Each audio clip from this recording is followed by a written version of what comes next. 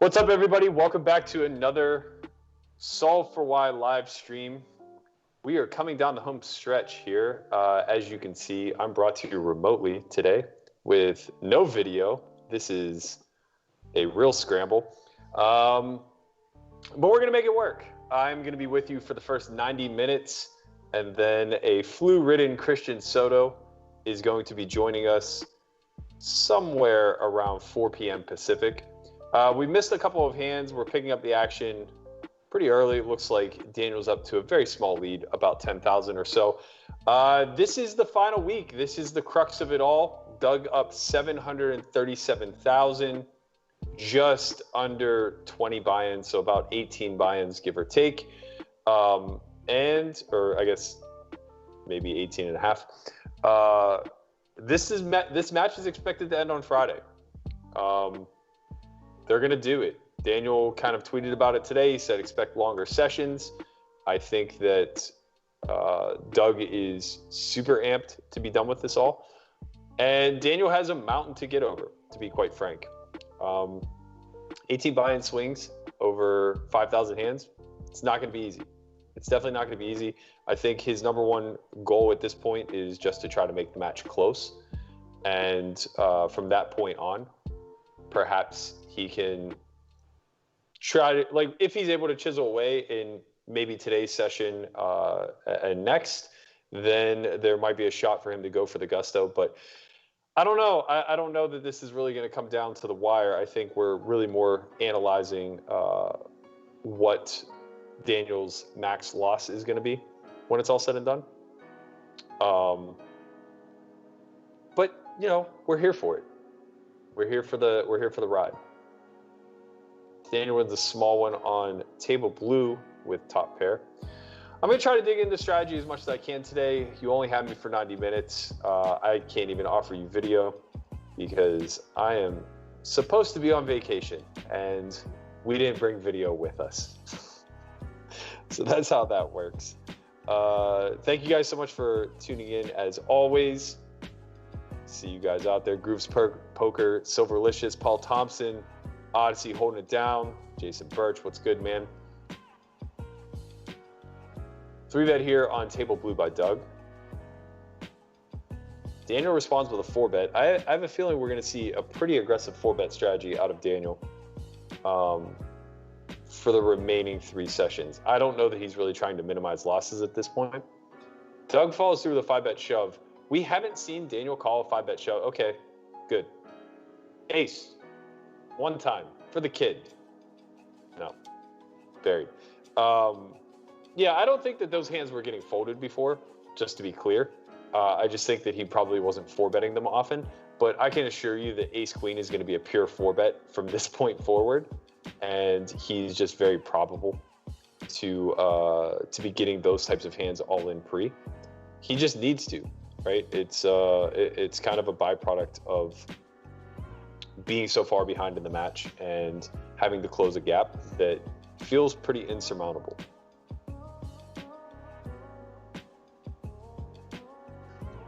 I am in a warm place, Silverlicious. Not too warm, but it's a balmy 70 degrees. I upgraded about 5 degrees from the Vegas weather.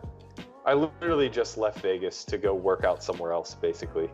That's mostly all I've been doing is working out, trying to get some downtime for myself to organize my thoughts, and spending some time with people that I enjoy.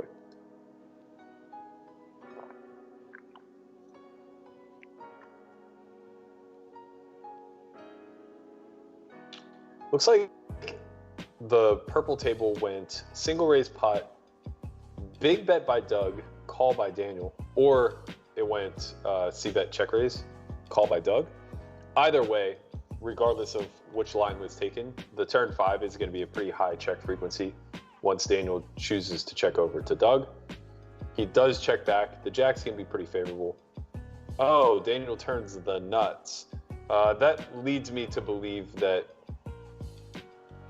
it was probably a big bet by Doug on the flop and not a check raise by Daniel, as he would probably want to be following through with a small bet on the turn 5 as the check raiser.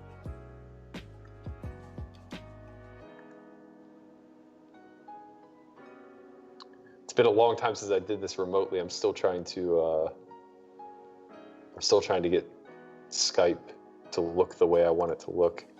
I don't exactly have the full I don't have the full screen the way that I like it. Single raise pot on both here. Flop goes check, check on table blue. Check down to the river on table purple. Daniel's going to stab for third pot and win. Nick Moore says, are you in Laughlin? No. I made it a little bit further outside the Nevada state line than Laughlin. Odyssey, is it cold there today? He said 5 degrees my ass.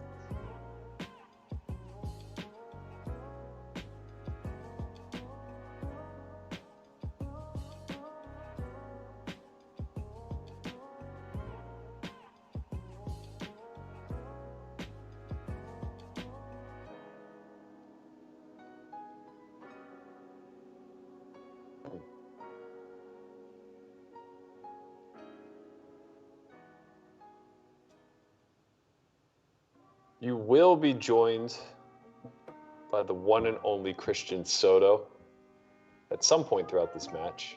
We're hoping it's going to be around 4 p.m. Pacific, assuming he didn't get a death sentence in his trip to the doctors. I would imagine he's fine, but you never know, guys. You can never be too safe. And Wednesday, we are very likely to be bringing you a special guest. Christian and I will be filming Poker Out Loud on Wednesday. So I don't think we'll be able to do the challenge. With that said, I'm working on our replacements as we speak.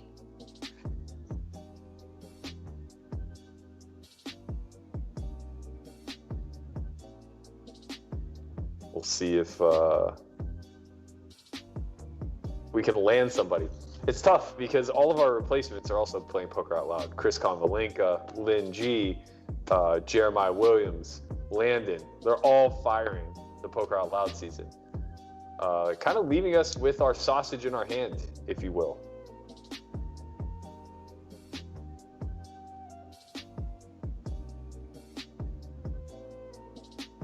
Nobody likes their sausage in their hand. Not in these scenarios, anyway.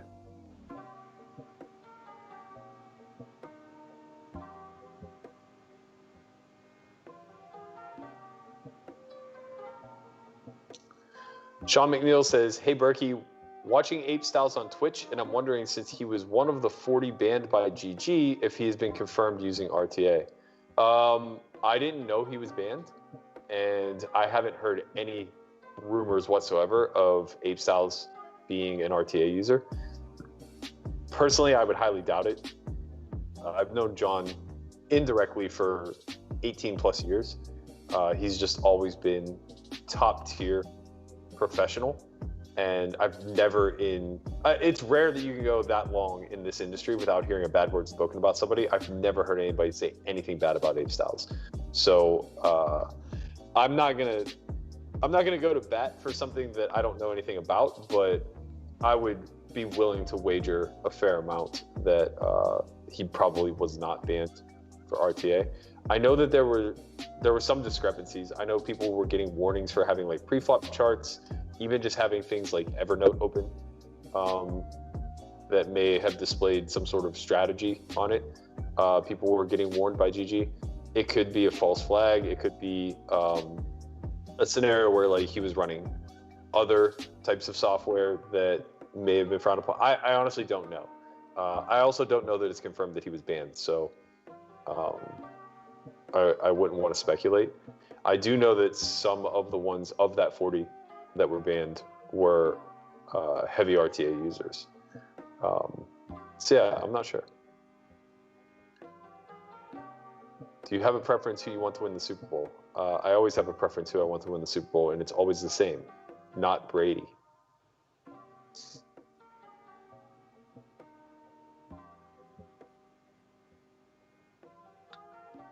Yeah, Sean, I understand what you're saying. I really don't know enough, and that's kind of rare.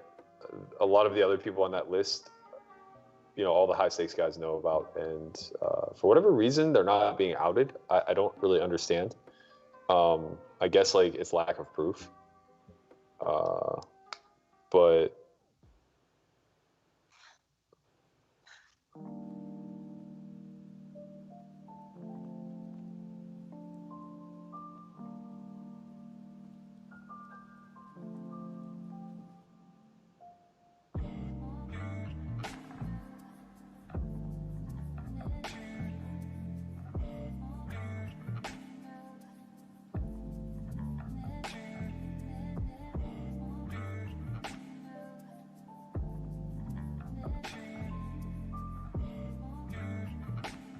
small pot there for Doug.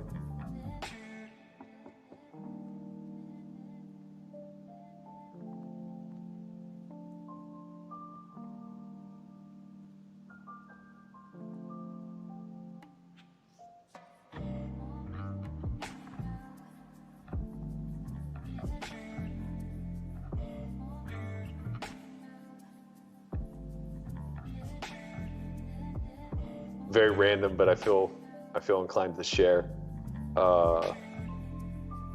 My dad used to take me on. When I say used to take me, I mean we went once on a chartered fishing trip to Lake Ontario. We went once when I was like 10. I used to love fishing as a kid. I enjoyed it thoroughly, and then I found sports and kind of got away from it. But yeah, he took me once when I was a kid, and then he and I both tried to take my nephew once when he was young, and it kind of like got stormed out. I think we went out on the boat for a couple of hours, but it was just like raining cats and dogs, and it was awful. It was just a recipe for motion sickness. But he's getting to an age now where I think that he's replaying a lot of the past few decades and seeing it as missed opportunity. So now he's just like hankering to relive those experiences. And he has me and my nephew, who's now 22, in a group chat. And he's like, all right, we're chartering a boat this August and we're going on the king salmon run and yada, yada, yada. And he's like so excited for it. And I honestly have not been fishing. I definitely haven't been on a boat fishing, maybe for 10 years. And I think I'll enjoy it. I'm pretty confident that I'll have a good time. It's good because it's not one of those things I would do for myself. But if I were a good son, what I would say is like, no, don't worry about it. I'm going to book something in the Keys and we're going to go like tarpon fishing in the Florida Keys or something like that. Like that's something I've never done, something I would look forward to doing. But it's too late. It's too late. He's already fired off the reservation. Dates are set. We got to go. What up, Ryan McDonough? Said, how's it going today, Berk? It's going great. I scrambled to be here. I apologize for not having video set up. Hopefully my audio doesn't sound too bad. But yeah, we're cobbling this thing together. We're coming down the home stretch. Daniel needs a miracle of sorts. And we got a busy fucking week ahead of us, guys. We do. We got 3 of these streams. You're going to see the final tally by Friday, I would assume. We'll be filming the new season of Poker Out Loud, which should be live on the subscription site at the latest March 1st. We're also filming a season of Poker Out Loud for YouTube that will be involving 5 pretty popular vloggers, headlined by Vibes, Marley, and Rampage Poker. And we are doing something else this week. What else are we doing? Oh, we're doing highlights of all this, per usual. Grooves Poker says, Matt, has Leroy seen CD sales, etc., increase since the stream started? Ask for a friend. Great question. I don't even know if you can still buy CDs. I think that they only sell them like at their shows and stuff, and I still don't think they're back to playing live much. But I actually will reach out and ask them if they have seen like iTunes downloads or anything like that increase. I wanted to get some merch to give away on stream. I just haven't been doing a good job of like following up with them. Half pot on the river here by Daniel and a raise by Doug. This is pretty interesting. The 4 is innocuous. Daniel calls with 2 pairs. Interesting line by Doug. I'm guessing Daniel bet small on turn. Doug just called. Daniel bet river for value, obviously, and Doug turned his hand into a bluff. It's an interesting. I think if Daniel block bets, Doug probably just calls. But since he chose the half pot size, Doug ultimately realized that like his hand is below the threshold necessary to win here and chose to bluff instead. Seems reasonable. Although I don't know how balanced Daniel's half pot range is there on the end. We always give the benefit of the doubt to these guys and say, like, I'm sure they're doing a good job, but that's a weird bet size to strike a balance with whenever you're likely to have pot size bets and blocking bets. 10, 7, 8, 8, 20K in the pot. This is very likely to be a 4-bet pot that checked back on flop. Turn 8, Daniel's going to bet third pot, get called. River 7, Daniel's going to lose to the Queen 10 of spades. Brutal.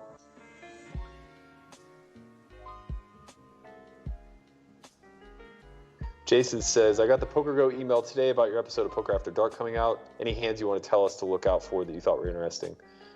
I play one hand really badly with Ace Queen because it's on TV. So, of course, I have to find a way to punt. I wasn't very proud of that hand. I don't think it's very good. Otherwise, I think the session's like kind of meh. It's the escalator format, and I just think it forces people to play very tournament style-y. So the action is just kind of tight. Not a whole lot happens. I don't really recall any big pots going my way. Rod B says, Berkey, I think an honest argument can be made that RTA is not even cheating. It may be against the site rules, but honestly, you should always assume your competition is using it. I would love to hear the honest argument that it's not cheating. I think that anytime you are employing a strategy that you could not in a million years be consciously employed by yourself without the aid of technology, then it almost certainly is cheating. Right? Like you're not doing anything proprietary at that point. If you're following the guidance of an RTA, you're literally just allowing artificial intelligence to do all of the data mining, spit back a strategy to you, and all you're doing is clicking a button. You're literally a mouse in a hamster wheel.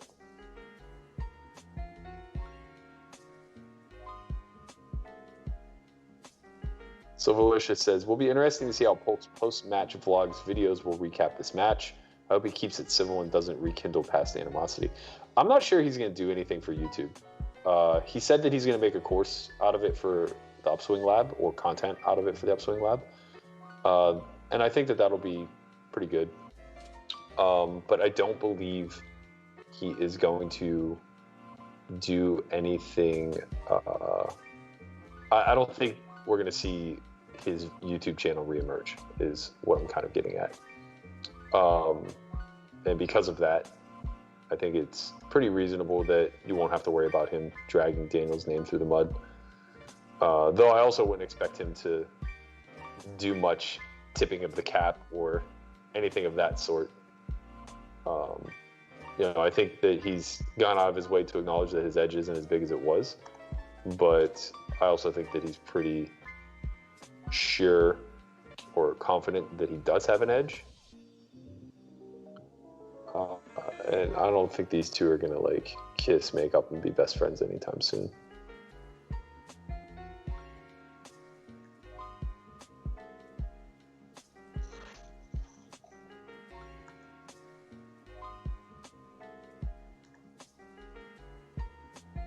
Pot brewing here on table purple. Flush fills on the turn. Daniel goes for full pot here on the river. 10's an interesting card. He's not going to have a ton of bluffs at that size. A lot of the hands that contain a queen, or like the naked queen of clubs that would potentially bluff, maybe the naked jack of clubs that would potentially bluff, ultimately become a lot stronger on that 10.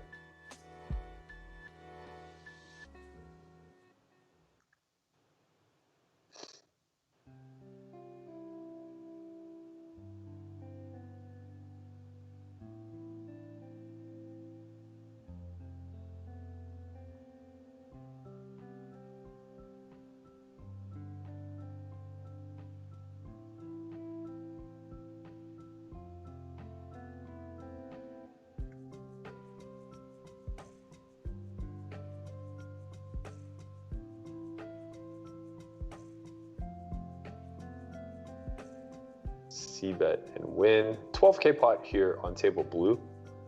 Looks like this was a 3-bet C-bet spot. Half pot on the flop. Doug calls. Oh, sorry, not half pot, quarter pot. Doug calls, turn king of clubs. Still rather advantageous for Daniel. I'm surprised to see that he shut that card down. Doug does check back. I think Doug's probably even checking back a fair amount of his small flushes, as they're kind of just bluff catchers at this point. And obviously he's checking down his queen X. That makes a lot of sense. Daniel had a candidate to go off. That could have been a triple barrel candidate for sure. I'm not sure if he rolled the turn or if his strategy dictated that it wasn't a hand he wanted to attempt to bluff with, but small pocket pairs in that instance are certainly going to be some of the hands that we choose, particularly ones that block the club.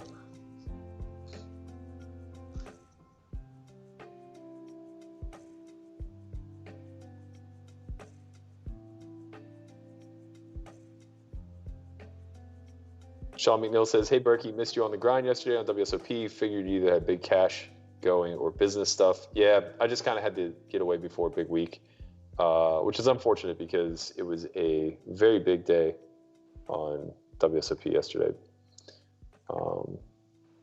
But what can you do, you know?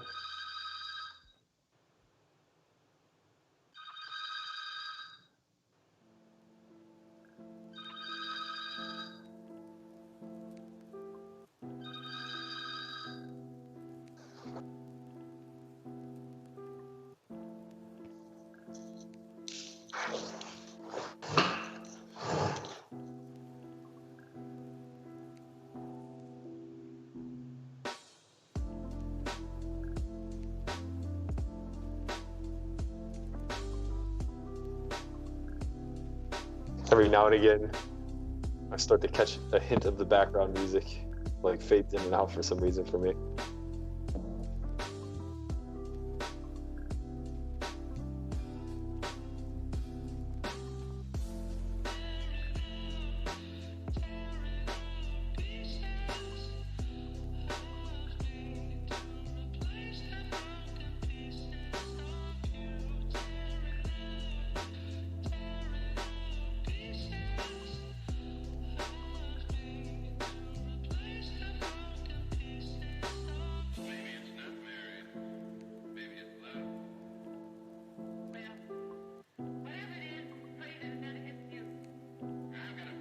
Rod B says, Doug's edge in the end will roughly be what the market predicted, 7 to 9 big blinds per 100, maybe slightly lower than most pessimistic predictions. I think that's probably pretty accurate. Yeah, I think the guys who are getting spotted between 7 and 9 are going to have a real sweat coming down the stretch. Seems fairly reasonable.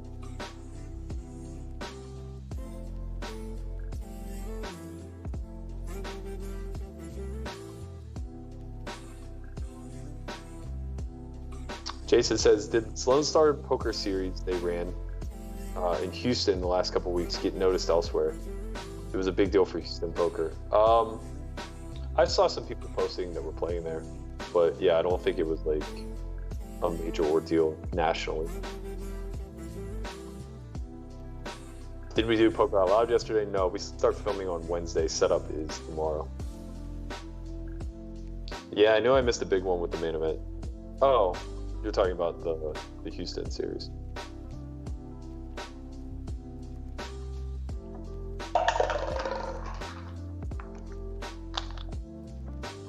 Three-bet pot. Doug leads 10-6-3. Gets called 2/3 here on turn 5 of spades. River 6. Doug will have some 6x of spades. 6, 7, most notably. He'll have one combo of 6-5. Queen 10 suited's a pretty good hand. Very good bluff catcher in that spot for him, which is why he's checking.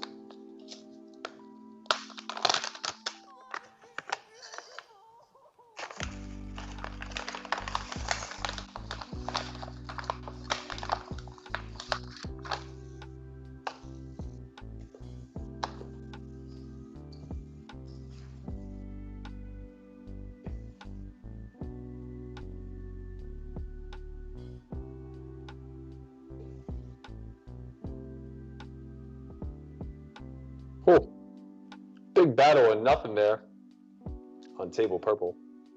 Each of them having a big spade to work off of, or club rather, sorry.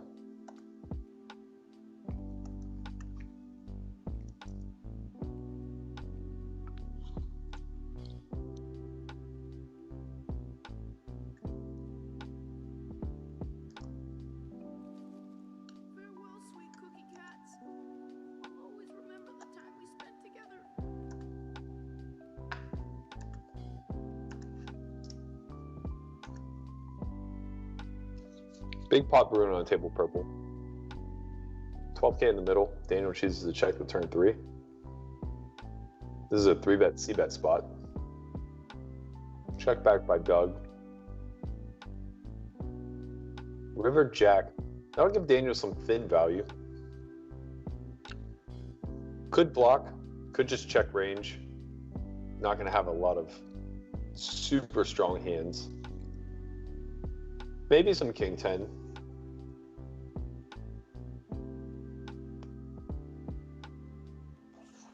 Doug goes 3/4.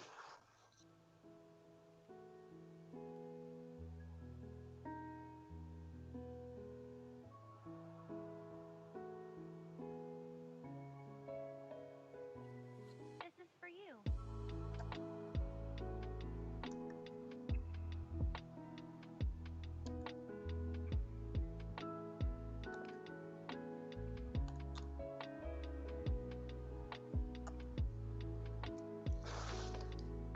Dive back into this chat.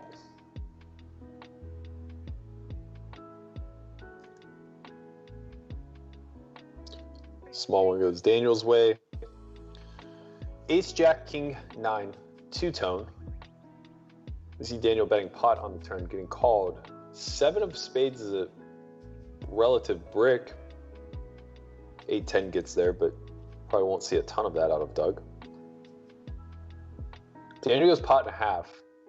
I like this. He has pretty big range advantage here. Doug will have some slow play Queen 10. He will have a sprinkle of 10-8.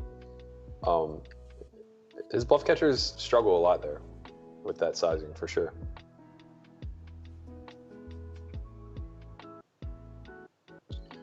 HMBN says, what was your biggest downswing, and have you ever seriously doubted your poker skills due to one? I guess we should talk in terms of buy-ins, because I think that probably matters most. My biggest downswing monetarily was 5.5 million. But to put that in terms of buy-ins, it was about a 40 buy-in downswing. Well within the realm of normal variance for sure. But yeah, of course you question your talent and things of that nature. In 2012, I went broke. I lost roughly, I don't know, about the same, roughly 40 buy-ins at the stakes I was playing. It was like a mix between 10, 20, 40 and 50, 100. So yeah, I went on about, it was about a $250,000 downswing, give or take. And I was like studying to be a personal trainer after that. Not because I wanted to, but just because I felt like, maybe there wasn't a future for me in poker. Maybe I was missing something. Maybe I wasn't as good as I thought I was. But the thing is that, so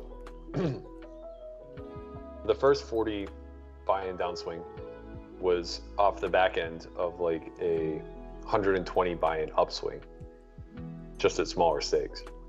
So I won like 120 buy-ins at like 10-20 and a mix of 20-40.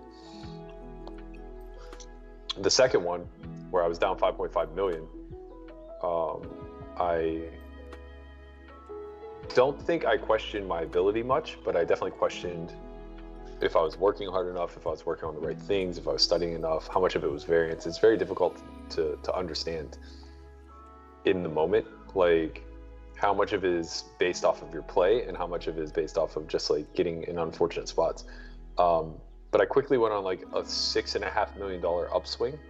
So maybe the equivalent, and the stakes were getting smaller too. They were getting progressively smaller. So it was probably more of the equivalent of like 100 buy and upswing thereafter.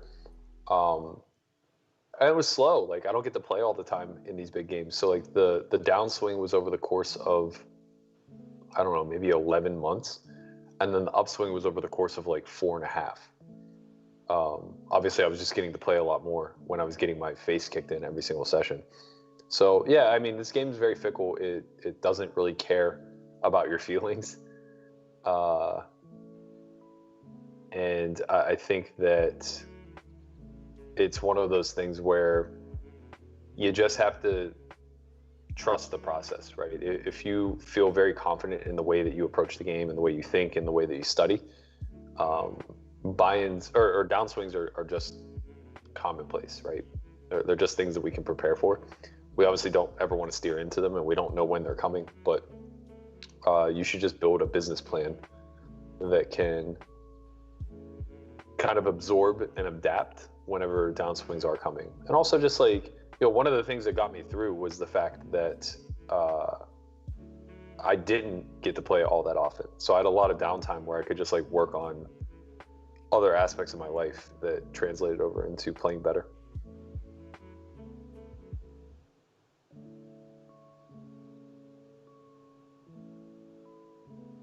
$12K pot here heading into the river.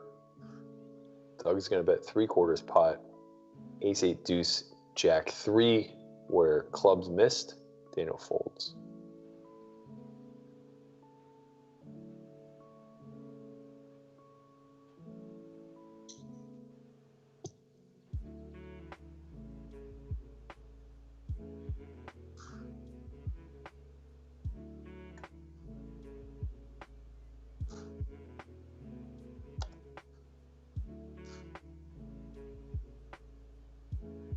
Three bet pot. Daniel C bets here for about 40 on 7-5-4. Doug raises. Doug's gonna have a lot of raises on this flop texture. Daniel needs to be very careful about what he's c-betting in this particular spot.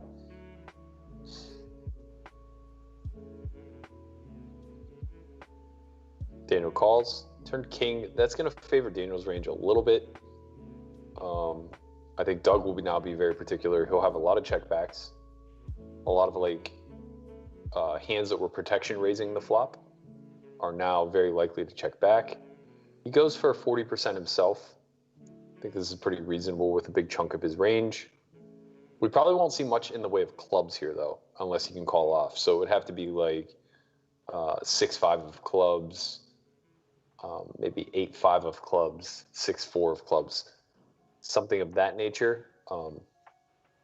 We're not going to see him have like 8-9 of clubs there, try to run it, and then be in a shit spot when he gets shoved on. Daniel does ultimately arrive at a fold, though.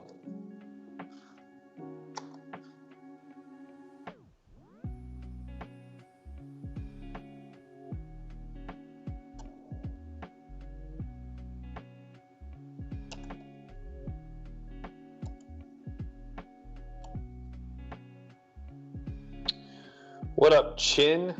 He said, I wish I never downswing. I'm scared. Career heater. Some people are blessed, for sure.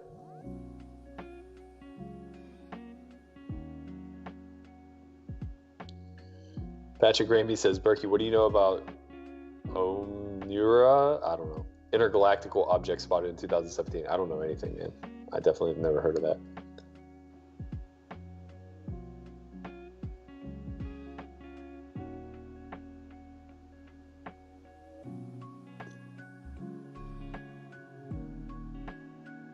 Yeah, man. Unfortunately, it's a byproduct of the game. The tough thing about downswinging, like when you're in micro stakes or when you're on the come up, is that your downswings can end you. So even like when I downswung in 2012, at like 20, 40, 50, 100, whatever, I put myself in a position because I didn't manage my bankroll very well, where I could have ended myself. Like I ultimately went broke off of 300K,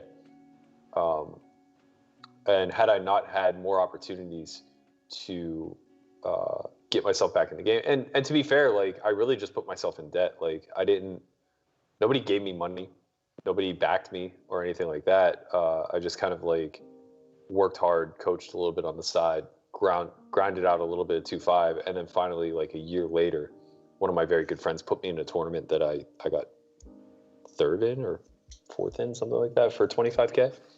And then I was able to sell action to the summer, cash for $500,000, yada yada yada. But that's the fright when you're starting up, is that you could just ruin. Like your risk of ruin is very high. But that's okay. You know, that's part of taking on the trajectory of a difficult, risk-laden field. Is sometimes you just go bust, and there's no shame in that.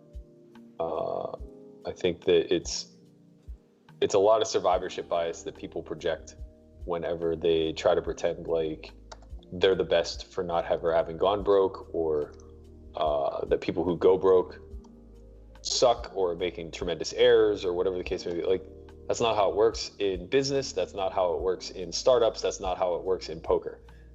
You can do everything right and still find yourself flat on your ass. And generally speaking, that is just kind of a byproduct of the breaks, right? Like, we don't get to pick and choose who the fortunate ones are. Some people get better opportunities than others. Some people execute better than others. There just isn't a whole lot that we can control. All we can really control are the decisions we're making in game.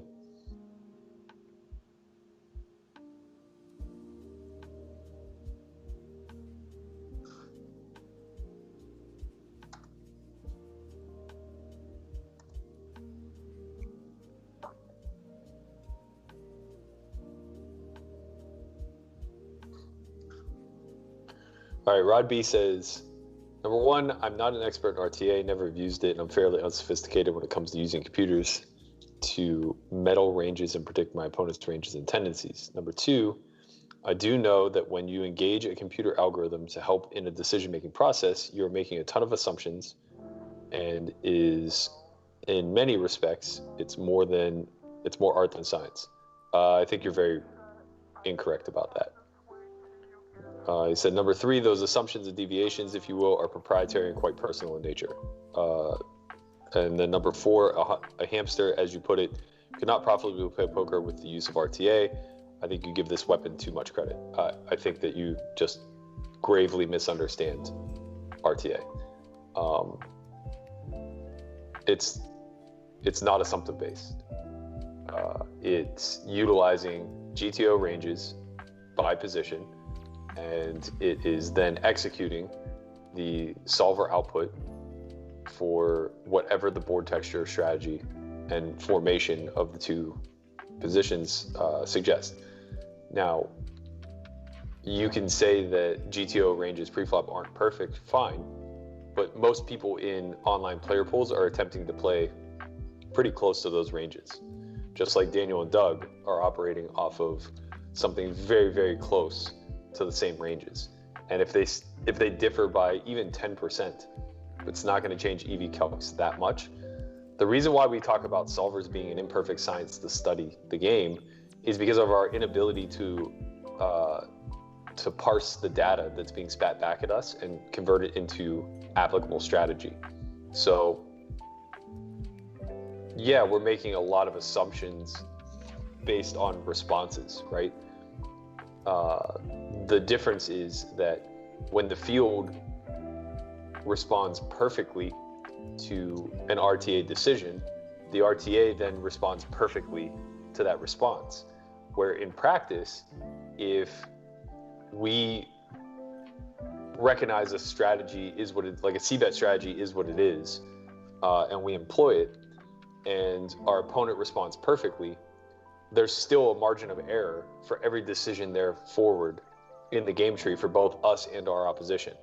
So a lot of EV is kind of like left up in the air based on the inability to calibrate how well everybody's playing. And that can go for putting in pre-flop ranges, that can go for the fact that pots go multi-way, whatever the case may be. But online poker is very kind in the sense that the variables that we have to assume in order to calculate solves are largely static.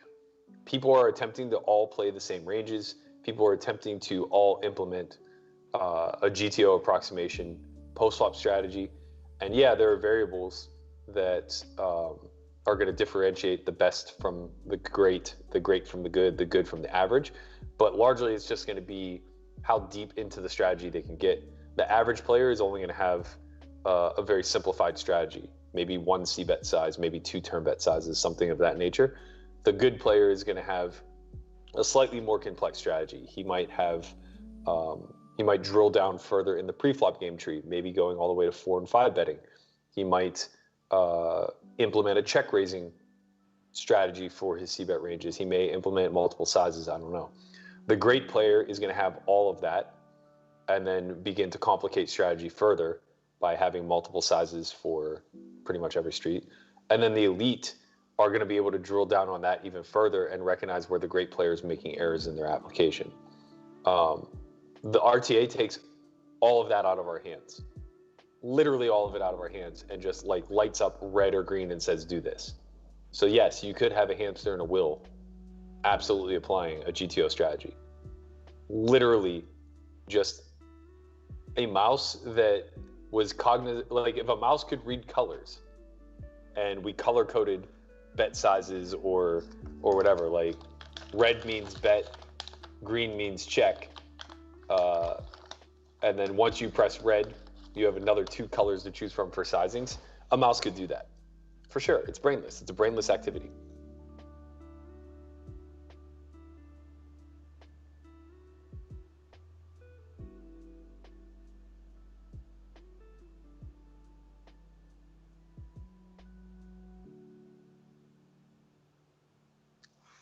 You're right, it's virtually impossible to police against it, but it's also not probable that it's available to everybody. These databases cost, upwards of 50,000 to have built.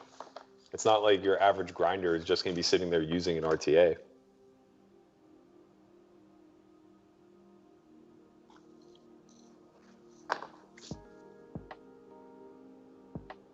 All right, quick break here by Daniel.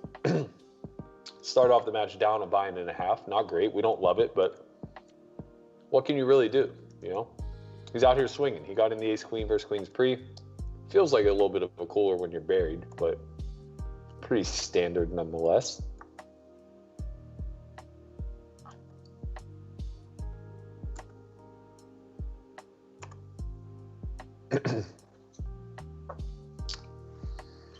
Apologies again for not being able to live stream yesterday. I ultimately decided not to play. Took the day off. Got out of town. Not sure what my live play schedule is going to look like moving forward. We do have these circuits every month now on WSOP, so it does create a bigger opportunity for me to live stream a little bit more here and there. I think my plan will probably be to be slightly less consistent in the sense that I can't see me doing another 3-day-a-week schedule. I tried it this time, it just didn't work. The burnout is just like too real. But I do appreciate everybody who shows up, and I want to continue to contribute. So I think maybe we'll start with Sundays and see like just how often I'm playing, how good the games are, things of that nature.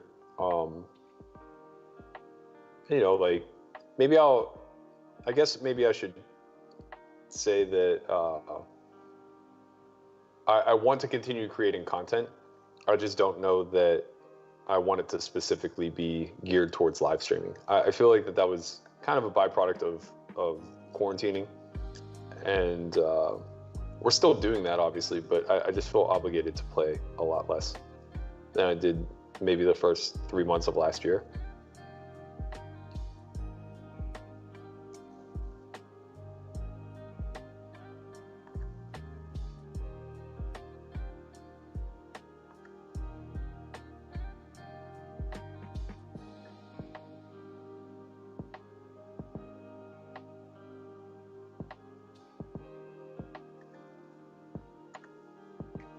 Single raise pot on both. Check, check, flop on the left. Daniel c-bets turn and wins. Daniel goes big on the 8-4-3. I like that size, 75%.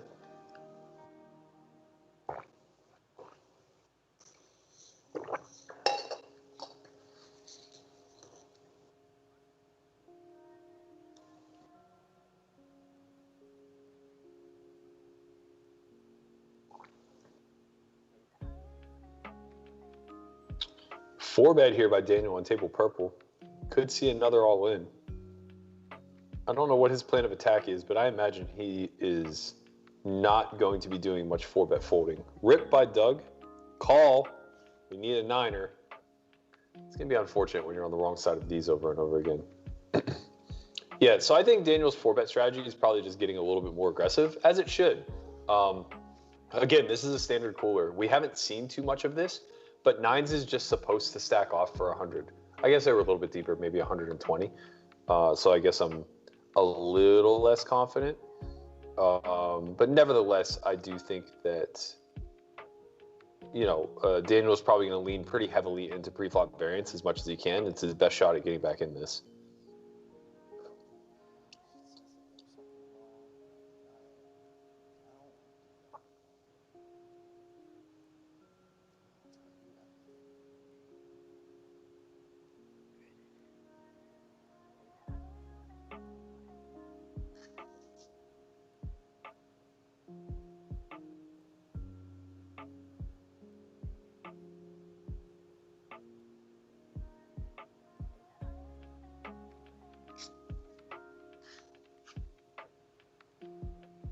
Getting back to the chat.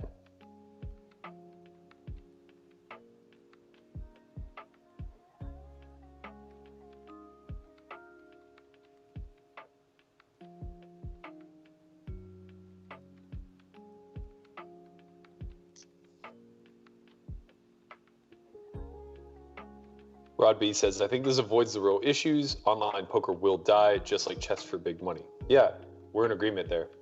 I don't think that makes RTA not cheating, though. Generally, whenever you see an outside force that will kill a market, the best way to avoid that happening is regulators coming in and putting an end to it. It's why we have the SEC, right? Said technology has evolved to the point where it's no longer man versus man. It's my ability to use technology better than your ability to use technology. Yeah, but that doesn't work in a zero-sum game, because the technology will just arrive at zero and the game will in and of itself die. Moreover, just you can play live without, there's no live aid that can offer the same edge that RTA can online.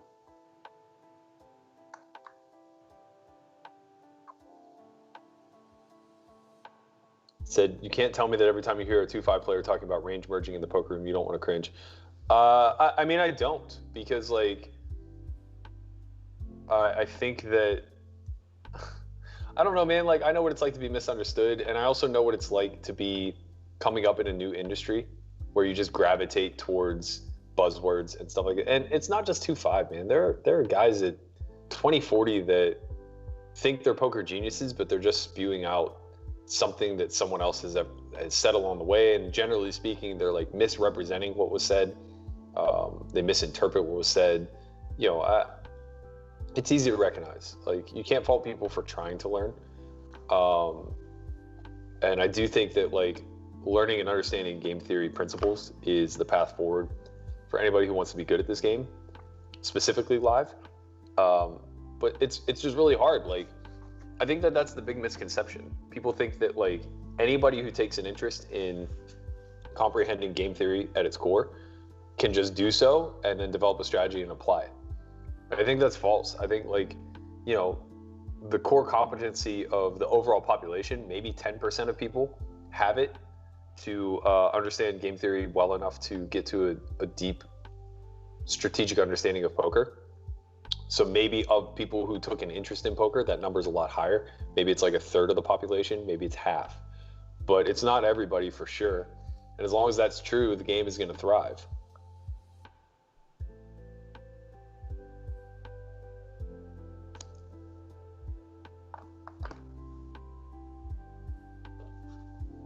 You said you're the biggest field player I've ever seen. Makes you one of my favorite players to watch. You must hate what poker has come to. Not saying you won't or can't adapt, but it's not what attracted you to poker in the first place. I agree with that. I 100% agree with that. Poker was attractive to me because it was a game of wits and wagers. You were supposed to outthink your opponent on your feet, and whoever was better at that won the money. But we're in a different realm now.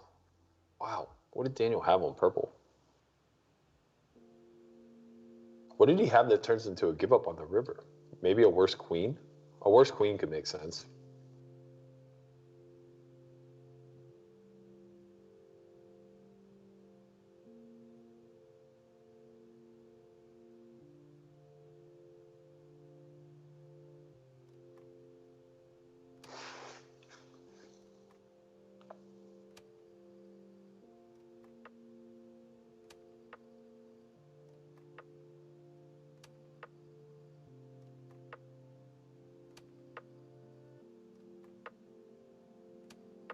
Everything All In says, they call the river so light.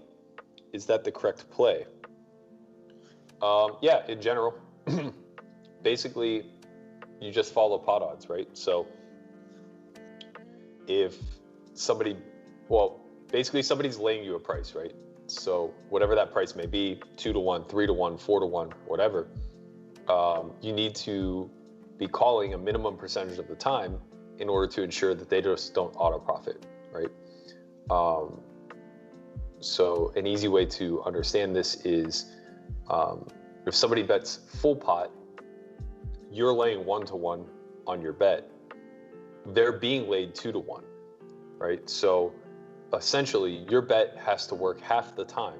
In other words, you have to win the pot half the time at a minimum in order for your bet to be profitable. If you win the bet more than half the time, it's automatically profitable.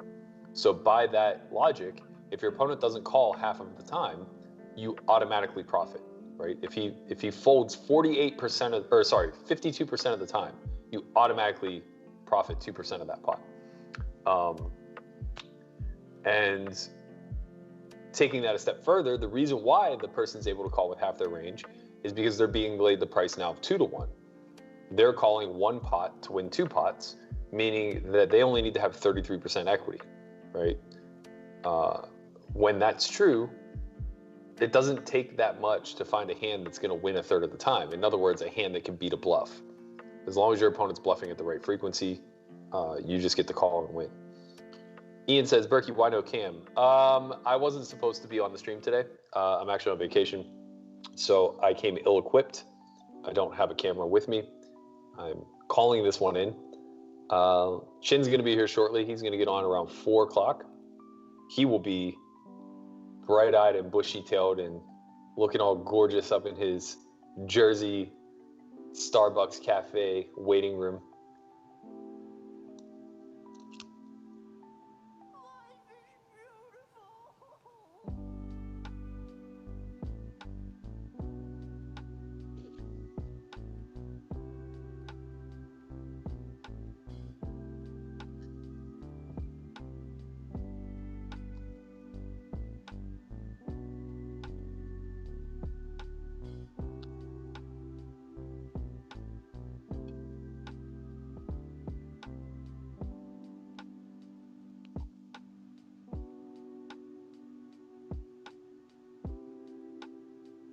My pleasure, Ian. I'm happy to be here. We couldn't let the final week go uncovered. Not sure what's going on. I don't know if it's because it's a Monday or if Ingram has some fire guests today, but our numbers are particularly low. Not that that matters. I'm happy to do this for whichever you loyalists show up. That's who we're putting the show on for, you know?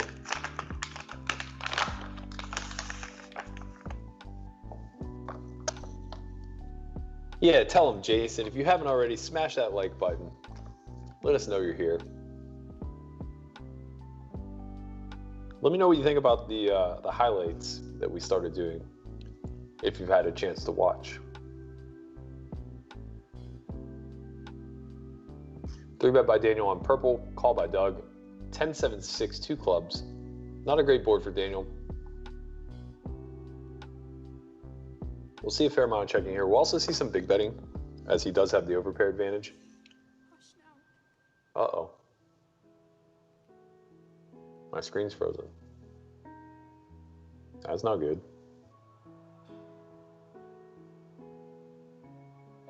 Well, this might be on my end. This is for you.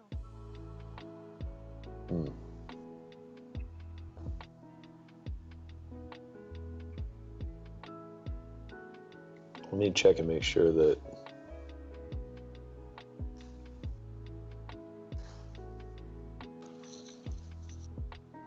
Yeah, I mean, it's working on my phone, so I think it may be... may have just been my internet.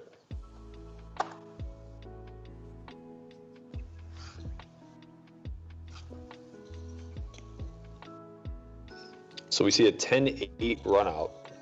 I missed the bet size on the flop, if he even chose to bet it. Land on the river with about 0.75 SPR. Doug does shove. Daniel snaps. He's got it. He picked one off. So yeah, I'm guessing that went big bet by Daniel on the flop. Check on the turn. Doug bets. Daniel calls. River. Good card for Daniel in all actuality.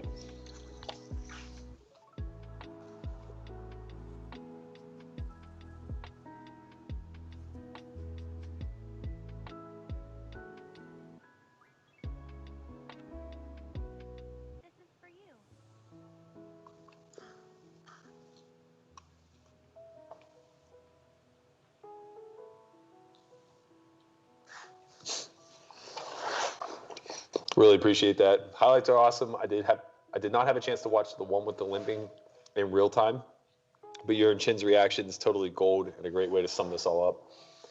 It's good to hear. I'm glad that glad we're able to add a little bit more value out of this stuff. We definitely were leaving a little bit too much on the table, not kind of double dipping into this content.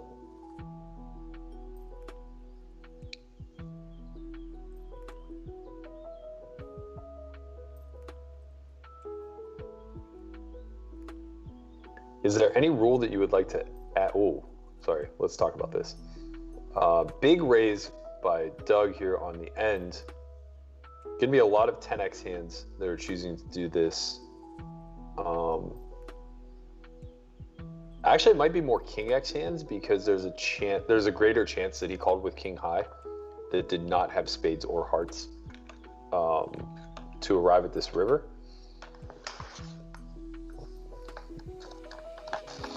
Call by Daniel. Doug has queens. Queens, Basil. That's unfortunate.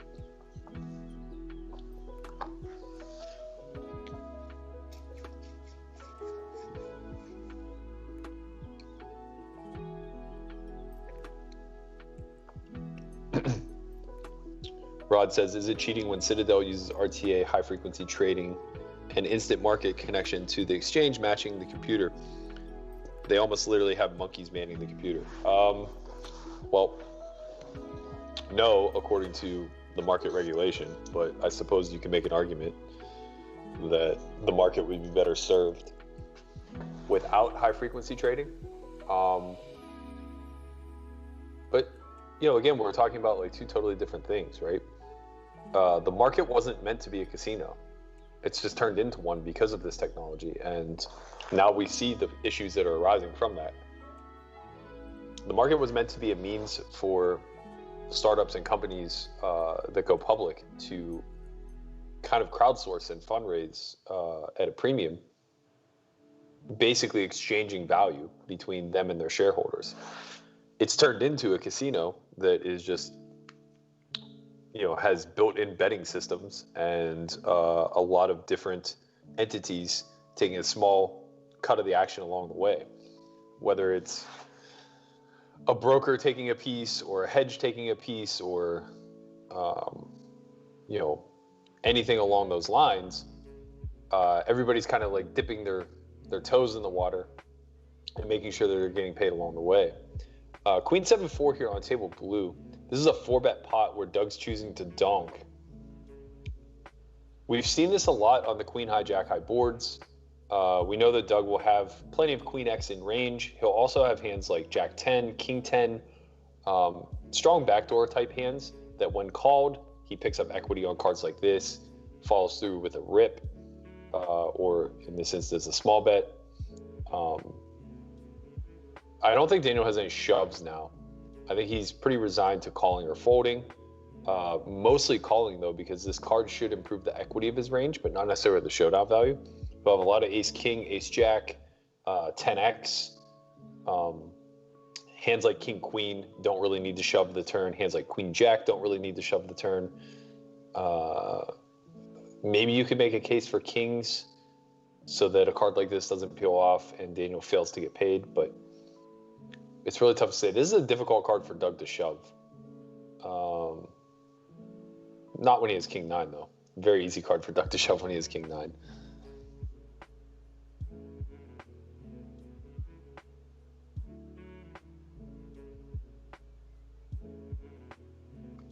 Big pot here on table purple as well. 32K pot, so I'm guessing this was 4-bet C-bet on 975. Doug check calls. Turn deuce, total brick. Daniel goes with the third pot bet. Doug rips. Daniel calls with jacks and wins. Okay. Swings, baby, swings. Let's go. Doug goes from plus 170 to plus 30 very quickly. That lead is erased. Eradicated. No, I think that's the wrong use of that word. Erased. We'll just stick with erased.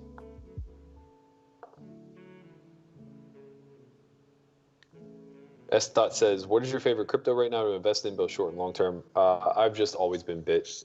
I dabbled a little bit with Ether.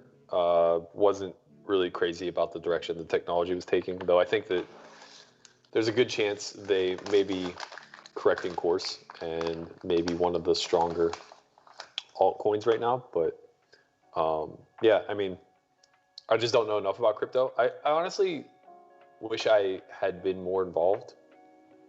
And maybe I should just make a more conscious effort to learn more about the marketplace. But I do think that there's, I think we're like in a pretty revolutionary spot when it comes to technology, when it comes to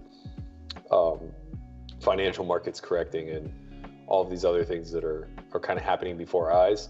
I think those who are most educated in crypto are going to be the new money. I think that they're going to be ultra rich. And if you're smart and want to do your due diligence and take on some risk, I think that this is a pretty good space to be in. I'm just not driven by money enough, man. I'm really realizing that. Like, I'm not passionate about cryptocurrency. And maybe there's a bridge I'm missing. Maybe there's a problem that crypto could solve that I am passionate about. And for that reason, I think I should just go the lengths of educating myself. But yeah, I don't know.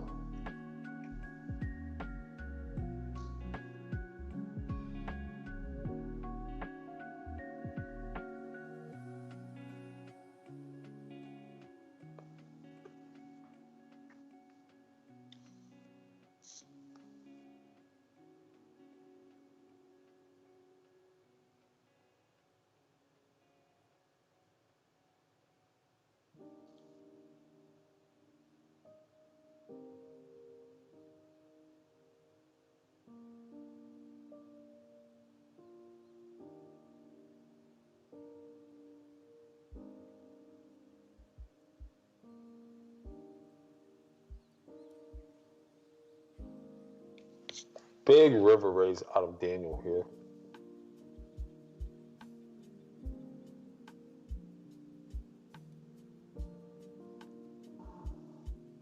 Call. Wins. Doug caught him.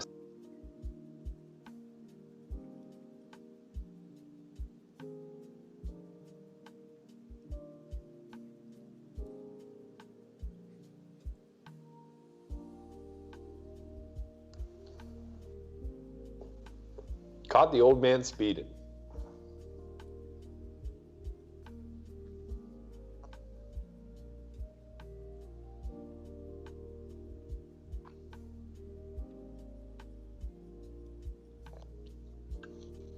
Chris S. says, not sure how psychedelic medicine is going to be monetized, but the research right now is legit. Yeah.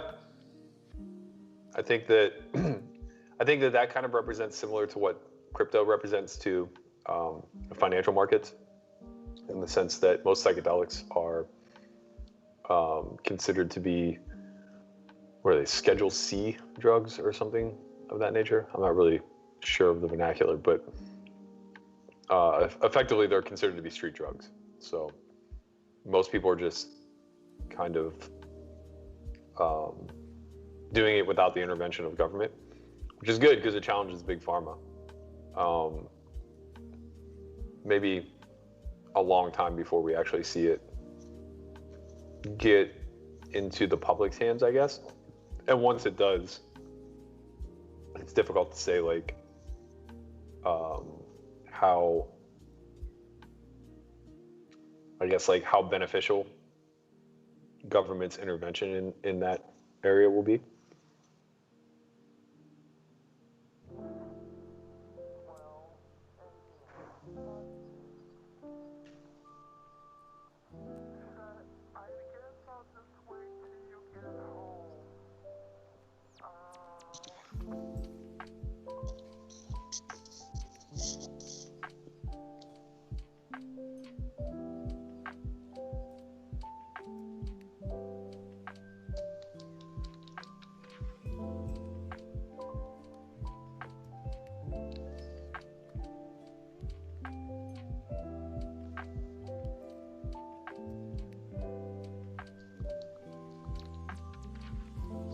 Three bet pot here on table blue.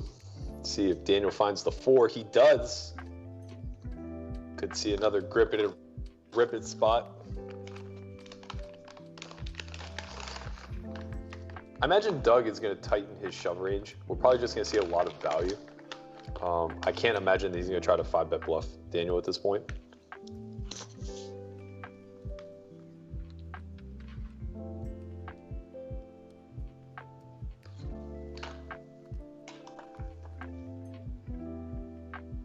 Another 4-bet spot with Doug leading on the Queen 10-3.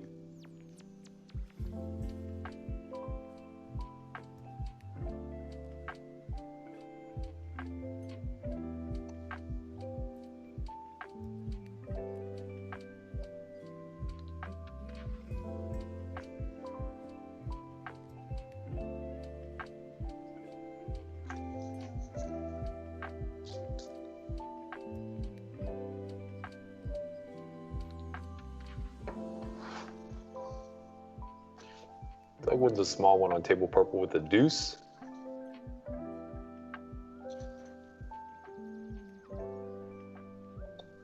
All things considered, Daniel has to be pretty happy with where this match is at currently, despite the fact that he's still down on buy-in. Did some work erasing a pretty big deficit.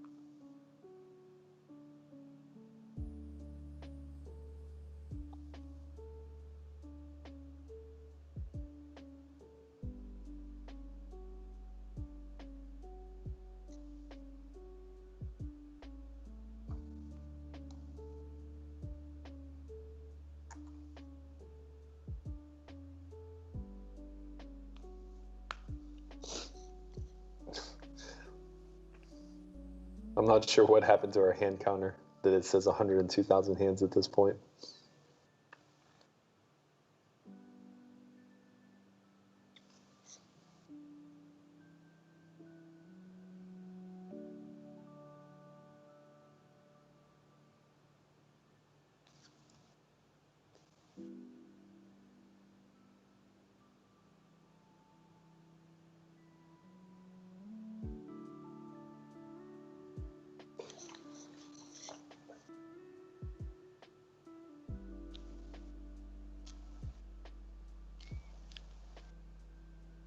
Man, I'm using earbuds for like the first time in ages.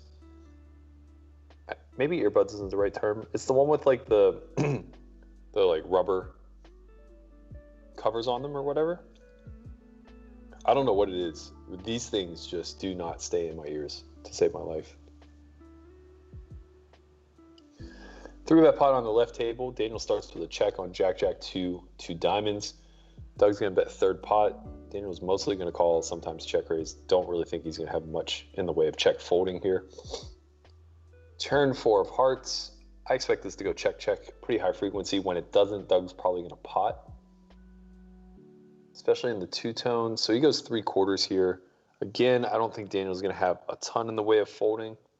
The backdoor draw is coming through. He may work in some raises, depending on how much Jack X he has through this line.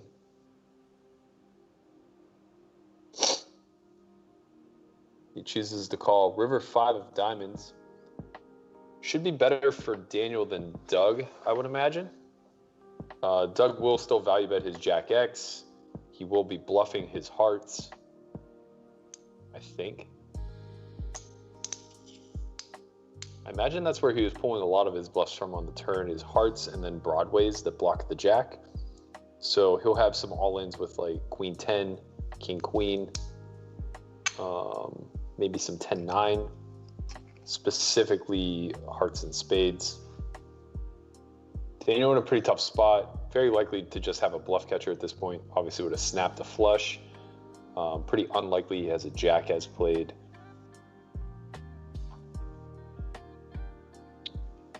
Don't really think he can fold aces, kings, or queens. I'm trying to think how relevant having a diamond with those hands would be in this particular instance. The thing is, I just don't think Doug is betting his diamond draws too often on the turn because it's expensive to get blown off.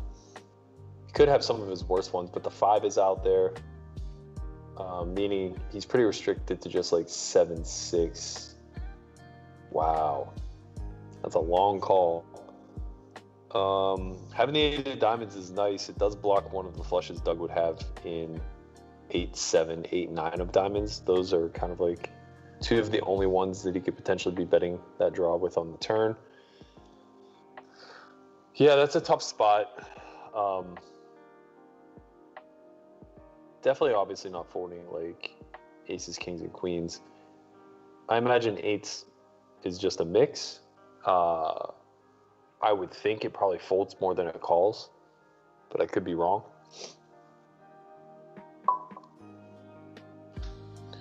On those paired big card boards, the over pairs perform a lot better than the under pairs just because they actually have some blocking power to top pair, or to the trips rather, where the 8s really have none.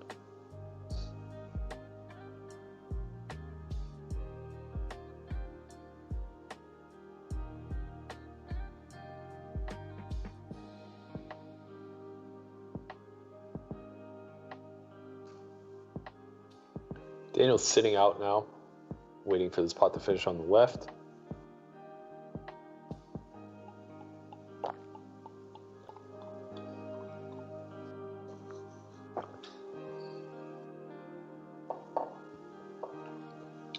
Single raise pot checks down to the river. Pretty good river for Daniel. I expect a small bet here. Checks down the jack high to chop it. That makes sense. That hand definitely does a lot of checking. So we are about an hour 15 into the match. This is Daniel's second sit out. It's a lot in the first 75 minutes or so. I think he's playing pretty well. I think that it's very clear he's leaning into the aggressive side of variance. We saw him stack off ace, queen, and 9s, both pre versus Doug's queens and kings. A bit unfortunate for Doug to have top of range in both of those spots. Also a bit more probable that Doug's 5-bet shoves are going to be heavier than usual. But that's just the game we have to play. Like, I don't really even think that matters. Doug can be making a small amount of EV if he's shoving a little bit tighter and Daniel's calling a little bit wider. but I don't think it's so much so that Daniel's not still incentivized to take that slight negative EV spot in hopes that variance shifts in his favor.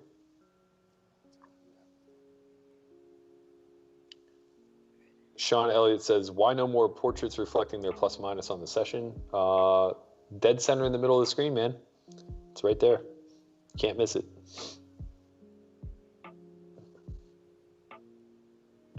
A lot of people in the chat from Jersey, apparently. You poor bastards. I'm sorry for you. Pennsylvania's armpit, you know? New Jersey. I'm mostly kidding. Maybe.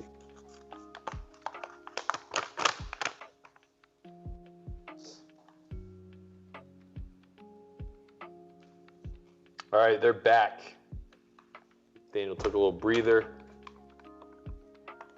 cooked up some sausage, and he's ready to rock.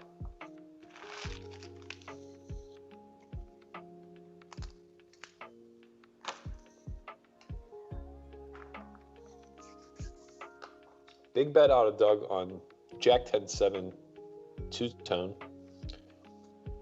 King of Spades comes through on the turn, completing the flush. I expect to see some small betting out of Doug here. That's a pretty range advantageous card for him. This is going to effectively work twofold. So he bets about a little over half pot. This works in two regards. Number one, it gets value for the top of his range, which is nice. Number two, it allows the middle of his range to now achieve Showdown cheaply. And number three, it allows him to still keep a relatively wide bluffing range intact for when the board changes again. So should a one-liner fall, should a four flush fall, things of that nature, he's going to have the proper candidates necessary to both have bluffs and value on those types of cards. Daniel did go with the check raise and got it through.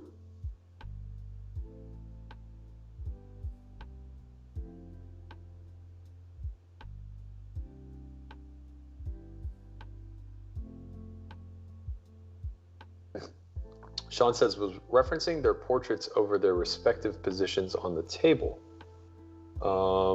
Those are there.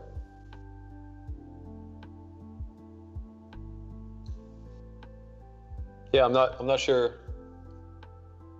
I'm not sure what you're looking at, Sean. There are portraits everywhere, man. They're all over the place. Matter of fact, I'm tired of looking at these guys' faces, you know? Can only handle so much.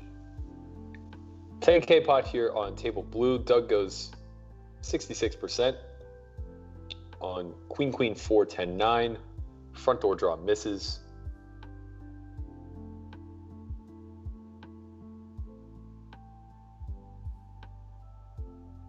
Daniel seems to be contemplating a raise. Nope, gives it up.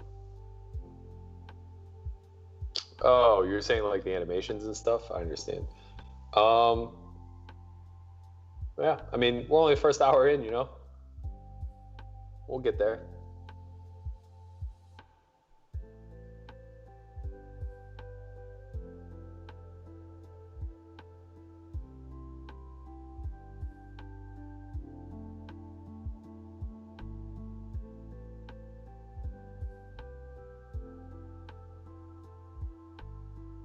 Two 400K sessions, Daniel's winning the match.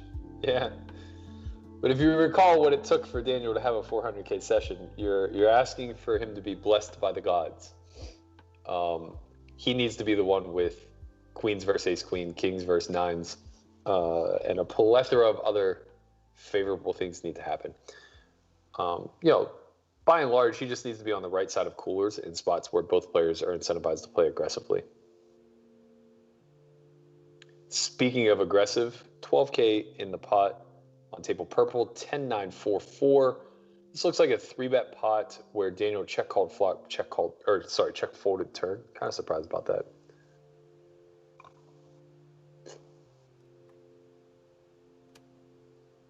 Oh, no need to apologize, Sean. I thought it was just miscommunication. I didn't take it as criticism.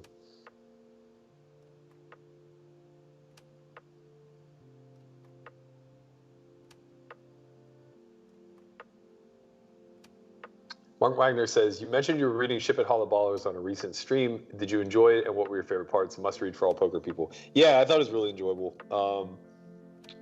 Nothing in particular like really stood out to me, but just like knowing those guys now after the fact, I guess. It was interesting to get that like time traveler's perspective of what they were like on the come up. Especially Benefield. Him and Robo are probably the two that I know the best.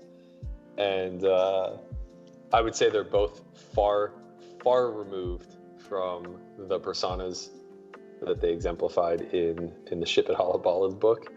But I listened to it in audio. It was very good.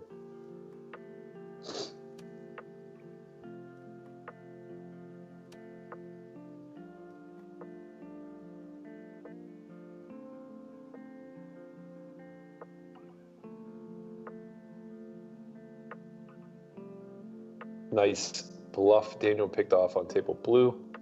Doug went for it with the old 6 high. What choice did he have?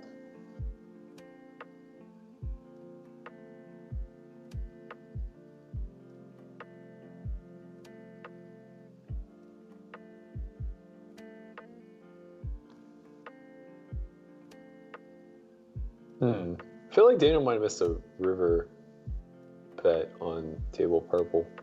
It's thin, but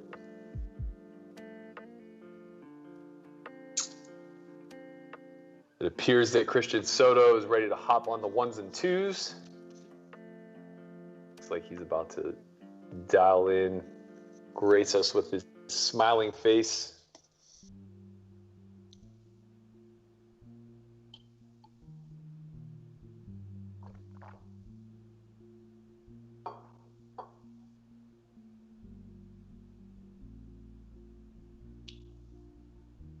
Big thank you guys once again for tuning in. Appreciate you guys being along for the ride. Massive overbet by Doug on table purple gets called by Daniel. What I can only suspect is a strong ace or 2 pair.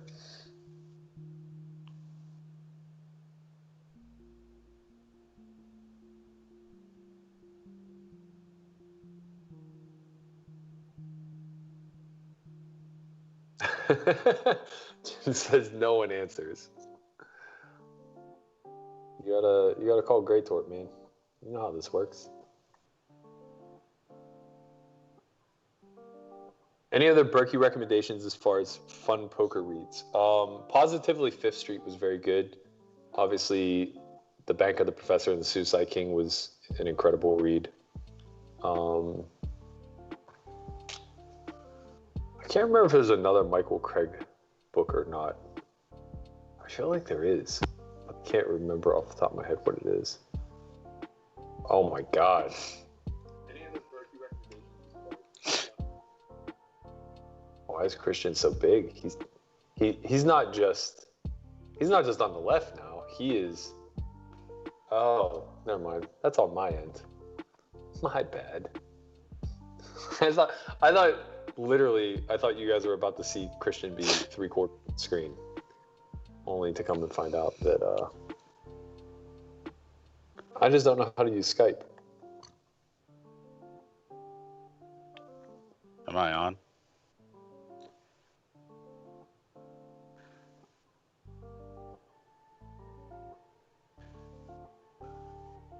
Am I live? You're live. The one and only Christian Soto coming to you, Sniffles McGee from New Jersey. There's a massive snowstorm here. Like, it's really bad. How big? How bad? It's like a foot already. Oh man, I'm so jealous. Jealous, dude. I'm like, fuck yeah. I'm sick in a snowstorm. You're in a fucking yeah, pool. That's the dream. Nah, that's the dream, man. You just fucking tuck yourself in, slap on some Netflix, and let a week slip away, you know? They asked the question earlier, like, what's the worst rule in poker? And I answered that it's the show one, show all rule. It's literally the worst rule I've ever seen. Only the nits are like, you showed him. I want to see it. And sometimes I get mad and I throw it hard into the muck, like hard, where they can't reach it, and they then they get more mad. I don't know. I think it's a terrible rule. It's like the worst rule I've ever seen. It really just defeats the purpose of the fun. Yeah, I think that it's a dumb rule. Oof. Rip here by Polk. You get to be Bill Perkins for the day. Bill Perkins? Why? That's what your name tag currently says. All right, well, I wish I had that money.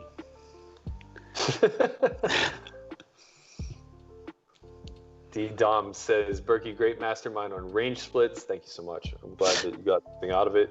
I want to dig in a little bit deeper to that topic. How did it go? What was the main split? We did 9-6-3 rainbow, middle position versus big blind. The classic. It was pretty interesting. We did the equilibrium split and then converted it to a practical split where we had 2 bet sizes on the flop and we only lost like a small fraction of EV between the two the two strategies. Like barely noticeable, but the counter strategy for both was reasonably aggressive, which you're just not going to see. Like it was already check raising something like 18% versus equilibrium or something like that, and then it shot way up to like 27 versus the simplified split, which obviously just isn't going to happen. Big pot there for Daniel. Now, how does this guy get up 125K? Couple pre-flop coolers. He's gotten a couple turn and river overbets called, where Daniel just mucked. There was another big pot on the left that I can't recall now. Daniel just doubled up in that hand. I mean, it's a standard hand. Both players had a king. Oh, that was a full double? Yeah. Oh, okay. Yeah, I knew it was a big pot. I just thought he put a big bet in on the river. Slam a bottle of NyQuil. Try, man. It's been... I don't know what to tell you. I'm trying. All right, let's get this back, bro. 85K, that's nothing. It's 2 binds. Where are you anyway? You're in like Puerto Rico? No, I went to LA for the weekend. Where? The lake? LA. Oh, who's over in LA? Don't worry about it. I see. All right. I like that girl too. Mamacita. From LA, she's nice. Vacation. I knew it was no vacation. Vacation with a purpose. I literally have just been like writing for the last like 30 hours. You're not lying when you say you don't like money. That's true. That's definitely true. I don't do anything that would make me rich. That's what I'm saying. Like writing for 30 hours. You're writing some code? Like what are you writing? You about to launch an app? I'm trying to get these free scripts done so we can get the free site out. I'm doing it for the people, man. It's all for them.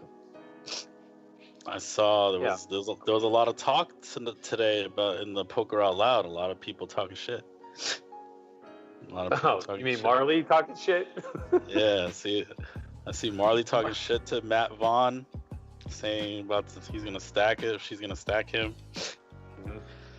It's gonna be wild, man. It's gonna be wild. I'm excited. So so the lineup is me, Matt Vaughn, Marley. Who else is it? Oh, Trevor Savage. Yep. And Johnny Vibes. And Rampage. And the Rampage kid. I saw one of his latest vlogs. He's kind of a psycho. He's a psycho, man. He's like, yo, he goes hard. Like, oh yeah. He's like, folding's not fun. Call the 3-bet, 9-7 suited. Like, it doesn't matter. Like, let's go. He's like, crushing right. too. Like, I saw his last video had like 160,000 views or something like that. And he's creating a secondary channel that is, I think, more focused on finance in some regard. I'm not sure. Oh, that's cool. That's cool. It's cool. Yeah, I mean, I'm excited for that. It's gonna be fun. I think it's gonna do well, actually. I think just having like all these people, and then are we gonna do like our own vlog too, or we're just gonna give them the footage and they're gonna do their vlogs? We're gonna put out the episodes, but we're also gonna give them the footage and they can make vlogs out of it. Yeah, that's cool. That's cool. I'm excited. I think it'll be fun. I'm open for a small crossbook with whoever. It doesn't matter. Shocker. I mean, it's for the fun. I don't know. Yeah, no, for the fun. I'm just glad we're not playing like something where it's like, you know, the small blind is like 2/3 of the big blind, and then I don't know what's gonna happen. I'm just gonna now we have to live. Yeah. You're an idiot. This fucking kid, everybody wanted to play 2-3, and he's like, nah, let's not do that. I don't know the strategy of what I'm supposed to do when the small blind is 2/3 of the big blind. It's true. What are you supposed to do? Nobody fucking knows. You probably have to limp a lot. Yeah, big deal. And then all of a sudden, like, you know, we're talking about, like, I think this is a mix between a limp and a raise, and then we're wrong, and then all of a sudden we put it out, and then somebody from Upswing's like, you don't know what the fuck you're talking about. Like, this is the solve. This is the fucking solve. And you're a top tier rank, so you say. And then I'm going to be pissed. And I'm going to be like, yo, fuck you. And then I'm going to be like, why don't you sit? And then they never sit. So what do you want me to do? So let's just solve it, you know. Keep the small blind at least half. I'm just trying to protect this. I understand. I've used up my entire energy for the day in that one small rant. I hope you all enjoyed it. Oh my god. All right. Let's watch some hands. One thing that triggers chin is having regs talk strategy in any way, shape, or form. About? Nah, I mean, whatever. I almost said shit regs. Man.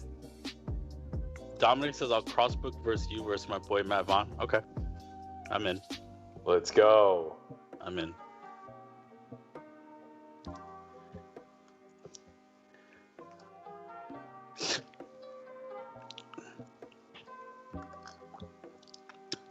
I don't hate shit regs. They're fine.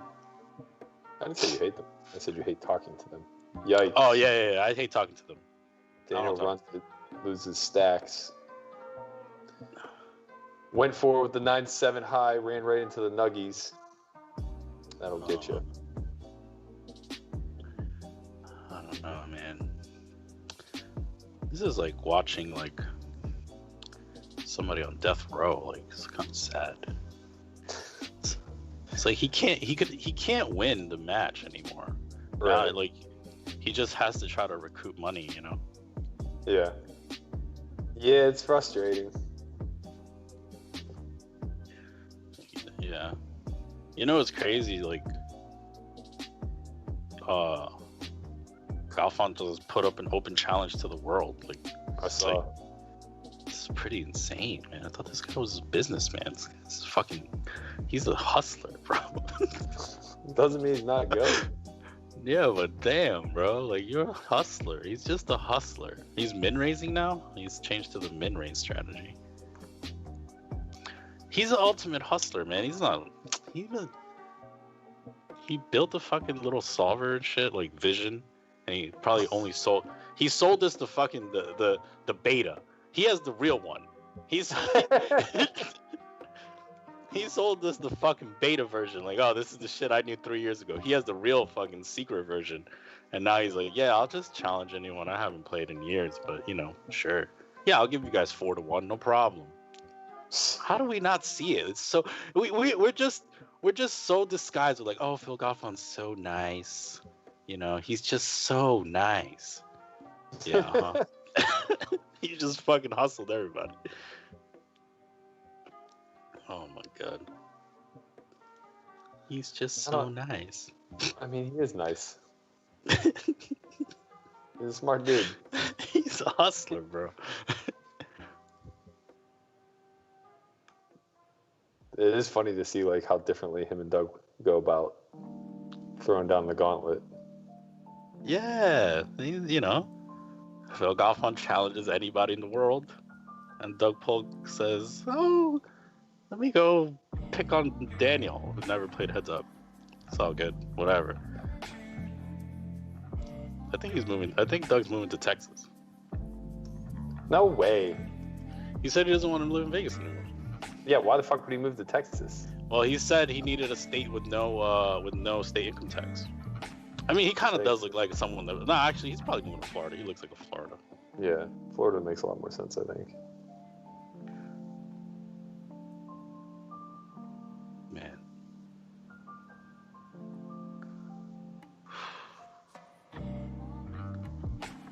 I don't like this. Let's see what's going on in the chat. Chat's been lit today. Everybody's from Jersey.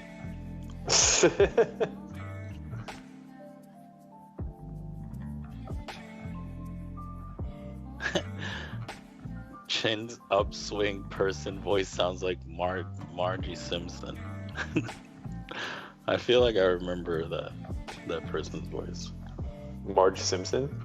Oh yeah, Marge Simpson. I thought it was like the woman. Yeah, the wife on The Simpsons. Is her name Marge? I didn't even... Dude, I wasn't even allowed to watch The Simpsons when I was a kid. What? Yeah, it was like banned from my house and shit. Why? Because they said it had like... It was bad influence or whatever. Come on, man. That's true. It was banned. I was like... I had that like... The antenna shit, right? So I had the antenna, and then if you like kind of move the antenna a little bit and you switch the channels, you could kind of like see a little bit of porno every now and then. Oh, okay, yeah. You get a little bit of that Spice Channel. Yeah. So that's what they didn't let me about. watch The Simpsons, but I was playing with the antennas.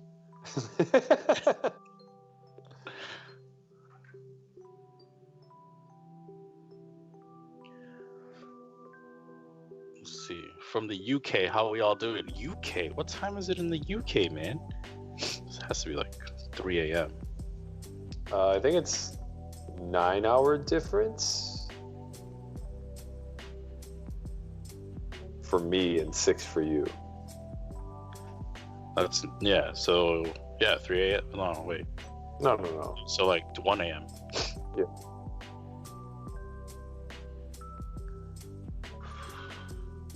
Less Fat Chin versus Galfond would bring a big live audience. I don't know if I could ever play him in PLO. Maybe one day in No Limit Hold'em if he wants to dabble back. He said he thinks he would be a dog versus Daniel. To start, anyway. In No Limit? Yeah. And then somebody suggested that they play half and half, and he said he doesn't think Daniel should do it without getting a spot. Yeah, I mean, I don't think Daniel is like even, I don't know how well he plays PLO, but like I don't think they're in the same ballpark. Like they're not in the same league. Yeah. So I think it's going to be harder for Daniel to catch up to Galfond as Galfond would be to catch up to Daniel. Yeah, so for sure. I think he's just like big dog in that spot. Yeah. I don't know. Yeah, I think that's pretty accurate. Fucking Galfond's gonna hire fucking Kevin Rabbitshow 24/7. Kevin's gonna be cooking his meals too. He's gonna like live in Galfond's house.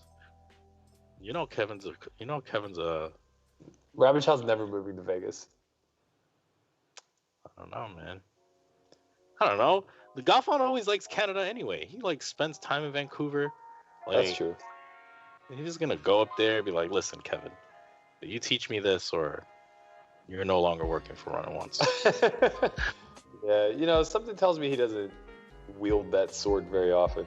I don't know, man. I have a different perception of Galfond nowadays, man. I think he's like kind of like nice to the cameras, and then like behind the scene, he's like kind of like the Don. Like he's kind of like a mafioso. Like how the mobsters were all like super nice, like in the suits. Like they were always like, "Oh, see, mama, mwah, mwah," and they were like super nice to everybody. But then like behind closed doors, they're like, "All right, so what's really good?" Like that's how I feel like Galfond is. He's like a super mafioso. Like I see it all, Galfon. You ain't fooling nobody anymore. Too many years of this. I've seen it all already. You're like, oh, hey everyone, Phil Galfon here. Like, yeah,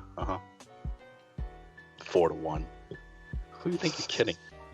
4-1.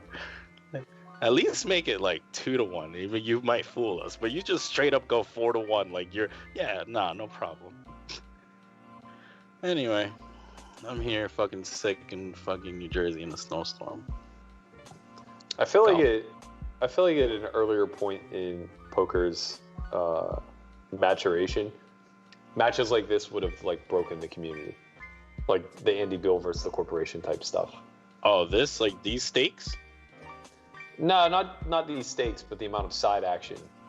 Like, do you think there's more or less than 10 million wagered on the side? Between like including poker shares, including like everything. Yeah, just the open market. I think there's probably 10 million on it. Yeah, I think it's more for sure. That's a lot. Yeah. That's a lot of money. I mean, when the poker community was a lot smaller, when it was a few hundred people in Vegas, everybody piling their money in versus one opponent, that would have been it. It was it for a while. Like for like a month, everyone was broke. Everybody was just on the sidelines. Everyone was broke, and then after what I remember, they got like a loan or some shit, and then like Ivy just saved everyone. The god. Yeah, Ivy saved the whole world. That would have, man, what a life. They all owe you for the rest of their career. They all owe you one. It's like, yeah, I need you to pick me up. I'm in the middle of Texas in the desert. Come on, man, it's late. Remember that time against Andy Beal? Come pick me up. He just hangs up. Mm-hmm. Pick my ass up. It's true, bro. Ivy. See, at least Ivy, he's real about it. You know he's coming for your neck. Not like Galfon. Galfon's like, he tries to fake you out. Stop. You can't help it. It's good. Mm-hmm. I'm just teasing. I love Galfon, obviously.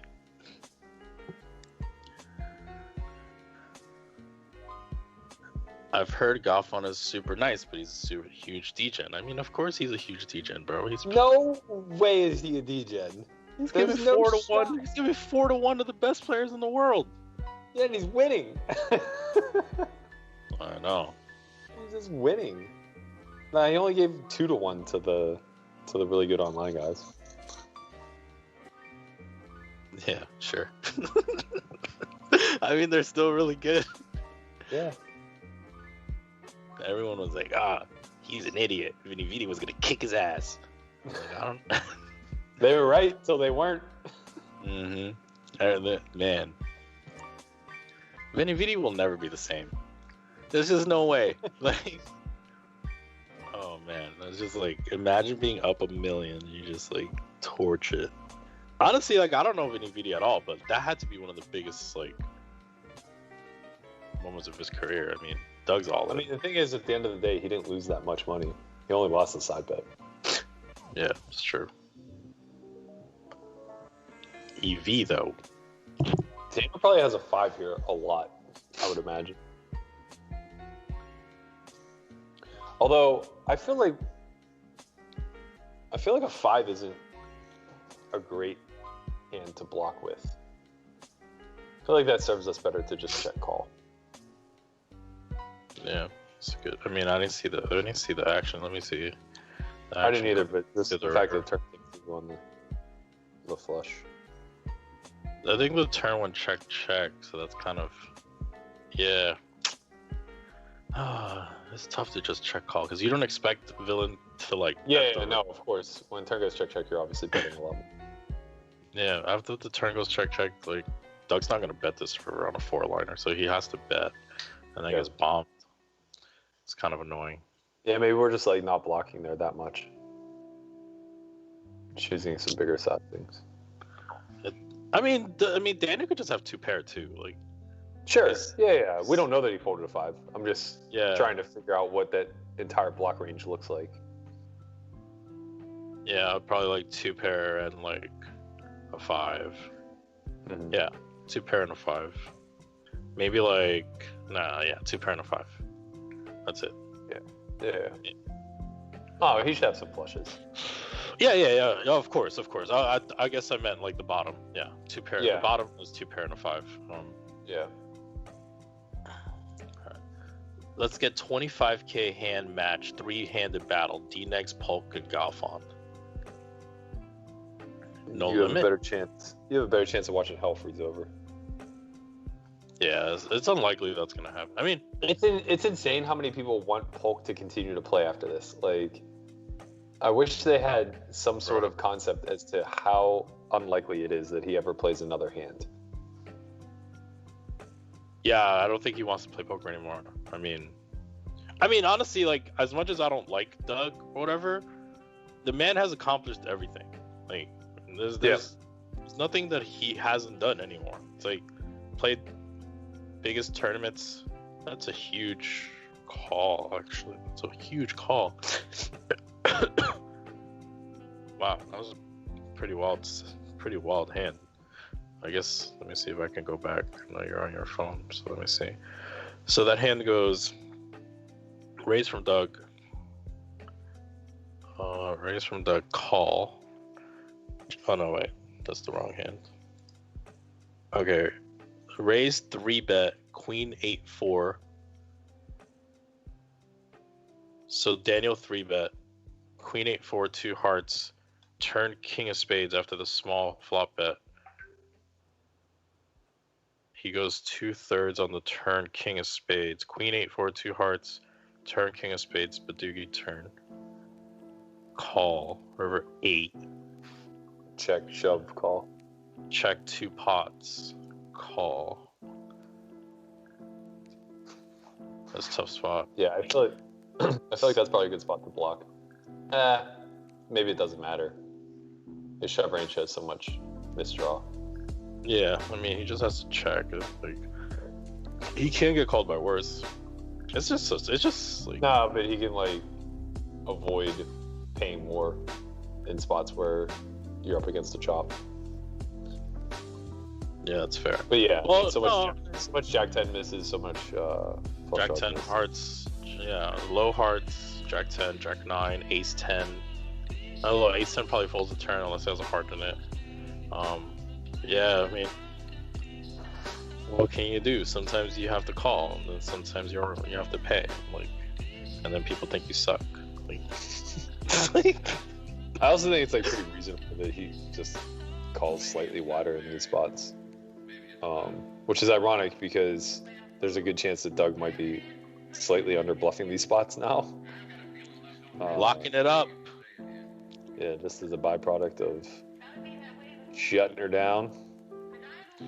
Yeah, so what I was saying was, like, Doug really has accomplished it all. Like, it is his career is very impressive. For as, you know, I was kind of thinking about, he has Queen of Hearts, 7 of Diamonds. Yeah, that's unlucky. 7 of Diamonds is kind of nice, not having anything, but just unblocking the world. What are you gonna do? Yeah, fuck it. I was gonna say a good thing about Doug, but fuck it, I'm not gonna say shit.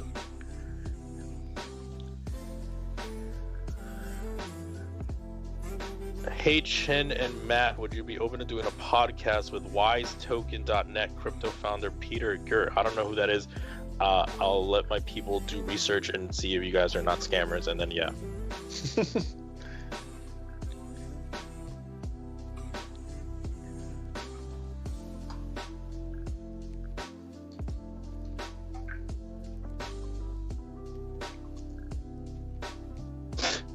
Bloods don't say the letter C. That is true. That's a fact. That's wild.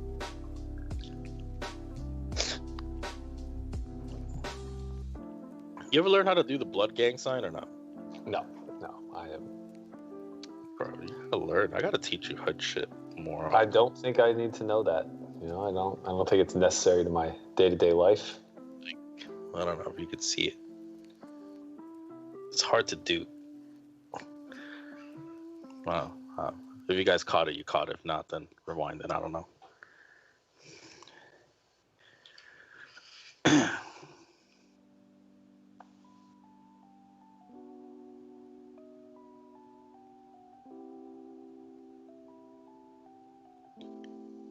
They're approaching 2 hours. Wait, am I on? Yeah. Doug is up 200,000. He's had a lot of good hands today. He's had trips 4 times, the ace-8. Daniel's pretty much only made money picking off bluffs.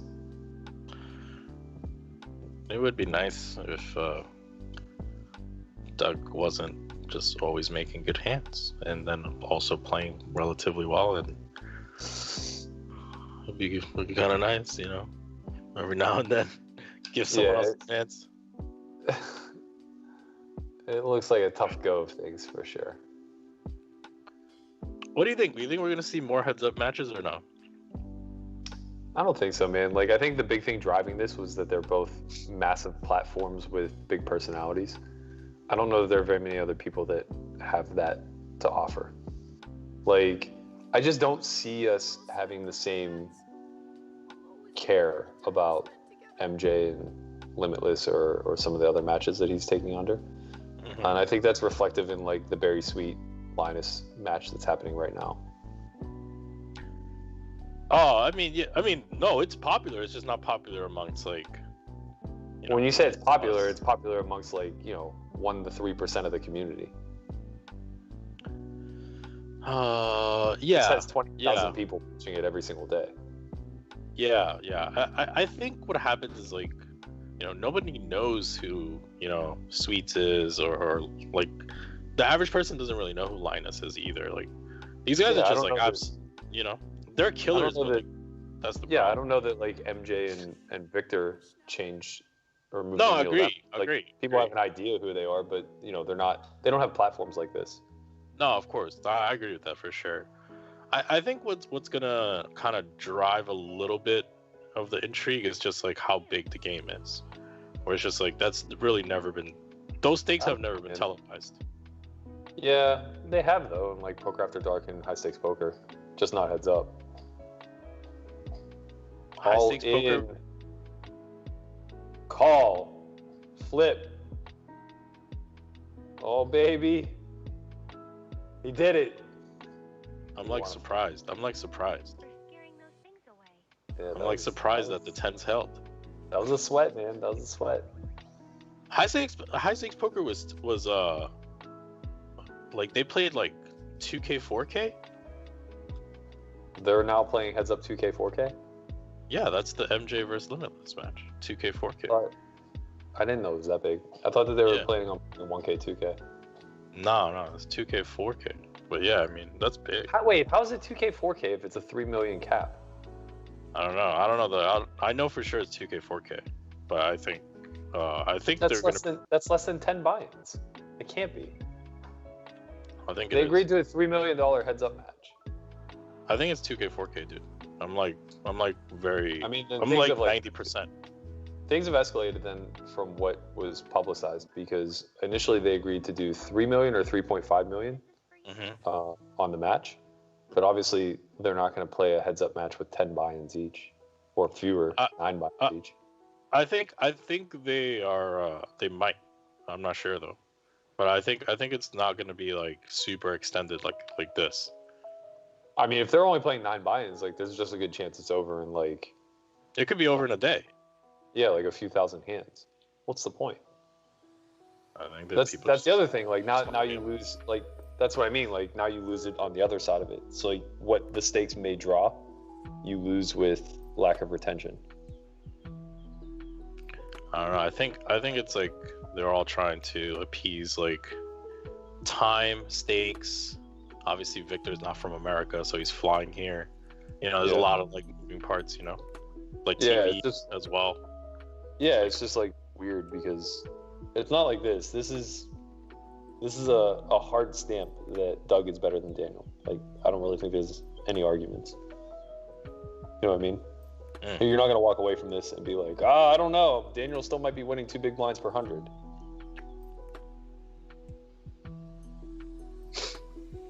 Where, like, if somebody goes on a 9 buy-in downswing at 2K, 4K, it's going to be pretty tough to say, like, yep, they just, they didn't have it. Also, like, how nitty do you have to play if you only have 9 bullets? Like, we'll never see ace-queen go in versus ace-king. Ever. What do you mean? You could just say, like, fuck it, YOLO, like, let's go. I got 9 buy-ins. Like, let's get it.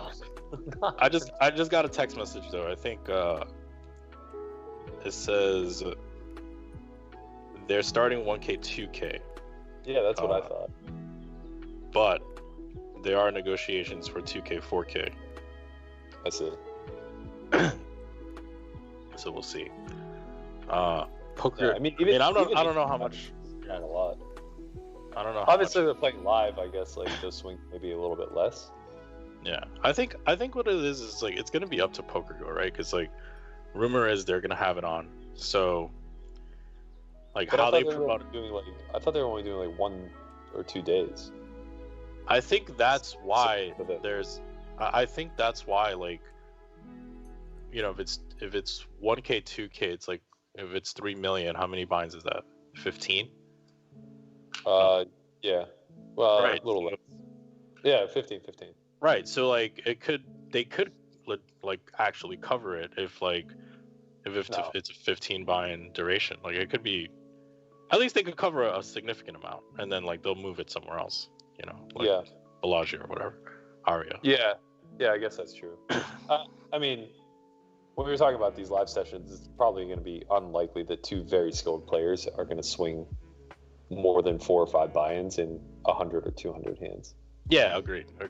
Yeah, I agree with that. I think I don't know. I'm curious to see what PokerGo does, because like obviously those stakes are pretty huge, and like I would like to see it. I'm just curious, like if they do that well, like it'll be kind of cool, like to see what progresses after that. I think we've seen stakes this large on Triton too. Yeah, Triton for sure. Just not heads up. Yeah, those are fun to watch. Like, yeah, let's see. But I think only the diehards care about the stakes. I think once you get over the limits of what the average person could ever conceive risking, and that's probably somewhere in the neighborhood of like 10, 20, no limit. Like once you start to get into those figures, I think it all just washes together for the general populace. They don't really care if a pot is $5,000 or $500,000. It's all inconceivable money to them.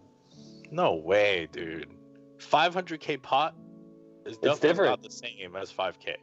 It is now. I mean, like obviously there's a great high stakes poker scale. High stakes poker gets the views because of the stakes, right? Maybe to some degree, but I don't think so. We've seen plenty of 400, 800 on Poker After Dark that didn't necessarily do as well. I think it gets the views because the lineups are interesting and because it has branding behind it. The nostalgia. Yeah, like I don't think season 4 of the reboot is going to do as well as season 1. Just like Poker After Dark, season 1. I mean, season 1 had Daniel with the blue shades on, bro. No. I said the reboots. The reboots of high stakes poker. Yeah, I'm saying I don't think that the 4th season of the reboot is going to do as well as the 1st season of the reboot. Oh, I see what you're saying. So like what you're watching now is going to outperform what they put on TV 4 years from now or 3 years from now, whatever. It's just kind of the nature of the beast. Like televised poker is very, very, very challenging to hit your market because most people are too doubt out. It's like putting professional sports on display, right? If the reason why the vast majority of major league products work from an interest standpoint is because people get to watch the progression elsewhere. So they get to watch college ball. They get to watch their kids playing in high school. They get to have their own experiences from Little League and high school and stuff like that. Most of your poker viewership doesn't. They don't have that. They don't have that linear path to understand. So at some point, you just reach their upper echelon, right? And maybe 10-20 is too small, but certainly like by the time you get to 25-50, the vast majority of the poker playing audience would never even consider playing stakes that high. So they look at a 25-50 game full of people that we would consider to be wrecks as being prolated. There's you get a lineup with like Jennifer Tilly and a bunch of other that we would like consider to be relatively not pros. fun money, if you will. And I think the general viewing audience sees it as just different breeds of professionals, like the mass populace anyway. And I think that's very clear when you look at the popularity of poker players across the industry. You know, those that we consider to be some of the most intelligent or the most elite don't necessarily have the biggest following. Yeah. I think it's also a product of like their personality too, right? Like it's like Steven Chidwick wants to be who he is. Like, he doesn't want any limelight. He just wants to play and just do his thing. And like, I think it's a mixture, right? I think it's a little bit of both, where it's like. But Steve also isn't like out there he's not leading with his strategy. Like, you just don't hear from him, right? He doesn't have a social media personality. He doesn't have anything that would allow fans to gravitate towards him, really.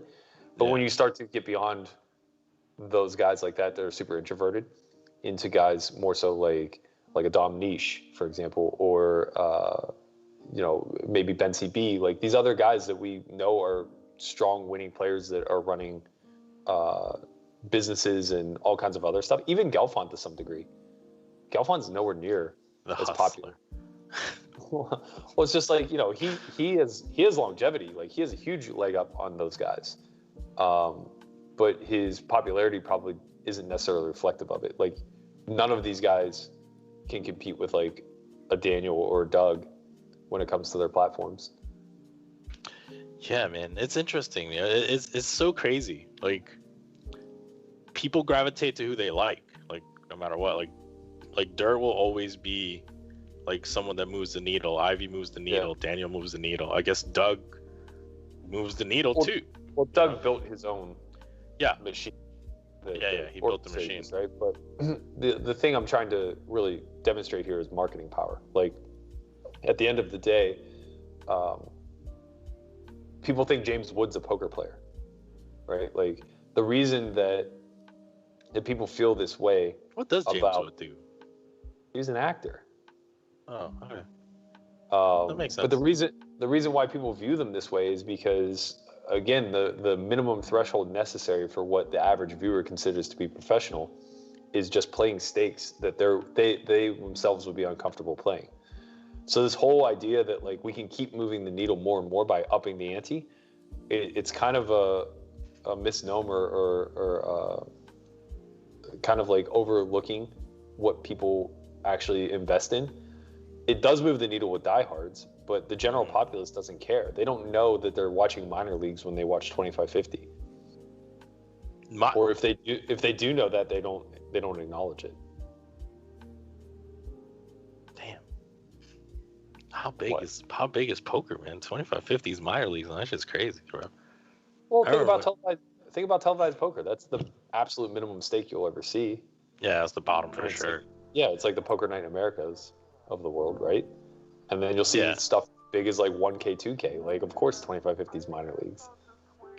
Damn.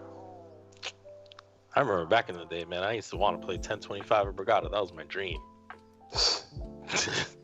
Even like the Friday Night Poker stuff that we did, I bet you I bet the numbers on that aren't far off from other televised poker shows. Like, I bet you think like the Super High Roller Cash game and the Friday Night Poker are similar? That's different. You just cherry picked one very. No, I mean I'm picking the biggest thing they had. Yeah, but I'm just saying that, like, but I understand. I'm trying to figure out what was the biggest stakes that. But like, you're comparing the two extremes, right? All I'm saying is that if I were to compare the Friday Night Poker versus the average, I bet it's not too far off the mark. So the Friday Night Poker versus like any Poker After Dark, like mid-tier session. Yeah. Like, I bet it outperforms things like Escalator.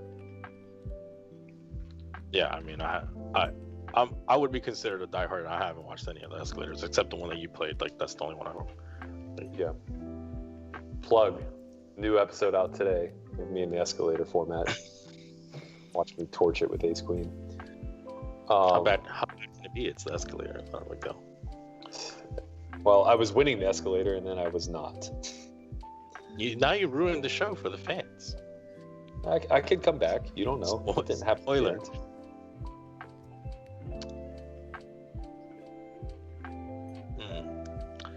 It isn't. I think we're in a weird time, right? Like it's like vloggers crush, and they're playing like 2-5, right? Mm-hmm. Then like high stakes poker crushes, but you know I think it's a lot of it is like what you're saying, like nostalgia lineups as well. You know, promoting. So I don't know. I wish I knew. Well, the other thing you have to consider is that another reason why I'm saying that people don't parse between the stake level is because it's all inconceivable money to them, but the players are much more relatable at the small stakes. So any lineup that you choose, any live at the bike lineup. Oh, there's another great example. I bet live at the bike outperforms the vast majority of the average poker show. Like I without looking at the YouTube pages, I would almost guarantee most live at the bike Friday shows outperform Triton. Really? Maybe I'm shooting from my hip there. I could be wrong. I'm not sure. But it's way more relatable. They have a brand and they have faces. Like, you get G-Man on Fridays. You know that you get Andy on Fridays. You see this rivalry build. It's all way more relatable to them. It's the story, right? It's the story. It's also just like the accessibility. Those players are so accessible. The reason why high stakes poker does well is because they really curate the lineup, right? They make sure they get a Durr and Ivy and guys like that. Most 1K, 2K games are going to be filled with people you've never heard of and don't give a shit about. And that's no knock against them. They're obviously the best at what they do. It's just, they're not marketed. And so now it's different now the only differentiating factor here is the exact stakes. And you have to watch a lineup that you're more bored with because the money amount matters more. Most people aren't going to gravitate to that. So how do you think you became famous? Because you were kind of out there, right? Yourself. I don't think I'm famous. You are famous. What do you mean? I don't think that's true. I don't think I moved. I think you're very in the poker landscape. You're probably top 30 of recognizable faces. I don't think that's true. I think you're way overselling me, but I appreciate it. I did get recognized yesterday walking down the street of Sunset Boulevard. Wow. You see? I'm serious. Nah, I mean, I think you're very very known, very known. Maybe, I don't know, but yeah, I mean, that was all by design though, right? We built this machine with our YouTube, with Dead Money, with our partnership with PokerGo. PokerGo did a hell of a lot to elevate my personal brand, putting me on a lot of, first greenlighting a documentary for us, and then putting me on a lot of televised poker lineups. That's a pretty nice way to do it. But yeah, I mean, I was the only high stakes guy who was vlogging, right? Nothing. I wasn't really above anything, and I shouldn't say the only one because Doug was doing the same thing. He was just doing it at a much grander scale, and by proxy of that, he also grew to 10x us. But yeah, I think that largely speaking, we have a massive marketing problem, and we have a massive blind eye that production companies and poker media just keep turning, thinking that they can just control one or two variables. I just need to have a lineup, or I just need to have stakes, and people will care. And it's not true. Everybody should take a page out of the WWE. Vince McMahon is a genius for so many reasons, and so many of them apply to our landscape. It's just nobody wants to be the one to take the risk to strike while the iron's hot, which is pretty unfortunate. How would you go about it? How would you marry the two? Well, I mean, obviously we don't have the availability to script outcomes, but I think that we have the availability to manufacture events, and we have the ability to manufacture storylines. So it's really just figuring out how we can take the backbone story arcs of WWE and marry them to the competitive nature of MMA or UFC more specifically. And I'm speaking strictly from a marketing standpoint, right? Obviously, we don't have anybody fighting or wrestling in a ring.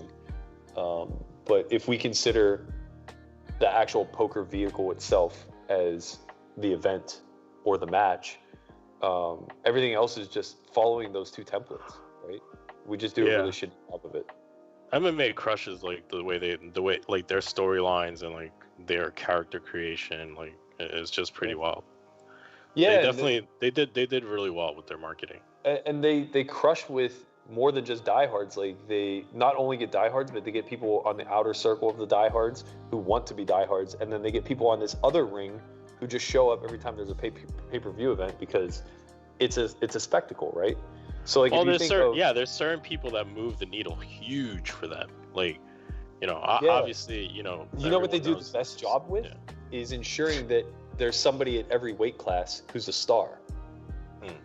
So that they can build story arcs behind that, right? If you consider weight classes to be similar to stake levels in poker, it's easy to always have a high value event that people are going to tune in for, because you're not married to having to put a lineup together for the highest stakes or the middle stakes or the low stakes or whatever, right?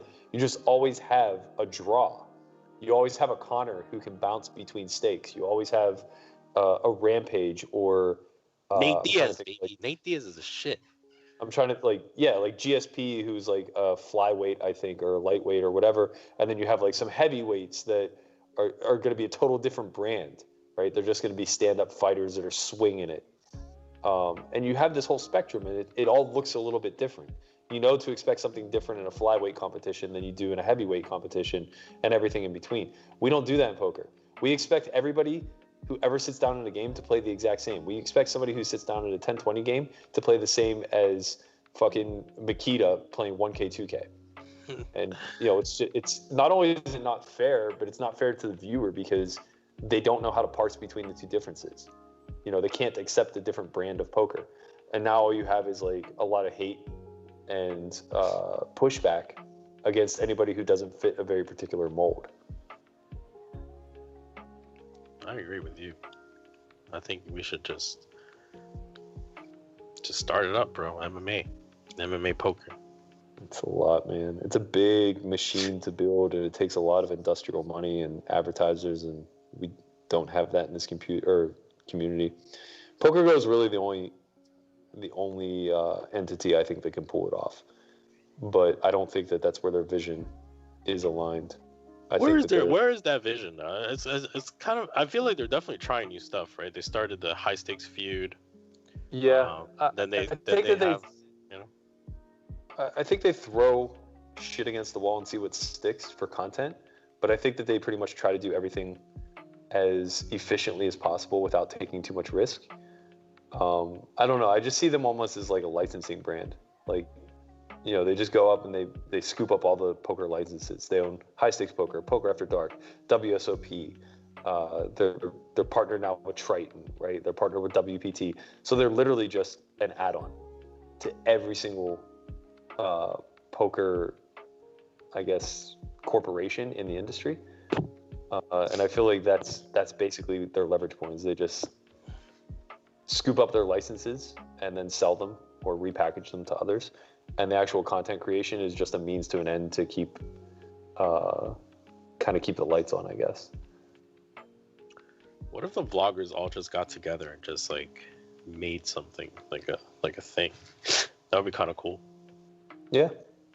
I think they have a lot of power like together, right? Like there's so many views in that Owen, Rampage, Nemi, Vibe, Collective, like talking about millions. I think that's... We don't know how many are the same, but still. Right. Shout out to my man Alex Ding in the chat. Good to see you here, man. Jamin too. Jamin's talking a lot of shit. He wants to do these plank challenges as if like 45-second planks are easy or difficult. I felt bad, man. I would just be absolutely wrecking. Wow, we do a vlogger, Poker Out Loud, and fucking Jamin doesn't even come. That shit's crazy. Bad timing. That's crazy. 2 years, Berkey's been saying like, "Oh yeah, Jamin's the best. He's so cool. If we do a vlogger edition, Jamin's the first person I'm gonna invite." And I was like, "Yeah, man, for sure. Like, I like him a lot." We're like, yo, Jamin, we're doing a vlog edition. You want to come? He's like, nope.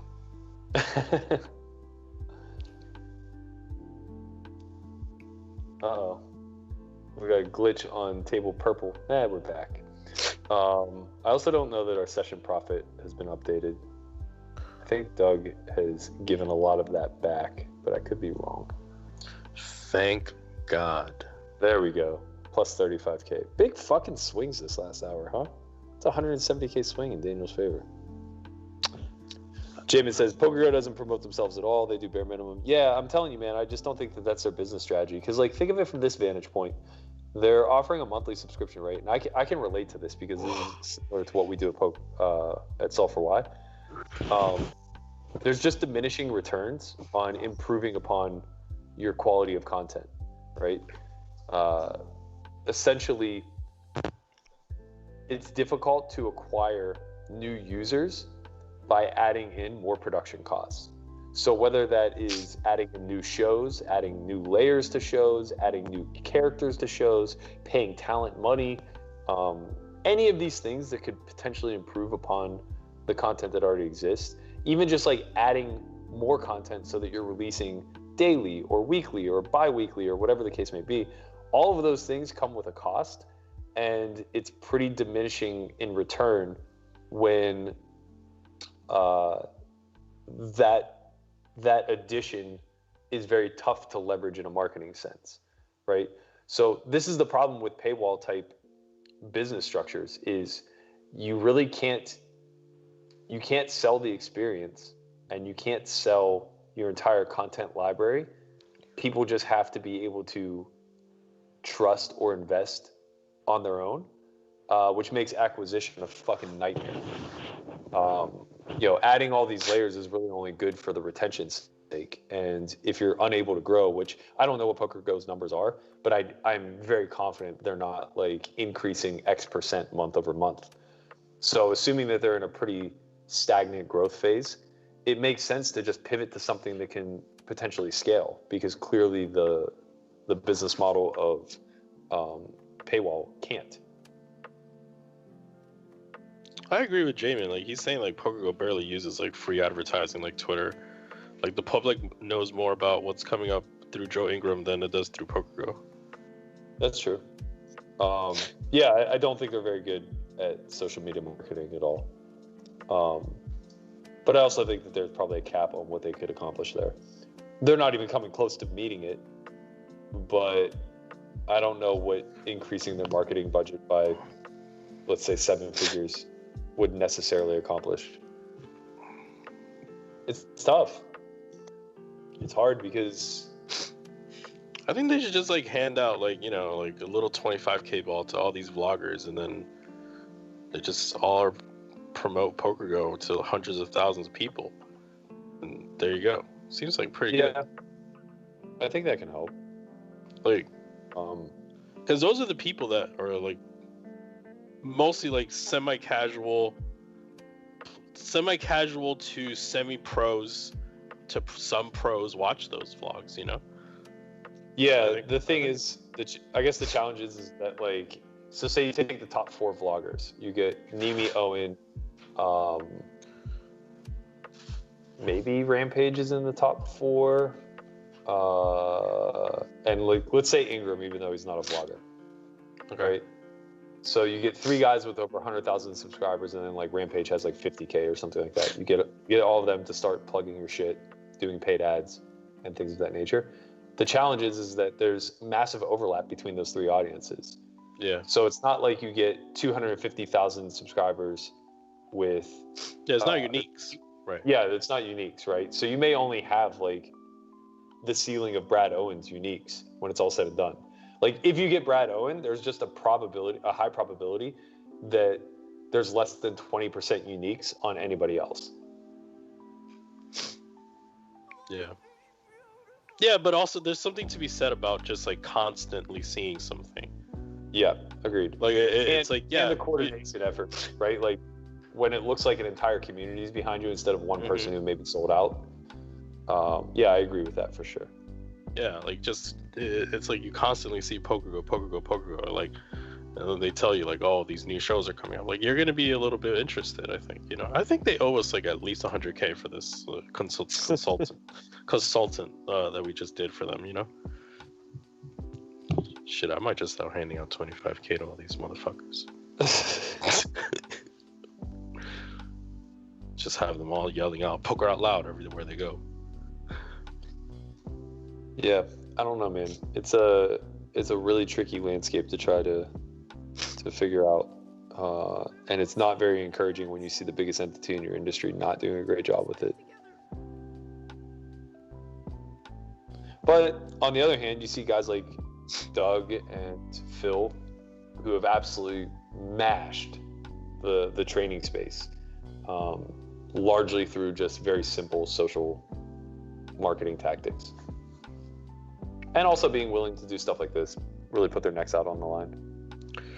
Alex asked a question. He's saying, is the target market for software more advanced poker players, or is the target anybody interested in poker, even regs who have never studied? I think that's a fair question, actually. Like, I think it's targeted. I think the spectrum is wide. I think I would like to say that it's targeted towards, like, there are sections of the website that are targeted towards like people that have never studied but would like to get into it, and then there's other sections of the website that are targeted towards people that are just like trying to be really good. Yeah, I would agree with that. I would say it ranges from like beginner to intermediate, and that's not to say that like there isn't stuff on there that could be helpful to expert level players. It's just more so that they're probably less open to it. So we're not going to create content specifically for them, right? We're probably just going to change our language a little bit, or stop a thought, or stop examining a thought at the intermediate level instead of digging in deeper and trying to, I guess, like fully flesh something out. So now Doug is up 100K again. That happened quick. I think it had to. I mean, that was like 5 minutes. Yeah. Well, we missed a big pot on the purple table. It looks like he effectively doubled up.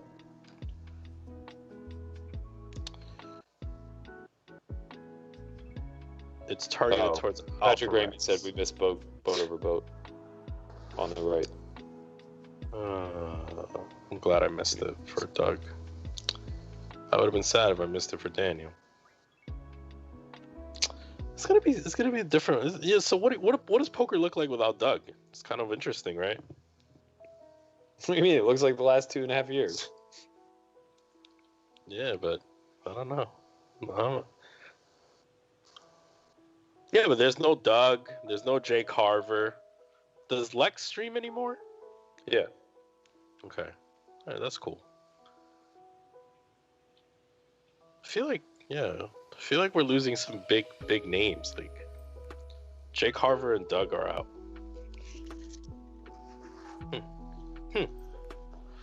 Yeah, I don't know. We may be reaching our first plateau of the content creation space. I think that it's becoming maybe too easy to create content, and the audience is a little bit too kind of exhausted with the templates at this point. So they're still clicking and they're still tuning in, but we haven't figured out a way as a community to monetize it yet, and they are growing more and more critical and maybe tired of just watching the same old shit over and over again. So I think that like you're probably going to see, we haven't seen a vlog from Nimi in a while. There's a good chance maybe that he's just like exiting. I think at some point Brad Owen's probably going to pivot too. I think the cycles are very short in this industry. I think 5 years is like a very long time to be a face. 5 years? You're like a running back. You're like a running back in the NFL. Like, you got 5 years, you're done. Like, yeah. Next person in line. Like, you can't run that fast anymore. Yeah, Nimi did say he's coming back. I think he said that Effectively, like he's just like doesn't want to go out with COVID. Like he's just gonna stay home. Yeah, that makes sense. Yeah, I mean, obviously, COVID kind of fast tracked everything into a weird position. Alex says Brad Owen is capitalizing on Nemi's absence. Some, you know, what are you trying to say, bro? You're trying to say that Nemi's like they're not like real friends, or like, you know, he's like taking advantage of his friends, like he's not really looking out for him, like he's just saying like, oh, you out, like I got this, like I'm gonna take your girl when you're not looking. Like, what are you trying to say? Like, I don't know. It feels like it feels like you're like subliminal over there, like you're kind of dry snitching right there. I don't know.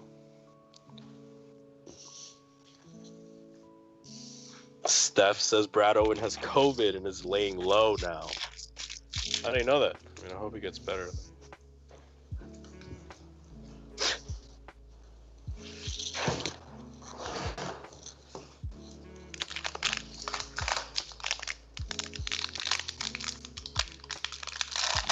Nebulite says Rampage is coming on strong though. Yeah, I think him and Mary. Him and who? I think we lost Berkey.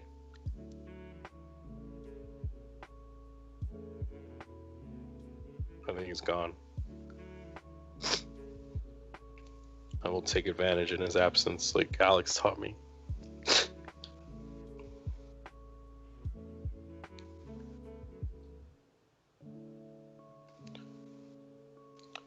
How long do you think these guys are going to play tonight? I think they're going to play. I don't know. I'm not sure.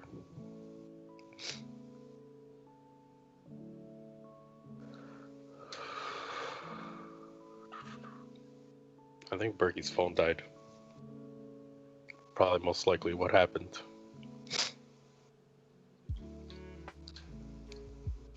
Is it true that Brad and Andrew are opening up a pub? I don't know. If they do, I'll stop by. Show a little bit of support.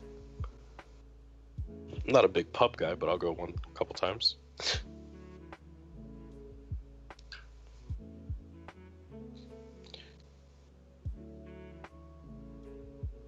I'm back. Your phone died? No, I got a call and it interrupted Skype. Did you pick it up? No, man, it's spam. I get spammed every day. You know there's services to block that. Yeah, whatever. I think they're like $5. Probably worth it. Yeah, for real. I think it's like I really do think it's like you could download an app or something. It's like $5. They are playing another 3,000 hands. That's true. That is true. They might play it tonight.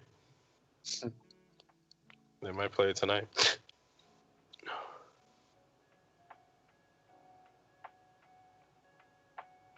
Yeah, they're already like what, almost 1,000 hands in. If they play 3,000 hands tonight, I'll never forgive Daniel. Like, I like him and all, but goddamn, like, come on, bro. Like, is Landon still in the Venom? Is he? I don't know. Hope so.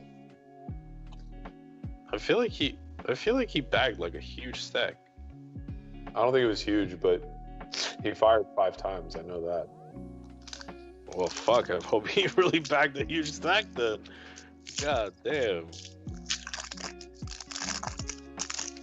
Yeah, remember that time that like Fedor like fired some like 250K like 8 times or something crazy? Yeah.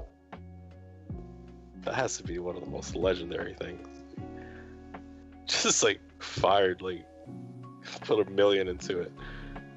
I think it was 100K, maybe it was 100K. I don't know, it was something big though. Yeah, I don't get it. It's like such a drop off in ROI. Because, bro, he wasn't gonna play for another 6 months. He was ready to do some business stuff. Like, he needed to play, or that's it right now.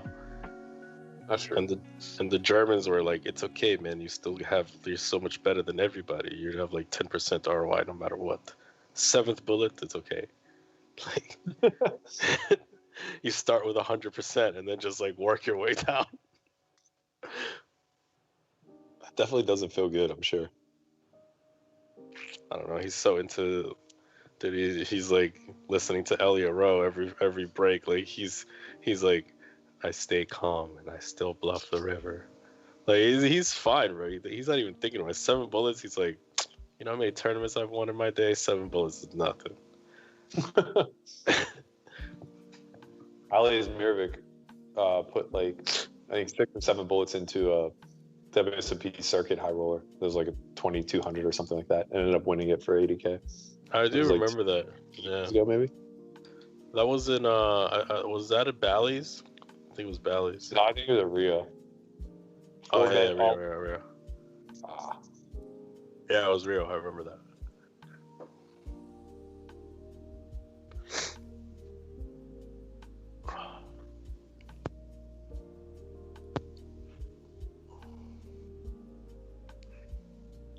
Dnegs rebought the WSOP 1K 20 times. Yeah, I mean, there is a little bit, you know, that's always going to be one of those topics, right? Nice hand, Daniel wins with jacks. One of those topics where it's like, you know, should we let these like super good regs have like unlimited rebuys in tournaments? But then people want the $1 million guarantees. Like, I don't know. Rebuys and reentries are a little bit different, but yeah. Yeah, you know what I'm sorry. You know, most things are reentry. Like only rebuys are online. But yeah, reentry is like, I don't know. I've given up that fight. It's like if people want to fucking rebuy. I don't care anymore. You guys want to see Stephen Chidwick every day? That's fine with me.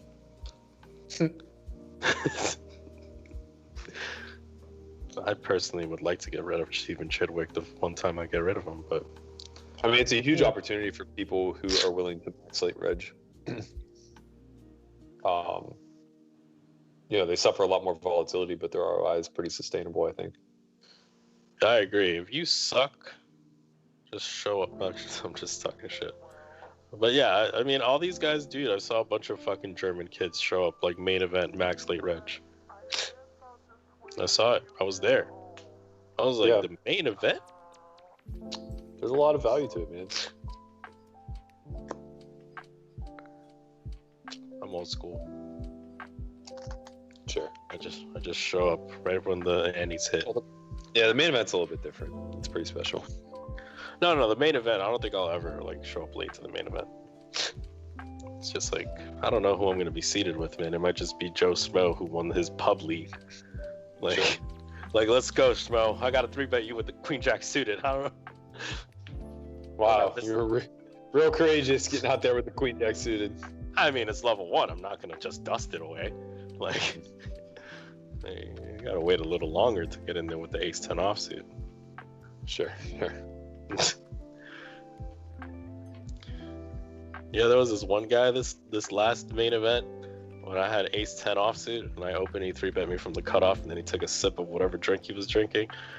And I was like, last time he took a sip, he was bluffing. He was trying to act strong, so I 4-bet his ass.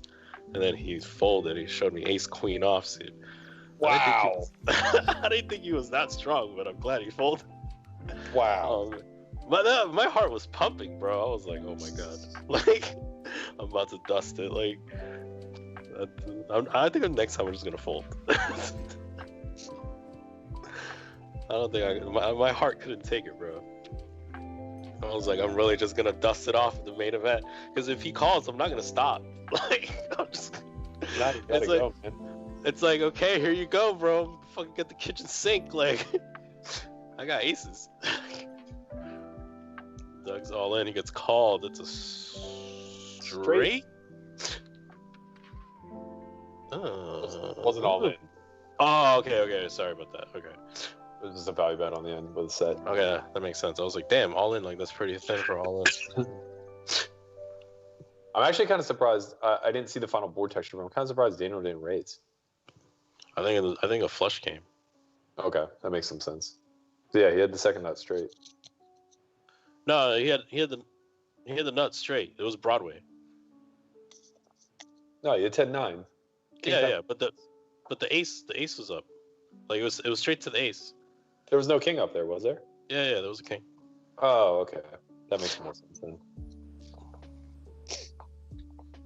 Broadway.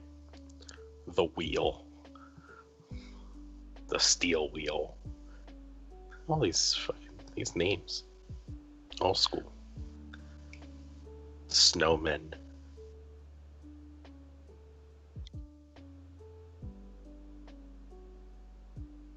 You 3-bet me with snowmen?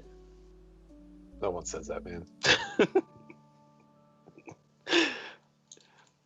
That'd be kind of funny.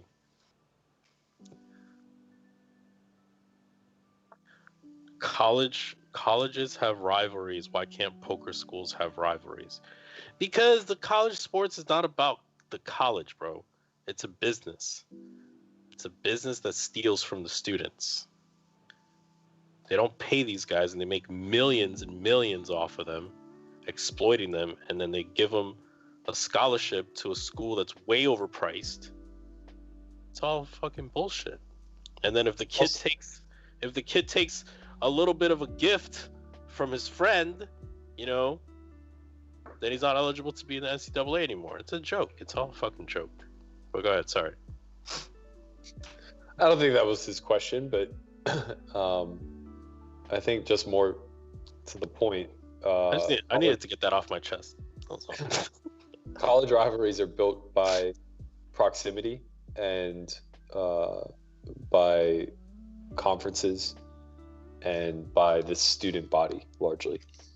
So all of the marketing is pretty natural. You know, the actual NCAA will lean into it and say like, oh, rivalry week, so-and-so is playing so-and-so. But the reality is that, you know, it's usually just a matter of proximity. You know, when you have Ohio State and Michigan as rivals, well, they're in the same conference and they're only a couple 100 miles away from one another. So it's natural. It doesn't really work that way in poker. You don't have cities. You don't have things bigger than the people. I feel like the LA crew and the Las Vegas crew are always like kind of talking shit. Yeah. You know, the LA crew talks mad shit. Yeah, well, they're a big city, you know. They think they run the show. What do you want me to do? That's a bad angle to take. Do y'all pay your students? I don't get it. Those people that are coming to play poker a lot, they're getting paid. If people do stuff for us, we pay them. That's what I'm gonna do, man. I mean, Jamin's not coming. I would have paid him. I would have paid him extra, actually. I like him so much. I'm surprised he turned down.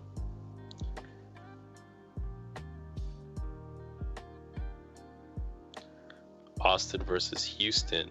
LA versus Las Vegas. It's true. Proximity is a thing, you know? Texas, you know? Midwest.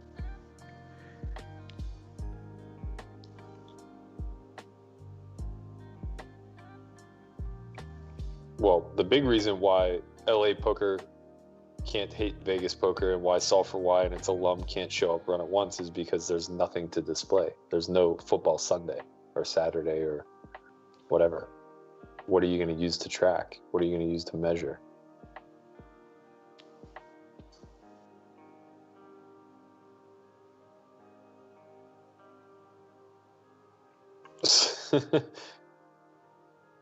Why isn't a King High Straight widely known as off Broadway?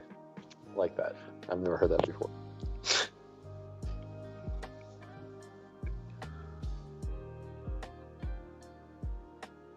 Daniel's sitting out. This is the first time in my announcing career that I hope he hits the ... Only because I'm sick. Not that I don't want to see him come back. But Daniel, come on, man. You owe me a favor. I've been on your side for fucking 22,051 hands. Like, I've rode this train with you, bro. I imagine they're probably not going to play too much longer. Maybe another 200 hands. Unless Daniel's just like really feeling it. If he's feeling it, then all right, bro. I'll ride with you. Just tell me where the fucking body is. Let's get it.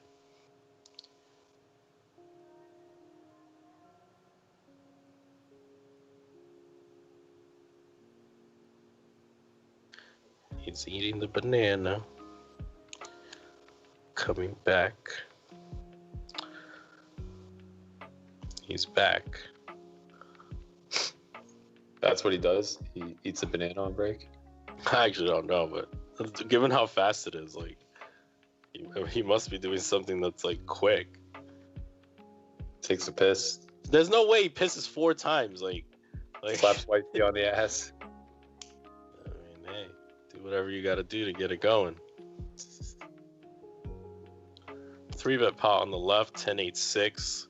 Great board for the 3-better, you know? He's just willing to fire in all the money. He starts with a check, because that's exactly what he should do.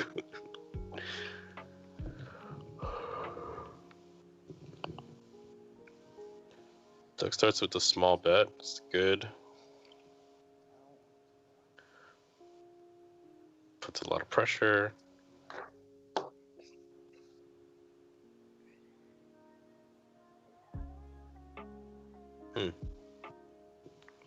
Daniel comes with the check raise. This is spicy. Yeah, he could have. That's a good That's card. a nice brick. I mean, he'll have some slams here. Yeah, 1.5 SPR. I think he probably mostly is just shoving or checking. I don't think he really wants to be small betting here. Because when he checks, Doug isn't going to be jamming that much. Yeah, I like this. This is good. I think this is like probably the dominant size on the turn. Yeah, I agree. Nice hand. All right.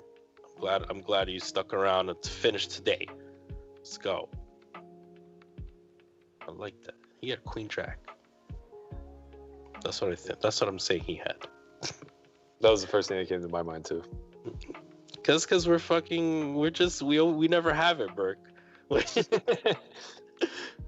It's like, oh, what would we bluff here? Oh, queen jack seems nice. Yeah. Man. He can't bring a banana to the computer? No, now this banana thing is gonna stick. It was a joke. I don't know if he eats the bananas. I know he's not eating meat or any dairy products.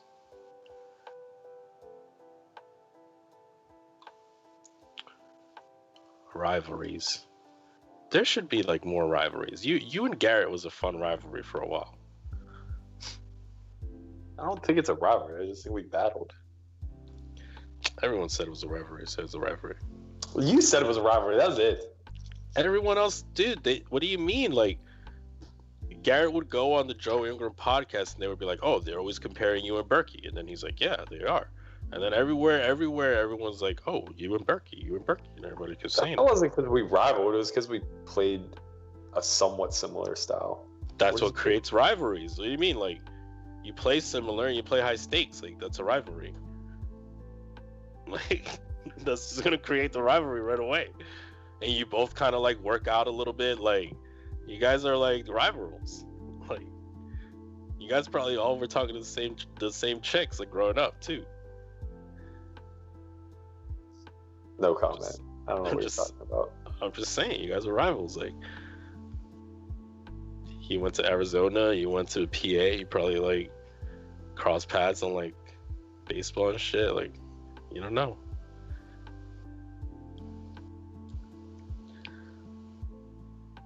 What the fuck are you talking about? I'm just saying, you guys are rivals. Like, you don't want to admit it, but you are. That's how it is. You don't get to dictate who your rival is. The rival's brought to you. You're a clown. I'm just saying, bro. You can't say he's not my rival. Like, the only way that like you can say someone's not your rival is like if you beat the shit out of them so many times and they're like, bro, it's not even a rivalry anymore. But that's not what happens. So like, it's still a rivalry. Mm.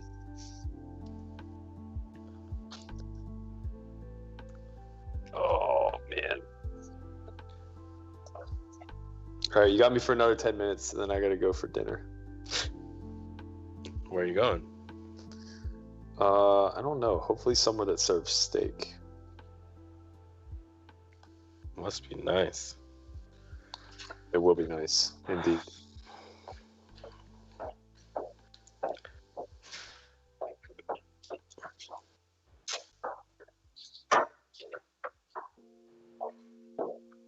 New 25K heads up challenge confirmed. I think Berkey would take on Garrett 25K heads up. I think he'll do it.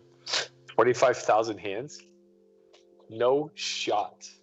All right, then maybe like a live, like, you know, like the same thing, like, you know, like the MJ versus Limitless, like, you know, it's like a lot, 15 buy-ins, like death match, like whatever on Poker Go. I think it'll do well.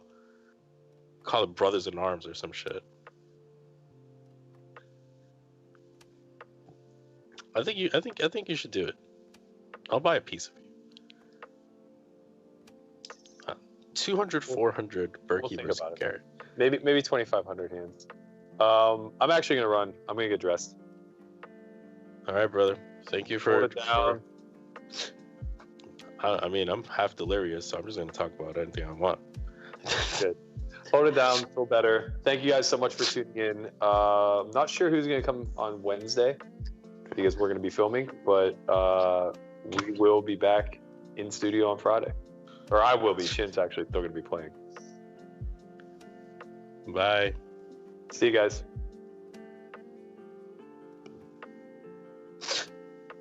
Okay.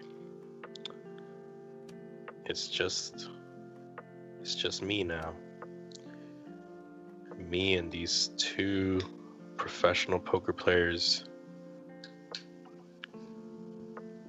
continuing to battle it out. All right, guys. I'm gonna need your help in the chat. I'm not feeling great, so let's get some questions and stuff. Whatever you guys want to talk about. It'll help me get through this match. I am happy to see Daniel is up, or at least like not completely buried anymore.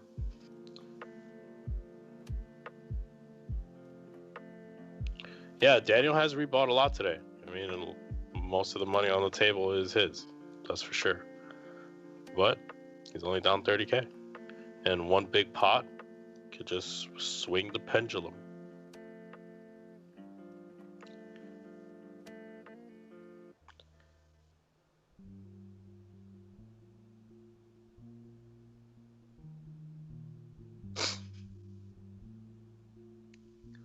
Raise 3-bet on the right table.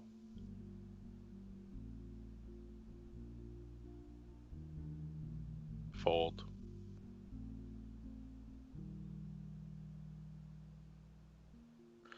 Anyone get burnt on Dogecoin?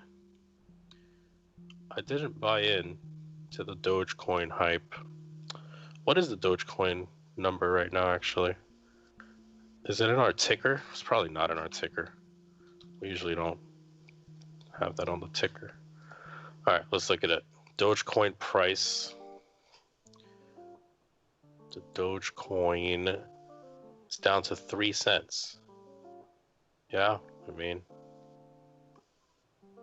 let's look at it. A week was up to, peaked at like 7.5. Yeah, not great. Ever slap anyone? Chin?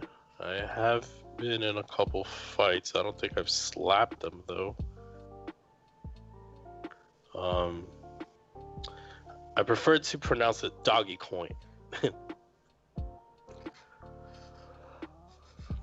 Yeah, there was a lot of talk. I was kind of reading some of the forums and stuff. It looked like a lot of people were really trying to pump XRP to $1 There's a lot of like Telegram groups like trying to pump it. It looked like it did pump like close to like 70 cents, maybe a little bit more than 70 cents, and then it like crashed back down.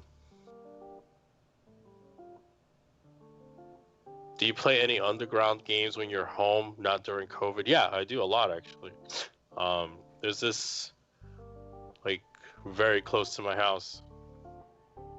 It's like one of the games I grew up playing. Like I used to play like 5 days a week when I was like younger. It's small too. It's like 1-2, sometimes 2-5, and it's like literally like 10 blocks from my house. I usually just walk, and I try to play there when I'm in town all the time, just because like I know everyone there. Like we grew up playing together. They're pretty cool.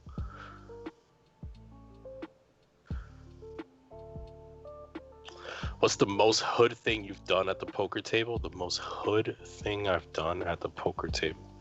I try not to do hood things at the poker table. I don't know. I'll have to think about that one. Most hood thing. Some guy pulled a gun on me and I wasn't scared. That was probably the most hood thing I've done. I did play. I played in this South Orange game. I played in this South Orange game where I was like definitely the only light-skinned dude in the game, and everyone else was not light-skinned. But they kind of liked me, and they were all like definitely had the red bandanas, and at least like 4 or 5 guys had their gun on the table. I didn't have a gun, and I just made sure that I acted really appropriate that night, and that was it. That was the most hood scenario I've been in, at least at the poker table. But they were actually pretty cool. Like they weren't like, yeah, like most gangsters are just like cool people. Like they're not really trying to start shit. Like they're just cool. And then like if shit pops off, then it pops off. But like they're all generally about like if you respect them, then they're cool. Like, are you saying black guys chin? Well, you know, whatever, man. I wasn't trying to label. That's what I was trying to avoid, the label.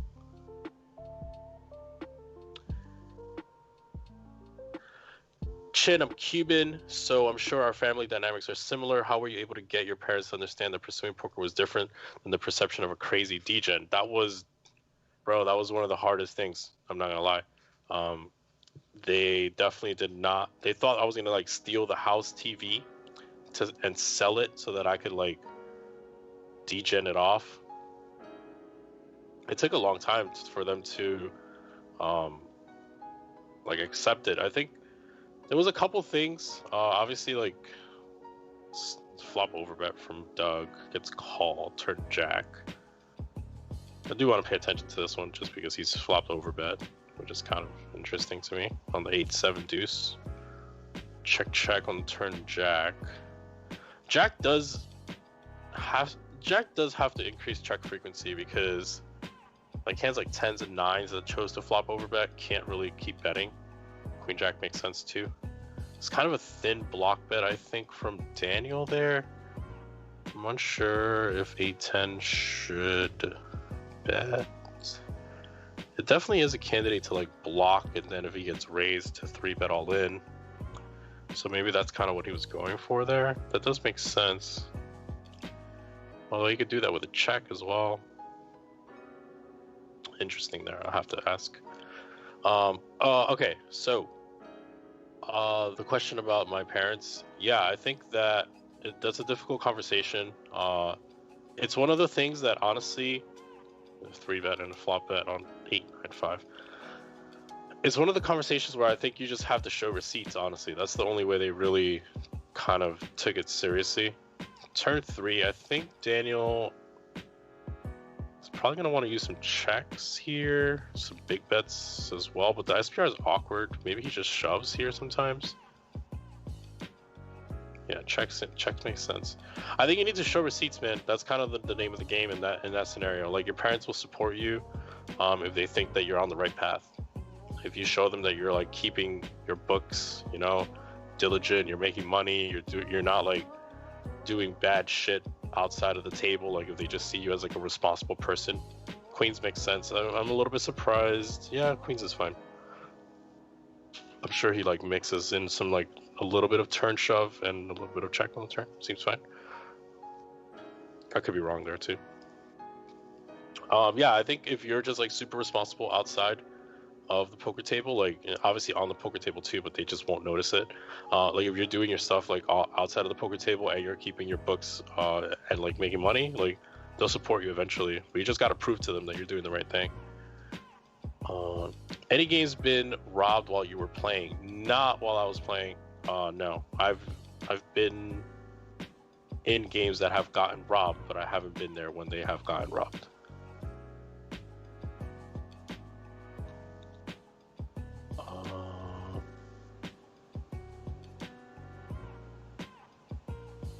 Chin, when you were coming up back in the day, did you deal with choking under pressure? If so, how did you deal with it? Yeah, man, I fucking choked many times. Many fucking times. Most of the times with just like nerves.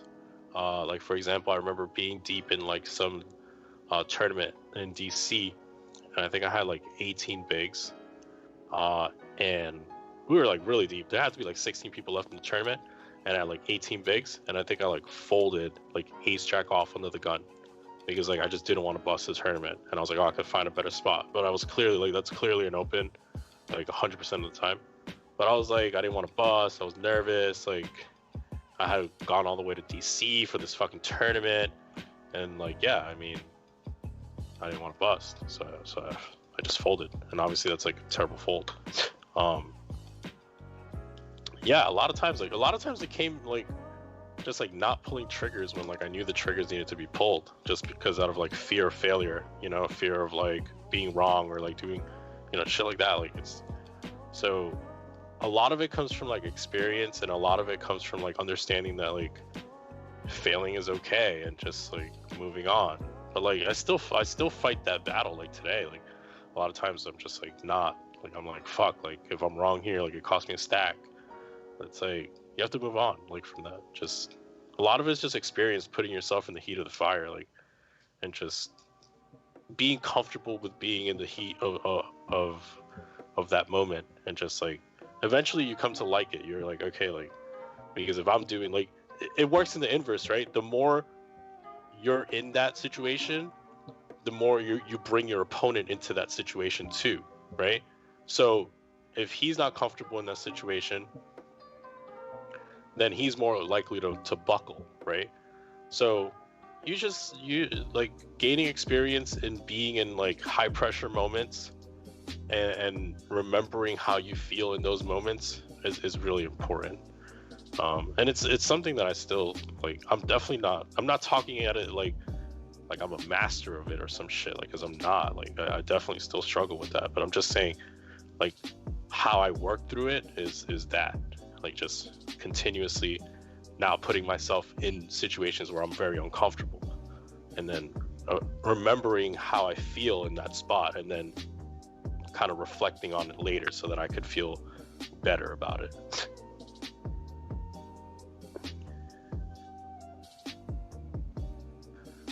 What do you think Negreanu's bankroll is approximately? Bro, it's huge, man. It's probably like not a number though. Like, I mean, you have to remember he had a Stars deal for how many years, right? Like 10 years, I don't know, something very long. And it was rumored, I'm not sure if this is true, that he was getting $1 million a year, but maybe that, I'm not sure, right? So he's getting $1 million check from Stars. That's not even counting like any other stuff that he's doing, right? Like other promotions, like, and then obviously he was also like a profitable poker player on top of that. So I mean, like, I wouldn't be surprised to see Daniel with like, you know, 25 million or something like that. Like maybe more. I mean, obviously I'm just speculating. I'm just saying that I wouldn't be surprised if he has that kind of money.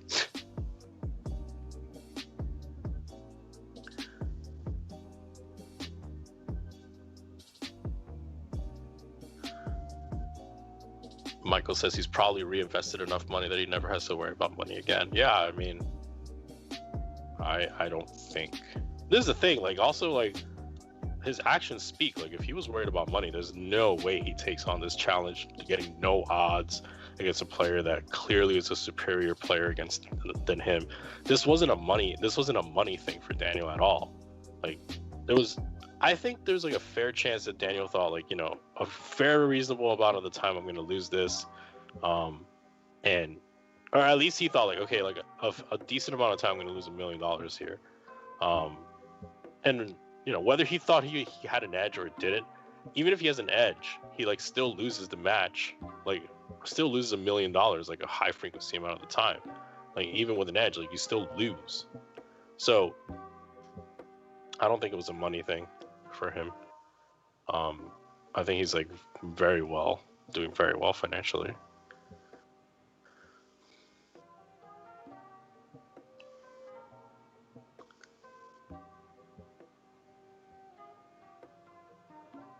Jason said, wow, so glad it's not just me who's prone to choking. I mean, I don't want to say I'm prone to choking either, but like I would it's happened, of course, man. It happens.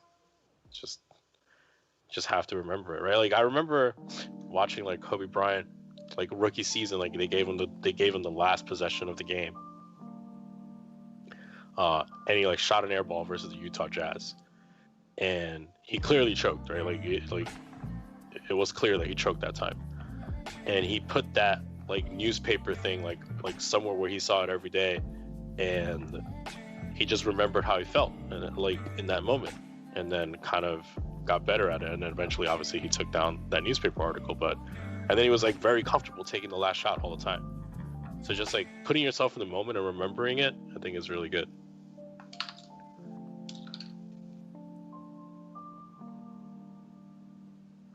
Doug's now up 25K.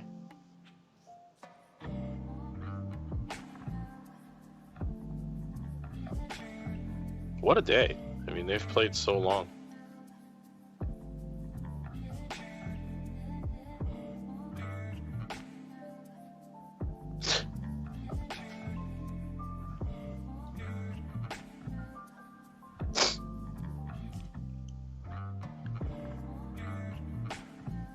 $1 million a year for Dnegs and Stars. I heard it was more like 3 or 4. Yeah, I don't know. I mean, the contract was long, right? Like, it could have been $1 million to start, and then maybe as it progressed, it got bigger. I'm not sure. I wasn't there for the negotiations, but I know it was a big contract, so doing pretty good.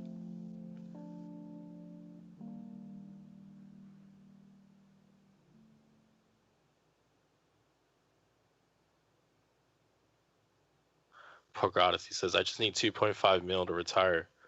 You know what's crazy? Yesterday, one of my friends, like one of my close friends yesterday was like, if you got 5 million, would you stop being my friend right now? And the answer to me at the time was like immediately like, no. And it was such an interesting question because like it forced me to ask like, okay, which one of my friends would I like, or my friends or whatever, would I sell for 5 million? And I just kind of sat with that like all day. I was like, you know, it was just like a fascinating question, I thought at the time. It was just like, because you have friends that you would not sell for any number, and then you have people that you would sell for a number. But if you are selling them for a number, are they really your like close friends, you know? And if they're not your close friends, then is it a function of like you're causing them not being your close friends, or like are they just not good enough people for you to keep around for that long? I'm not sure, man. That was one of the questions that I had to sit with yesterday a long time, and I thought it was a fascinating question because like there were some people that was like a snap no, and then some people where I was like, if I am selling them out, then why are they even around? It was an interesting question.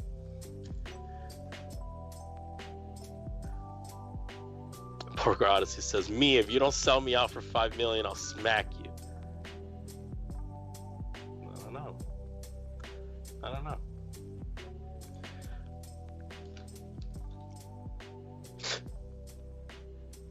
I don't know. Just ask yourselves that question. I think it's an interesting question. Like, who in your life would you not sell, and who would you sell? And then, I think that the second part of the question was, to me, the most interesting part. Like, whatever, like the money or whatever is fine, but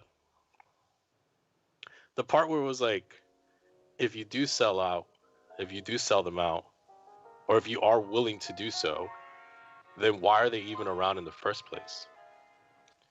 That was like the deeper part of it, because it was like, if you're willing to sell this person out, then why are you even keeping them around? And I thought that was like, and then after that, it was like, could it be your fault though? Like, could you be the reason that you're not close enough for you to sell them out? I don't know. It was like one of the, like, it just came to mind because we were talking about money right now. Like, you know, Daniel's millions or whatever. And I thought it was like a really fascinating question. Ryan says, Berkey would rat you out if you robbed the bank, so take the $5 million. He did say he would rat me out if I robbed the bank. That I don't know why, like, that question has lingered ever since I asked him. Like, this was like 5 years ago that I was like, yo, if I robbed the bank, would you tell on me? And he's like, hell yeah. And I'm like, what? I was like shocked that he said yes.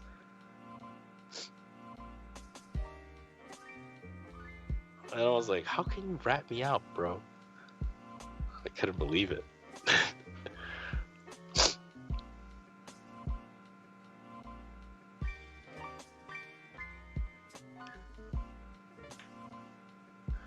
Top 10 says, I don't think you can put monetary value on friendships. Yeah. I think it was an interesting question, honestly. Because it also, like, made you, like, I don't know. It was a lot. It was a lot for me to think about at the time. It was cool. It was good. Daniel only down 15K. He sits out 8:40 p.m. Eastern time.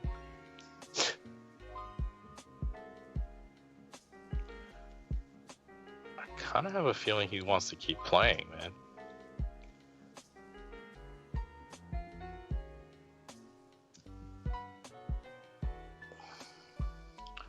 Murray says, $1 million? No wonder he defended the supernova and rake increases.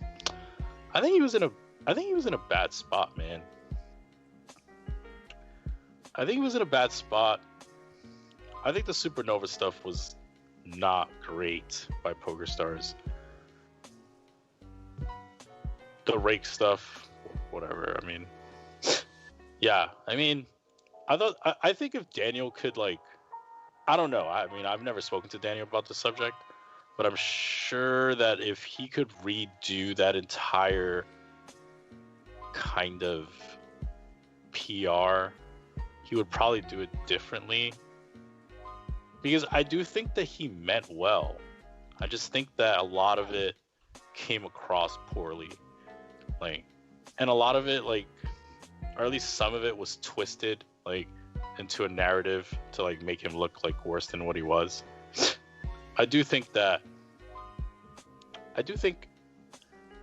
he meant well. I genuinely do. Like, I think he definitely wants the best for poker growth. I think he was in a bad spot because obviously he can't say openly negative things about PokerStars, right? Because he has a contract with them and his job is to promote their brand.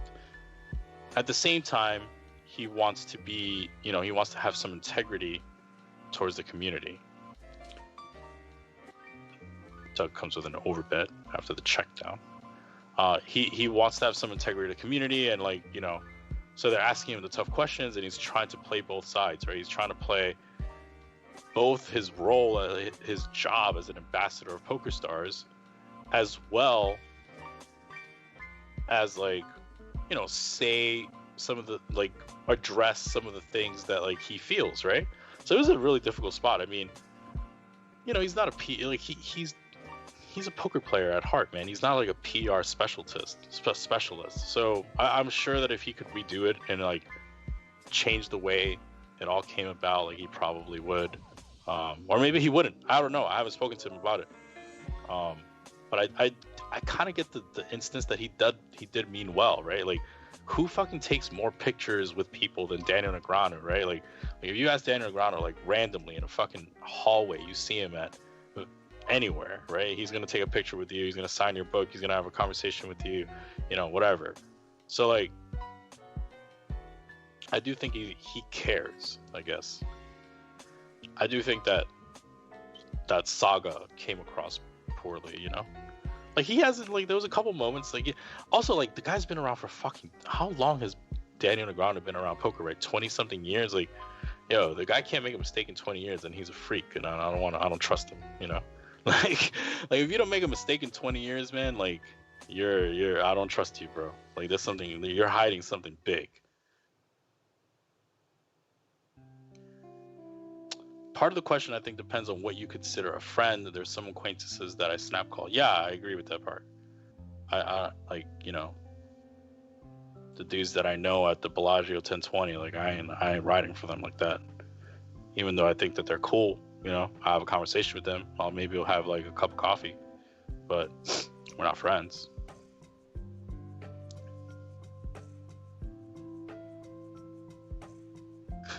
Lucky says, I couldn't sell my friends. If I tried, nobody would pay to take them. That's funny as shit.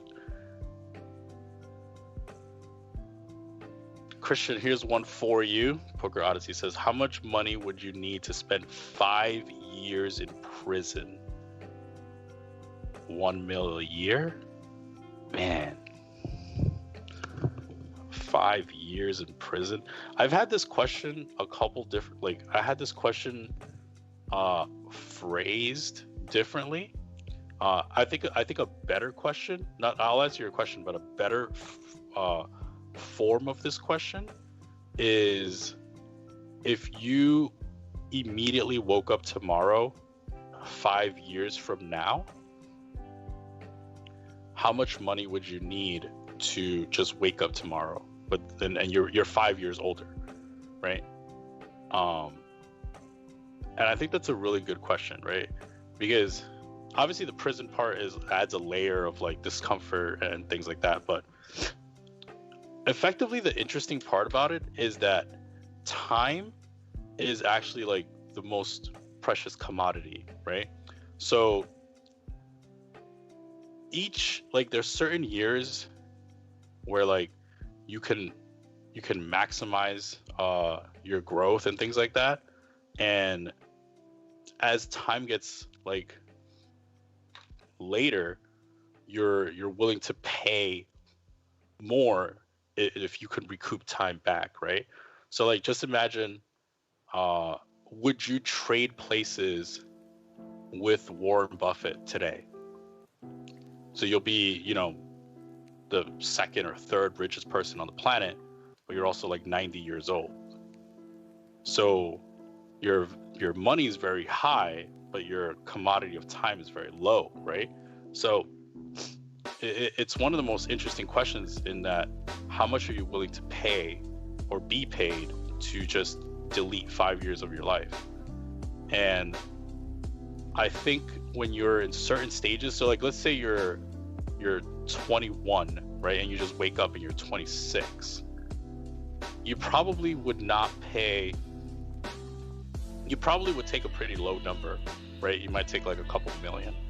But if let's say you're 52 and you wake up and you're 57, that seems like a pretty expensive time, right? Because like you're almost finite, right? Like you're getting closer to finite.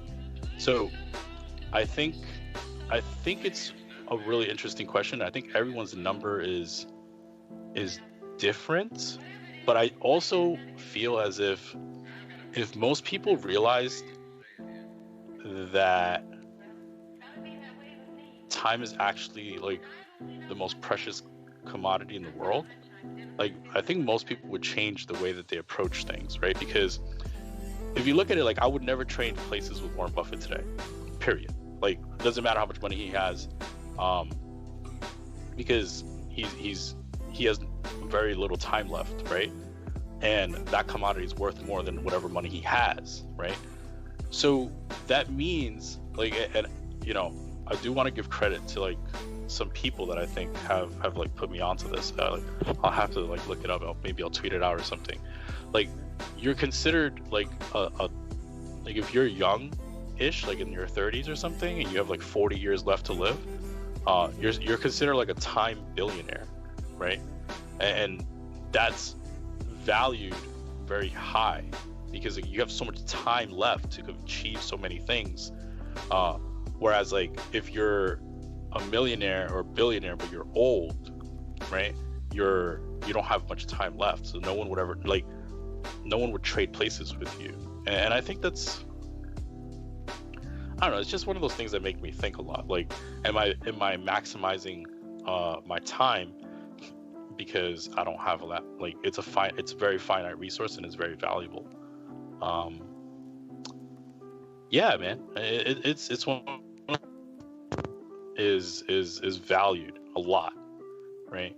So maximizing that time and not focusing on like only the money aspect of it, I think it's really cool. Just maximizing your experiences and maximizing your ability to grow both financially, like, and as a human, I think is key. Because no one would trade places with Warren Buffett. If it was only about the money, then that would be an easy trade, right?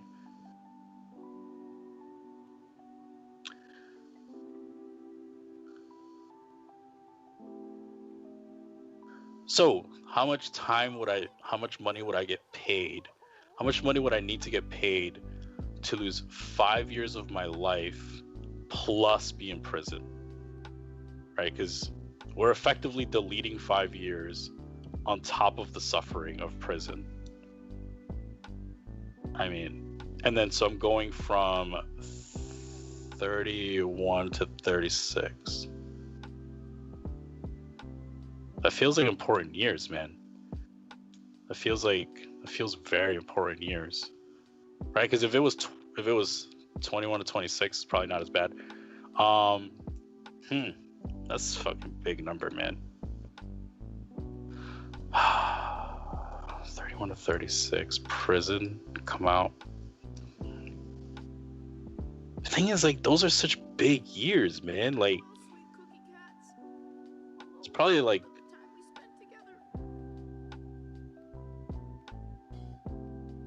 $40 million.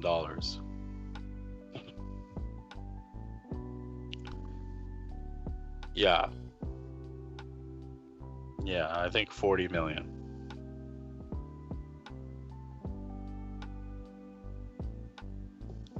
You might find the love of your life in prison, though. I don't know. What prison are we talking about?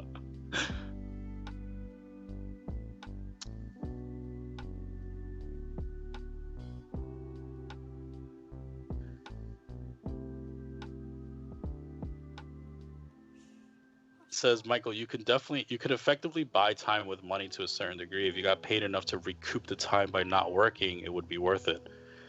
Yeah, there is something to be said about that. Like, if you made that much money, you would recoup the hours that you spend.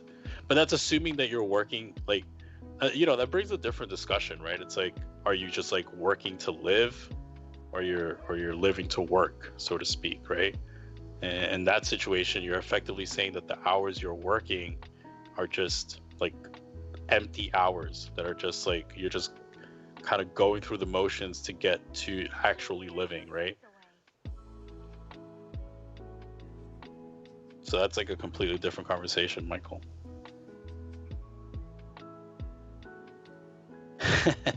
Guys, if he says 40 million, he would do it for 39. I don't know, man. You could get shanked over a honey bun. That's a fact. Depends on what jail or prison. Yeah, I mean, I just assumed it was like not a walk in the park. Like I just assumed that the point of the question was that it's not like, you know, it's not where Bernie Madoff is chilling at. It's not going to be an easy one. It's going to be something hard.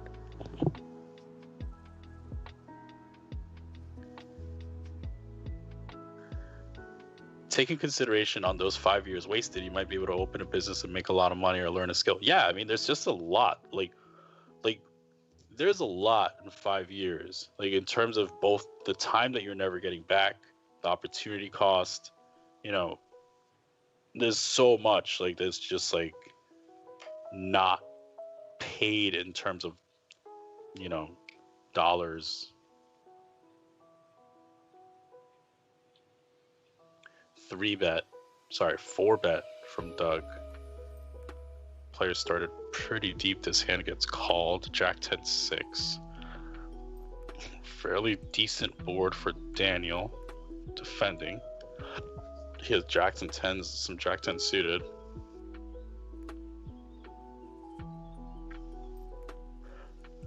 Check back from Doug. Daniel also has hands like ace jack suited, that of which Doug won't have as much. Daniel starts with a third pot. Still think he can have hands like 10s. This is a fairly decent run out for Daniel.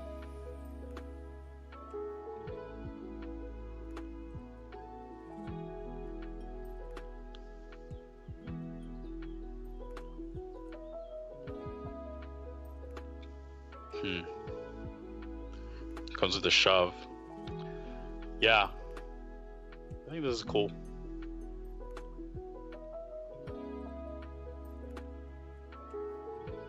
Then we can have some 6-5 suited.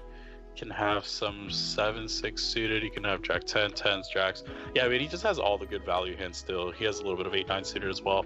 He's like completely uncapped here. Yeah, nice hand, Daniel. Very well played.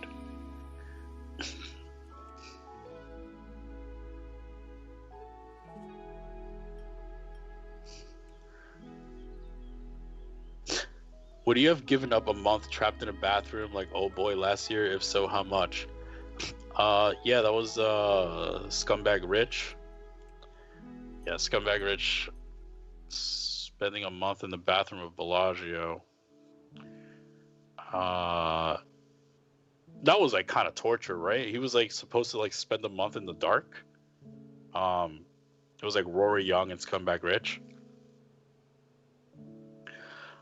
I mean, I don't know if I could do it like in the dark. Like it might be something like that might be insane. I don't like there was like studies showing that there like you could go insane. Like if you're just like in the dark for a month with no light and no human interaction, right? So, I mean, I don't know, man. Like, how much do you value? Like, how much do you value your fucking mind? Like, you could just go insane. Like, there might not be any coming back from that. I don't know. It's a little scary, man. I would, yeah. I mean, obviously, there's a number for almost everything, but I don't think I would do it for a small number because, like, the chance that like I could go clinically insane or something scares the shit out of me. Like that's not something I want to entertain. A month in a bathroom in the dark. Fuck, that sounds so bad. Especially me, like someone who's like a little bit boisterous and like likes to think about stuff and like talk to friends and like I'm a little bit social sometimes. Like sometimes I'm not always like super social, but like when I am, I like to enjoy the company of my friends. But that sounds bad, man. A month in the bathroom in the dark. Fuck. No human interaction. Silence. That sounds so fucking evil, man. Crazy part was like the other dude. I forgot his name. Super tall dude won the main event one time. He was like, "Dude, I'll do it, and you could put cockroaches in there." I was like, "This guy's crazy, bro." I don't know, man. That's. I feel like it would be like in the millions, and I think the number's in the millions because like the chance of losing your mind and not coming back from it, massive torture for a month, or I could just not do it, right, and just live my normal life, just play poker, do these streams, and not do it. So, yeah, I mean, it would have to be in the millions for sure. I just don't see myself putting my through that much torture. Huckseed, yeah, it was Huckseed. Thanks a lot.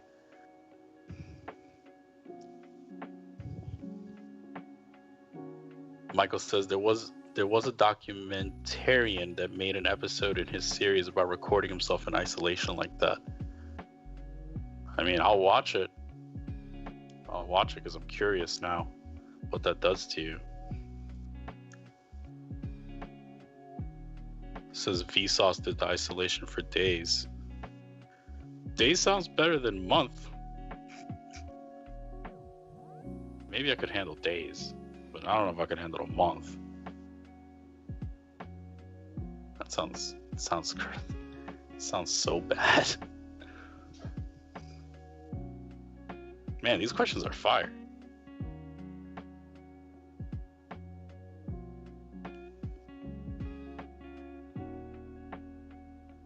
Let's see what's in here.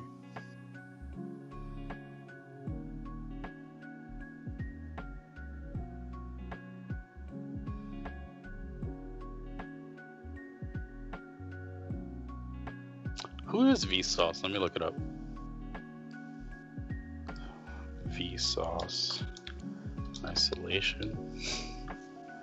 Oh, he did do it. Season 1, episode 1, isolation minefield.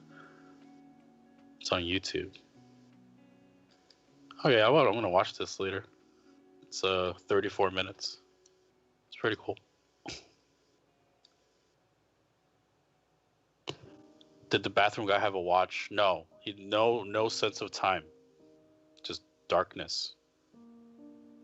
Darkness, no human contact. You're like brought food. I think it was brought food maybe once a day. I mean, it's insane. Like, I mean, I'm sure like you could probably train up to it, maybe. Like, do some meditation with some fucking mushrooms and get your mind to a point that maybe you can hold it. But I don't think no training, just straight up like raw, go in there and just like guerrilla your way through it. Like you're just like, I don't think it's gonna be that easy.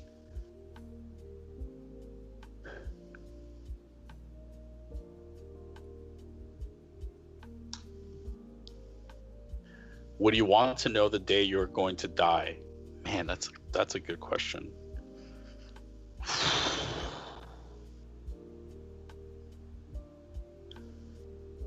Would you want to know the day you're going to die?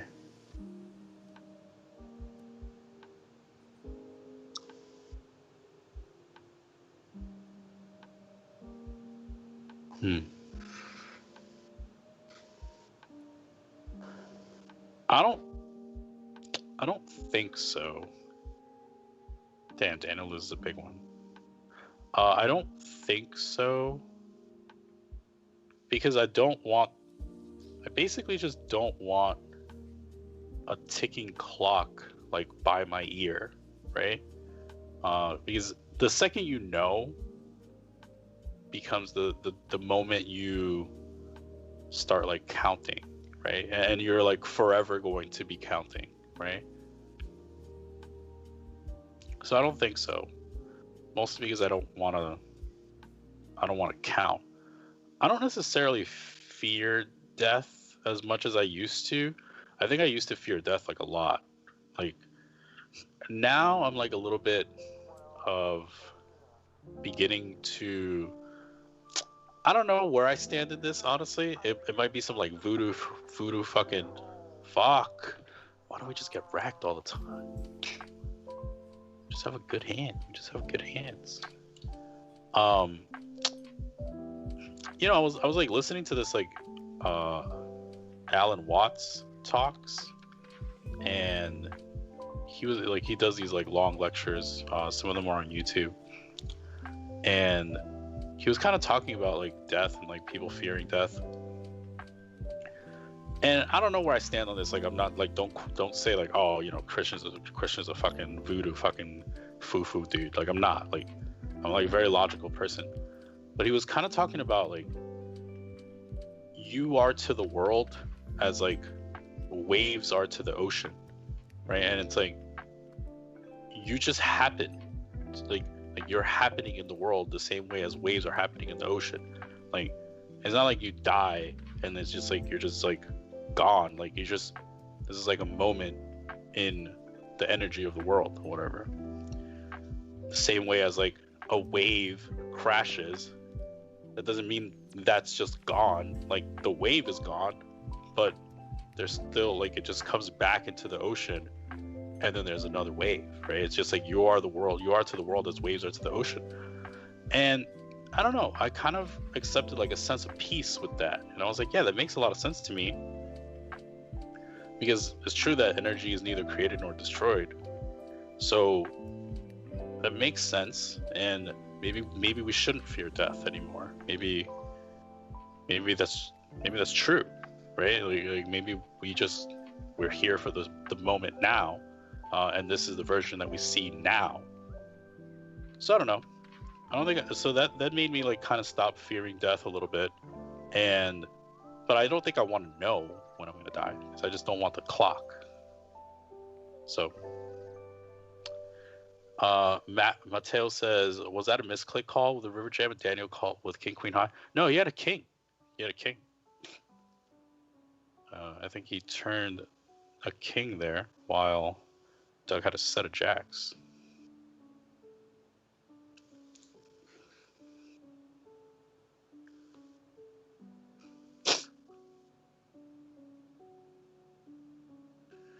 Straight for Doug. Doug's now up 100K.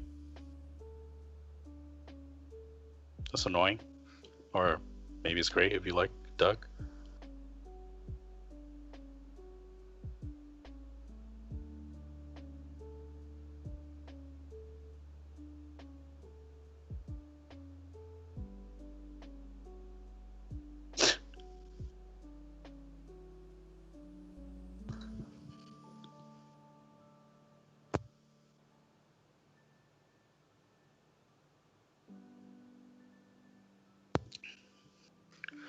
So I think I got the flu this week or something. I don't know what I got, but it hasn't gone away. I got a COVID test. It was negative, but it's been torture, man. It's been a really annoying week.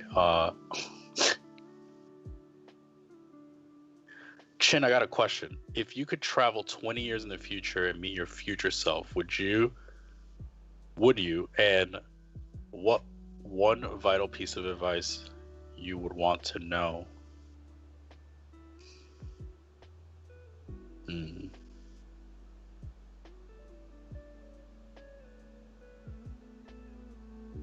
So I'm 20 years in the future.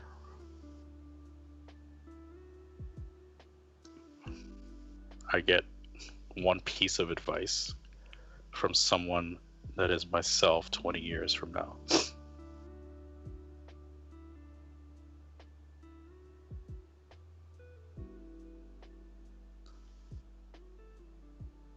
I would want to know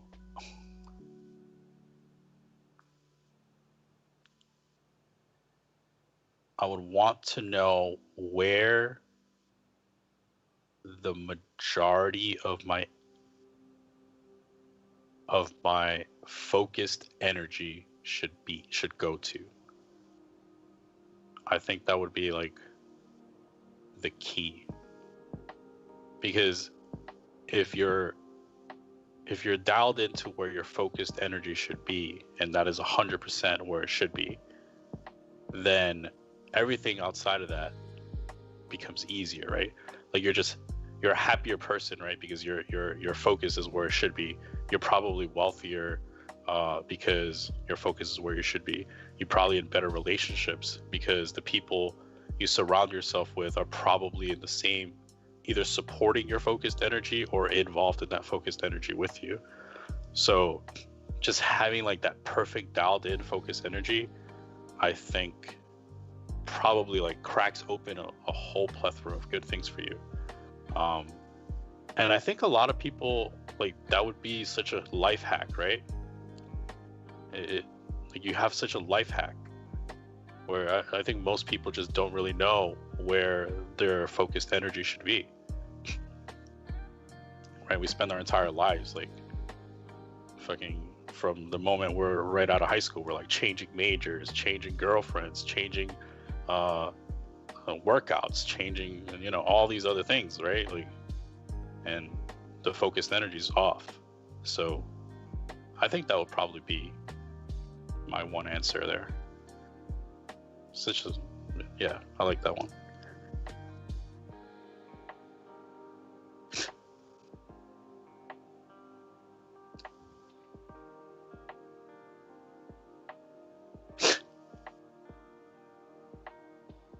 Jason said, you did some randomizing when you did Poker Out Loud.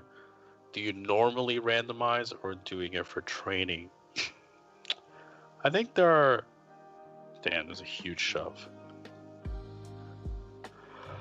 I think there are spots where I do it.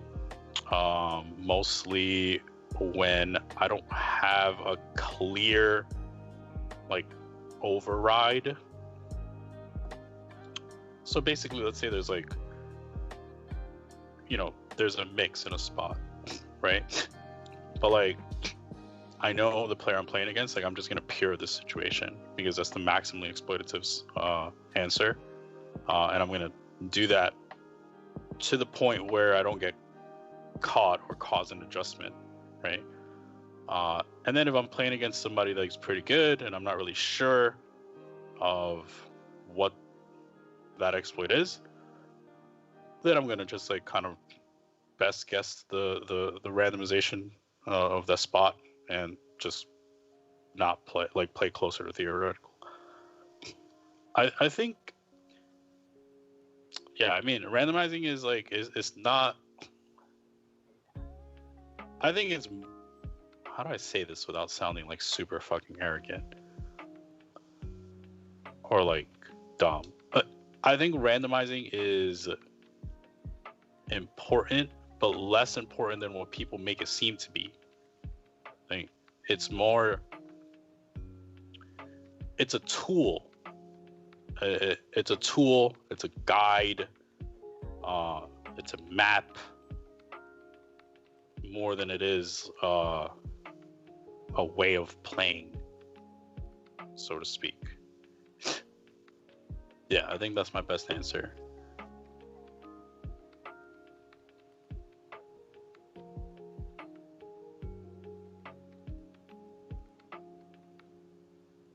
Poker Pro Eric says, you are cute when you are high. And he was talking to Lily. Okay, I see you. Shoot your shot, man. You're in the mix. Chin, are you high on Dayquil? This sounds like what I sound like when I'm high. Nah, I mean, you guys are asking important questions, so I'm trying to answer it. I mean, if you guys don't want me to fucking say it, I won't say shit. I am a little sick, but yeah.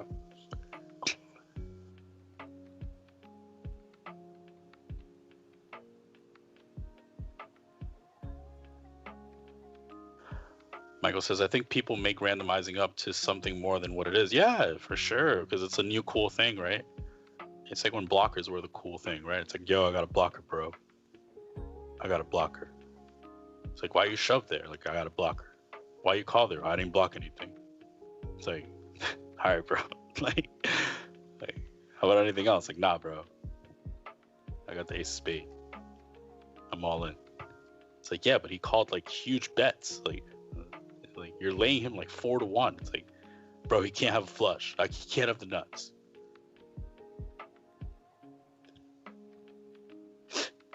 Poker Odyssey says, did you answer my question about not meeting Berk? No, I think I missed that question, actually. Yeah. Chris asks, lack of motivation after a score. How do you get back on the horse when you haven't fallen off? That's a good question. I struggled with that before. It's easy to be like we're one of my friends pointed this out to me too. He was like, we're kind of inertial creatures where we just like don't necessarily want to like we're comfortable, right? Like we're just like creatures of comfort.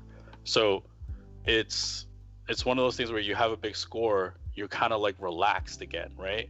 It's like, you know, it's like when you finally get that girl, you get that guy, right? Like you finally like you did it, right? Like you did it, you smashed, like you did your thing, like whatever, right? And now you're just like kind of chilling, right? Now you're just like you're cool again. Like you're not working as hard.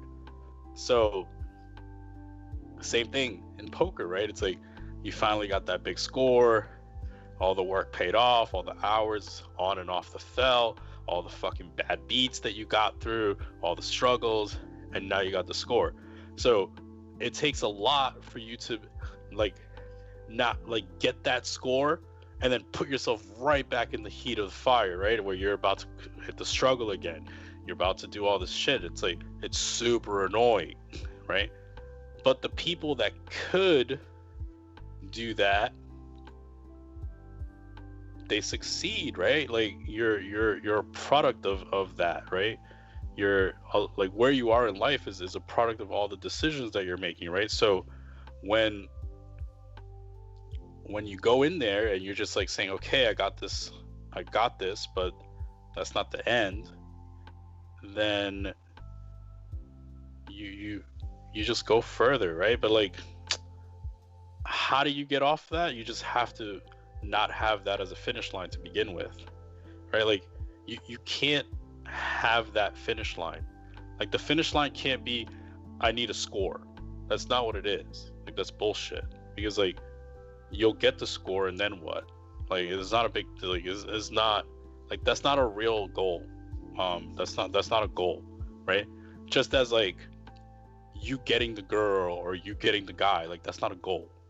Like you being in a happy relationship and understanding the list of things that need to be done for you to have that's a goal, right?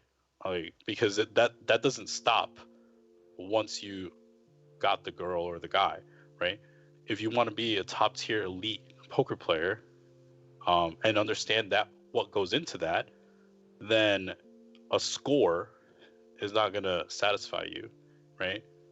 And that's kind of how you re-engage your mind. It's like you have to reassess your goals and kind of put the goals in the right perspective in terms of your goals just set at the wrong place, right? Your goals, like your goal shouldn't be I need a big score.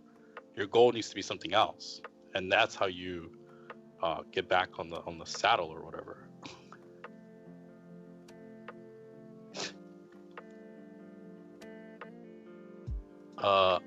Where would you be if you never met Berk? Still playing poker? ? I think so. I think when I reached out to Berkey, I couldn't, like I was like playing 1-2 and like 2-5 sometimes. Like I was playing 1-2 and dude, like the first conversation me and Berkey had, like when he called me to coach me, I was dealing some like underground game. Like I literally called him on one of my downs, right? Like I literally got up from a game, like I got up from dealing and then the other dealer came in, right? And I was like, yo, I can call you now. I have 30 minutes or whatever. And I called him, and like we had our conversation. But I think at the time I was just so motivated to like get good at poker because I was like beating up these 1-2 games, but like literally, like I joke around this, but like my goal was to play 10-25 at Bellagio, and that at the time that felt like it was so far away. But I knew that I needed to get better, but also I needed connections, and I needed a path to like, how do I do this? So I think if I didn't meet Berkey, like I was so motivated, like I would have just met someone else and still accomplished my goal of like playing that game. And so yeah, I don't think I like Berkey's a part of some of my success. I don't think he is the reason I've had success or whatever, like if you want to call it success or whatever. Like I don't even think I've been like success. Like I wouldn't call it that. I think I've played some bigger games and that's it. Like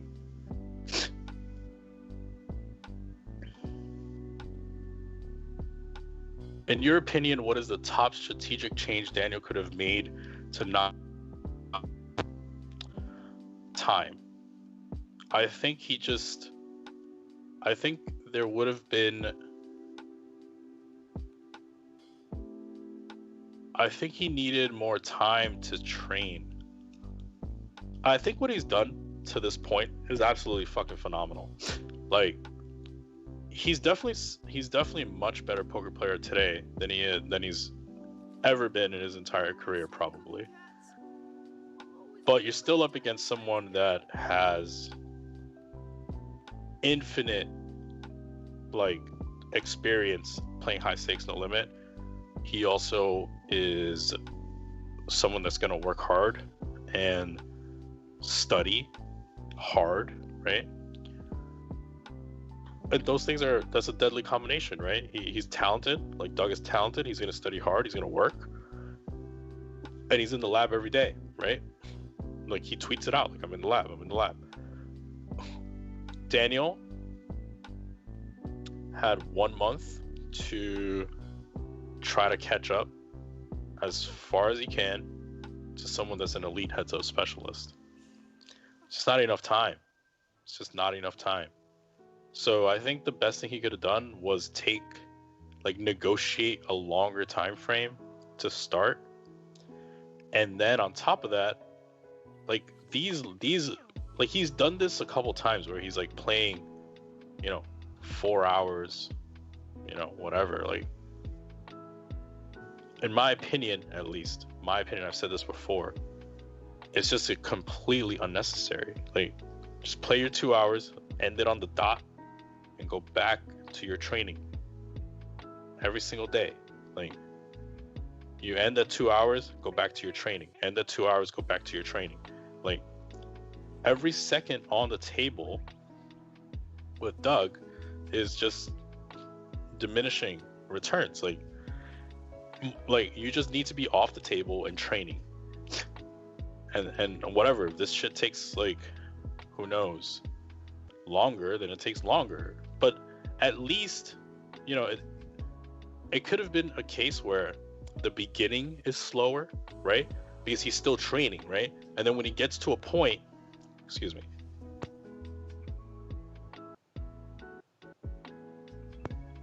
when he gets to a point, let's say like where he is now, where I think he's actually like a pretty good heads up player, then he could play longer sessions, right? But I think the beginning of this was just not well. This is for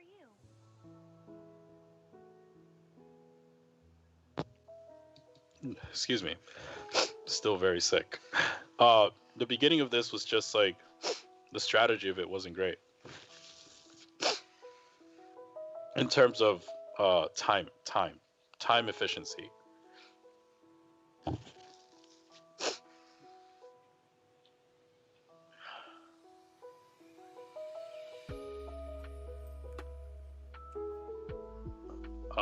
how far away were you from 1025 when you were at the spot at 1-2 skill wise?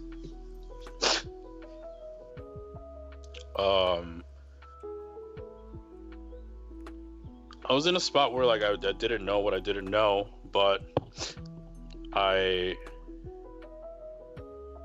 probably pretty far, man. Like when I was 1-2, I was just a fucking nit. Like I was just a massive nit. I just like my main skill was I was just more disciplined than everybody else. Then like slowly, I think like I started bluffing the bad players because it was obvious they were gonna fold. And then like now I think I'm like today, I think I'm like learning to bluff good players. Like I don't even think I'm like the best bluffer or like anything like that. Like I think I'm learning like okay, like these are the best spots to bluff the best players and shit like that. Like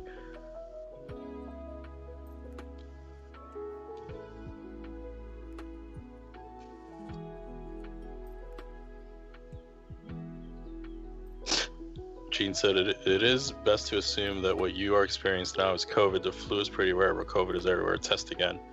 Yeah, maybe I should. I mean, you're not lying. I mean, I don't feel that great, but I'm trying to push through for you guys here. But yeah, I was out of commission for this week. Today I started to feel and not well, but enough that I could talk for a little bit. Chin, what if any habit would you like to remove from your life? Dude, I mean, I struggle, like everyone knows, like I struggle with food. It's like I have like food addiction. Like I really enjoy certain foods, you know? So what I've started doing is I just like have like it costs me like $8 a meal, and I have like 3 meals a day. Actually, no, 4 meals a day. And I just have the food prep company deliver it. Like I literally just get a box of food now delivered, you know, for the week, and I just do it every week, right? So it adds up. It's not like super cheap, right? It's like 8 times 4, so 32 times 7, right? Like that's what I'm paying a week, right, for the food. But you know, I'm losing a little bit of weight, and I like if I don't do that, like I'm just gonna order Uber Eats like two times a day and just eat whatever the fuck I want. It's trash. So like I try to set myself up a little bit for success, but like I still fail, man. Like my mom makes some good shit and I want to eat that. I'm just gonna eat that. Like I'm not gonna eat it, but I'm not gonna eat the fucking food prep. But you know, if I can, you know, it's gonna take some time. If I can change that habit, that'll probably be like so big, man, for me.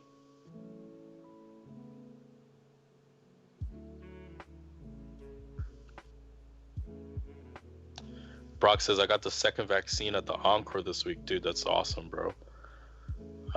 Yeah, I mean, the vaccine stuff, that's the way to do it. Just get the vaccine.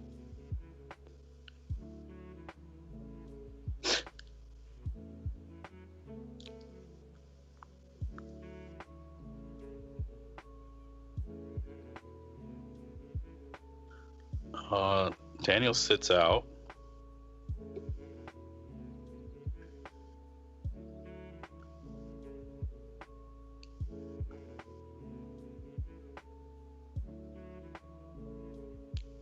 $9.30. So he's been playing for 4 hours, down 145. I assume he's gonna quit. I mean, playing 4 hours, you're down 145. Maybe he just wants to say fuck it and just get it done today. How long would it take? It would take another. Nah, there's no way. 2,500 hands at 2 tables. Nah, he won't do it today. It's impossible.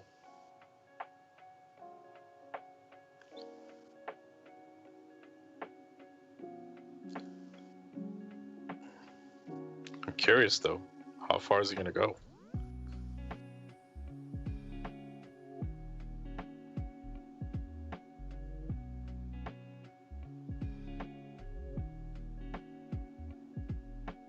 How far is he gonna go? Poker Odyssey says it'll take 12 hours. Yeah, I mean, there's no way he does it today, but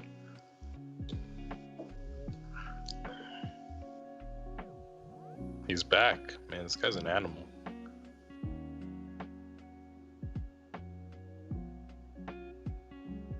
He is a fucking animal, man.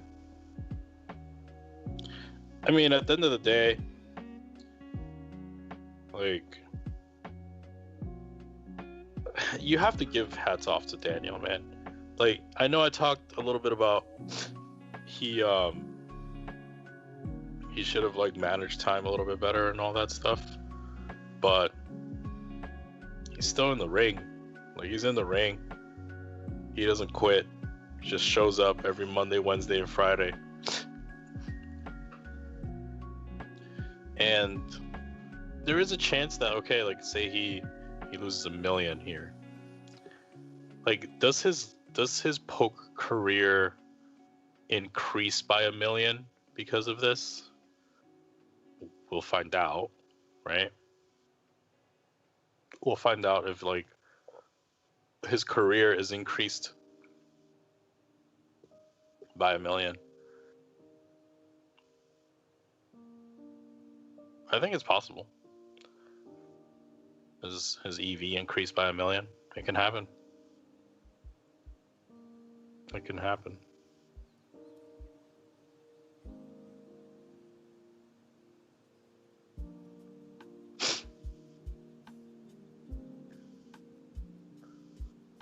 I'm not gonna lie. I don't know how much longer I have in me, but I will try to push through this.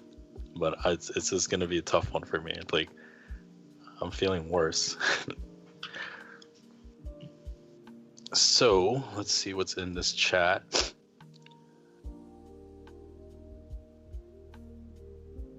Slimmer says he was playing some matches with Isildur and others after that, and he was dominated for 3-4 years at least. And he dominated for 3-4 years. He was definitely a dog against Isildur, though. I know he played it. I was kind of I watched some of it. Not like, I watched like the, you know, there's like these mini documentaries and stuff on like Isildur and stuff, and they did show Daniel playing against him, but Daniel was definitely the dog at the time.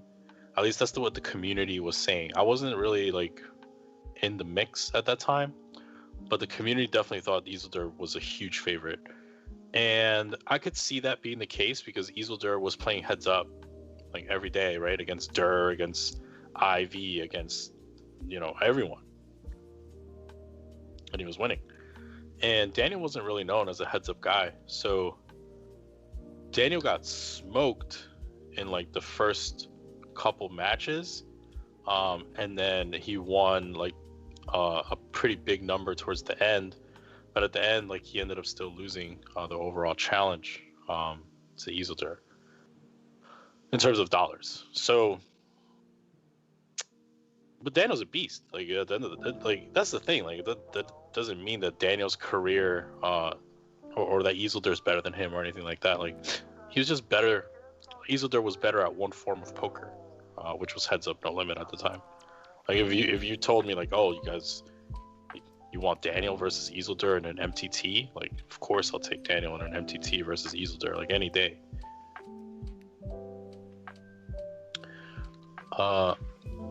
Do you think he'll go on to take on opponents and win money? I think this is the last heads up match he'll play online. I think. It also depends how long COVID is a thing, right? The longer COVID is a thing, the longer I think that Daniel maybe takes on somebody else. Especially now, because he probably feels like pretty sharp in terms of his game.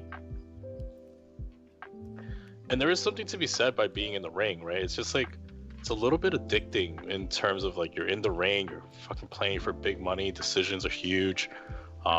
It's kind of why Phil Galfond just like finishes one match and goes straight into another match, right? And I think Farrah Galfond tweeted that, you know, as soon as Phil Galfond finished, like, she asked him, like, are you happy he's finished? And he's like, yes. And then there was a slight pause, and he's like, but I can't wait to get back in. So there's a little bit of, you know, we all have that desire to compete, and the best ones have it, you know, burning inside them. So yeah, I mean, there's a chance that Daniel says like, let's fuck it, let's go, you know, and just like ready to rock immediately as soon as this is over against somebody else. Top 10 says this stream is awesome, by the way. Thank you. I mean, I'm doing my best. We're not really covering as many hands as I usually do. Doug's also up 145k, and I'm not really too excited to talk about it. I'd like to see him play the Poker Go Heads Up format versus Phil. I think that would be great. That would be really good TV, I think. I think that would be really good TV, right? Daniel and his matches, like, and his coaches versus Phil and the White Magic. You know, Phil gets it done, man. Phil just gets it done. I don't know how he does it. I don't think there'll ever be another Phil Hellmuth. Like, he just has... He has stuff that's unteachable. That's really what it is. I know. Look, do I think he's like elite or whatever? He's elite. Now, how do you want to categorize that? Like, is he elite compared to the computer? No, probably no. Like, the computer would say he gets everything wrong and shit like that. But I think he has an innate ability to just kind of know things. Like, I don't know. He's clairvoyant in a way that we've never seen. That's a straight for Doug. Yeah, I mean, he's just like super clairvoyant against weak players. Maybe he's not clairvoyant against great players, but sometimes he is.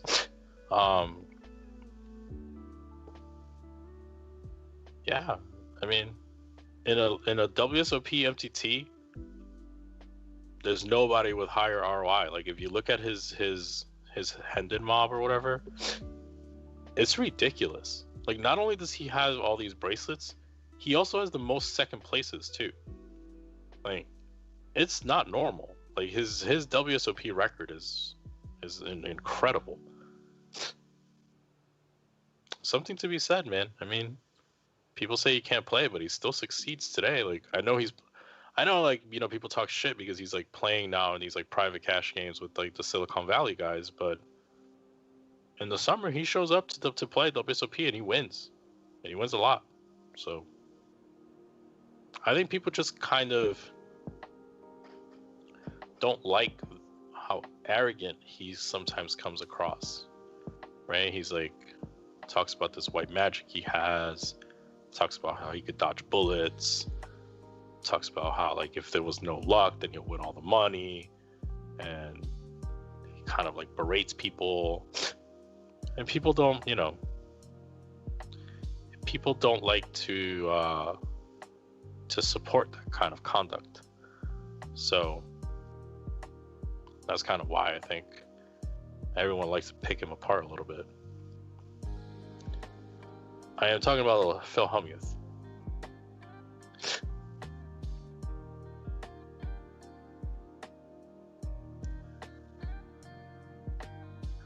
Yeah, like, it could be a tell that Phil Hellmuth doesn't realize he's picking up on, but his subconscious knows. That's a real thing. That is a real thing. It is real. Like, your subconscious picks up things that you don't consciously know. you're just like picking it up without really noticing. And it's a lot of reps, right? Like Phil's played for so many years.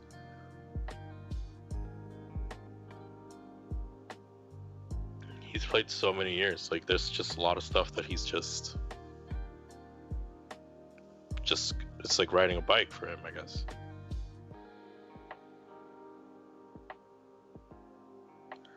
All in, king queen versus 8-6. He rivers a 6. Oh my god, dude. So frustrating for Daniel.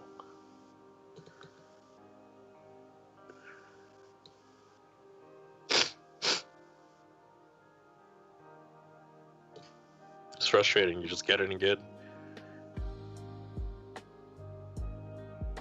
Brock said Berkey's on a date. Berkey's in Los Angeles, and he's out to dinner. I'm not sure with who. I don't know. I know he said he wanted to go to a steakhouse. He was here earlier. Michael says rant videos incoming. That is true. Daniel does put out those videos tomorrow morning. Scott says people don't enjoy watching his style as a reference to Phil Hellmuth, but it wins. It wins. It does win. I'm not. This is the thing. There will never be another Phil Hellmuth. It's just he's one of one, right? Like it can't be done again because it's a combination of like the way he learned poker times his people skills times experience. And he plays mostly tournaments, right? So he's also just a master of maneuvering through a tournament, right? Like he understands, even if he doesn't really know this, like, and able to verbalize it, he understands ICM at a very deep level, like maybe subconsciously. He understands like the value of his chips through the tournament, right?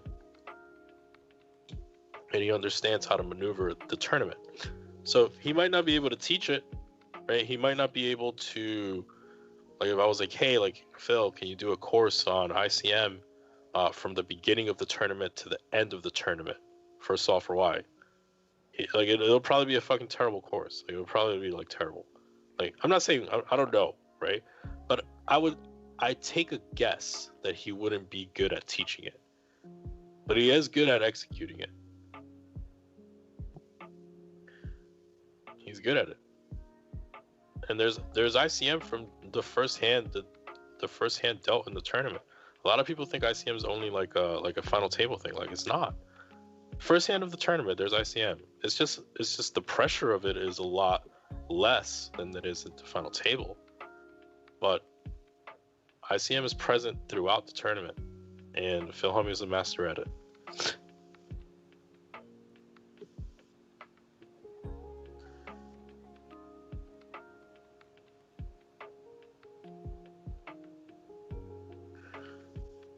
I like watching Phil Hellmuth as long as he isn't whining too much. He definitely is a whiner, that's for sure. Even if it's a shtick, it works. It works. He is, yeah. I mean, he's self-promoted his way to like being super famous.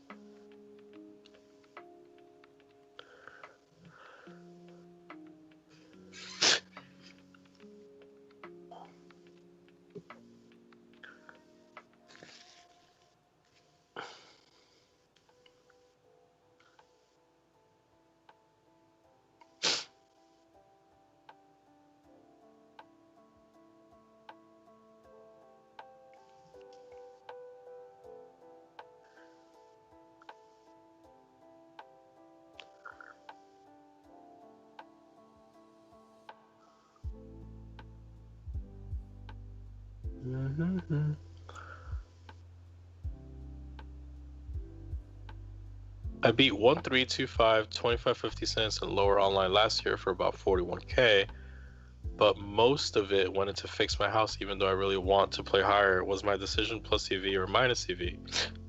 It's hard to say in terms of, it says now I have to start over with like 3K. It's hard to say like black and white. Like, you fixed your house. That's like, so it's not like you blew 41K and like for nothing. You gained equity in your home, and you probably feel pretty good about it, I would assume. So I'm also assuming that that wasn't your entire life role, like that was your poker role. So I think it's plus EV. Seems like a, why not, man? You gained equity in your home. Potentially it wasn't all your money, and you probably gained a little bit of happiness that you fixed your home up. Seems good.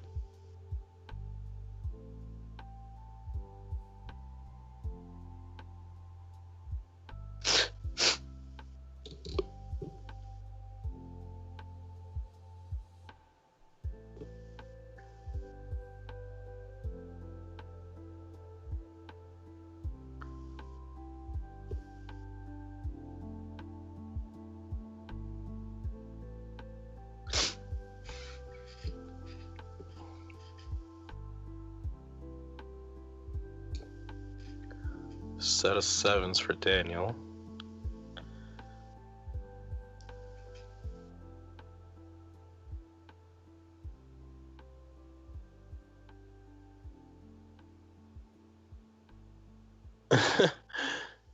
Sugar Baby says, I don't know who he's with.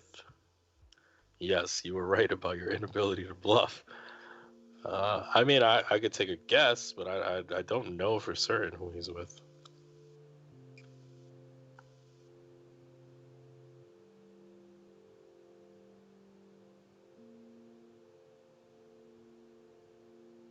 How does Hendon Mob track ROI when it doesn't track non-cash spines? It doesn't. It only tracks caches. It won't say how much you're in for, etc.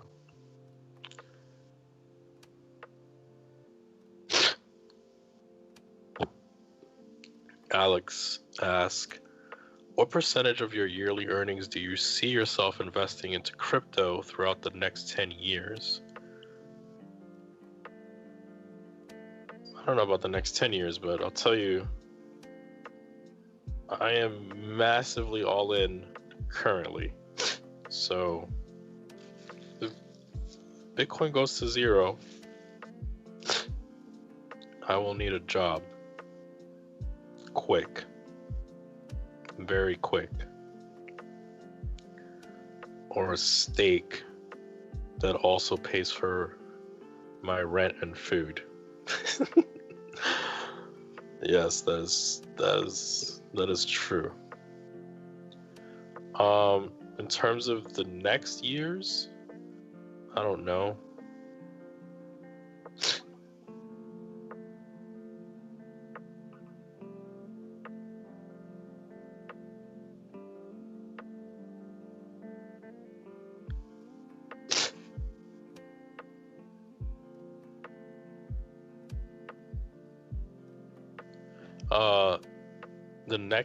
The next years, I guess it depends. Like, if it goes really well this year, like maybe I'll just like not invest like massive.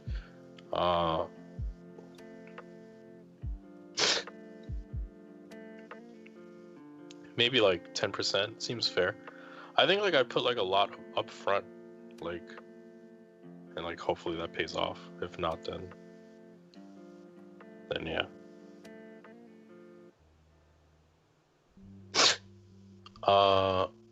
Do you have someone managing your crypto or advising you? Yeah. Good old Danny boy.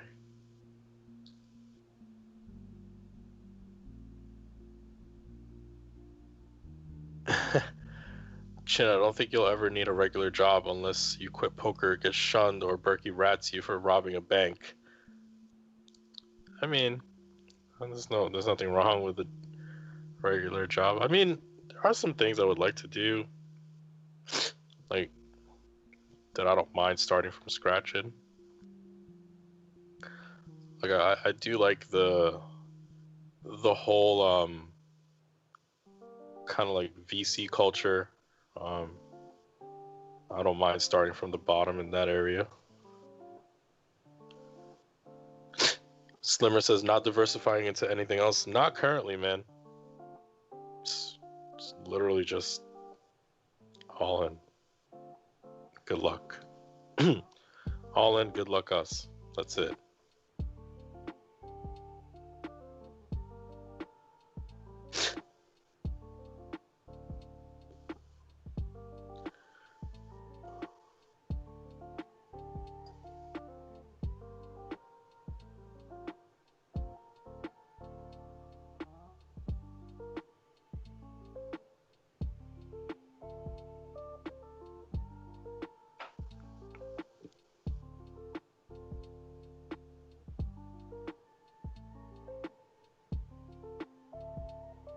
There's probably always going to be someone out there willing to stake you. I'll be on the corner with my little bucket saying BTC 0, need money food.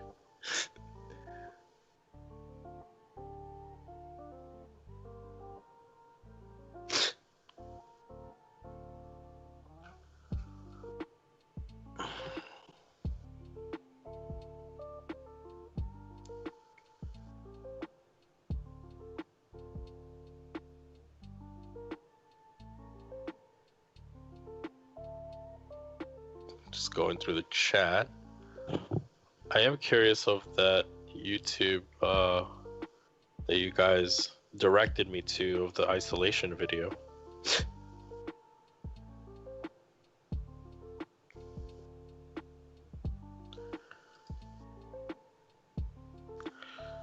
Dug up 200,000.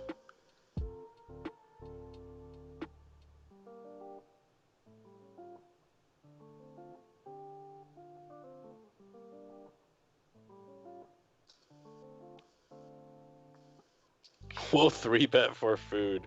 That's funny. That's hilarious, actually.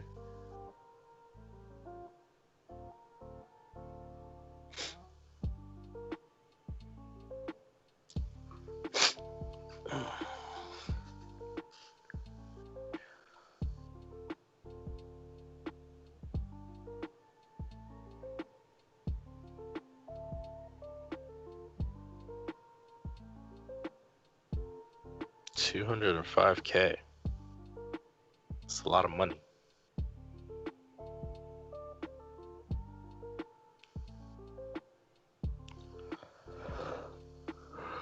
I may need a break to get some water. Go to the bathroom.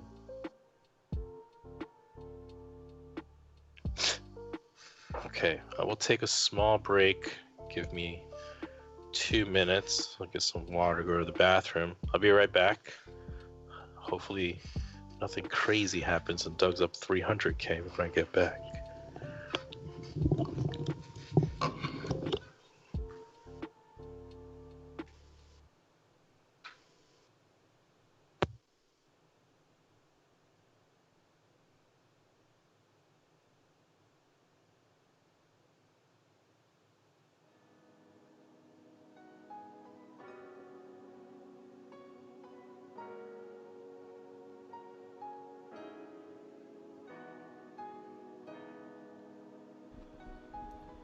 They're finally gone, guys. It's just the production and chat. I've been waiting for this for so long. I don't have a video for you guys. But hello, welcome everybody. I mean, you guys have been here for a while. But you know, I figure I take advantage while Christian and Matt Berkey are Probably playing doctor in the bathroom right now.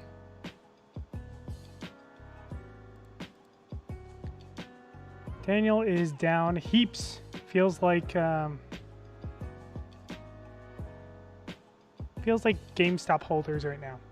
That's what it is. What's up, guys? It's the first time I actually get to talk to you guys, so it's nice to get out there, you know. Of course, hello, Lily. Poker Odyssey, great to see you guys. Yep, I'm in the house just for a little bit. As soon as I see Chin, I'm just gonna duck out. You guys aren't gonna make it like I haven't even been here.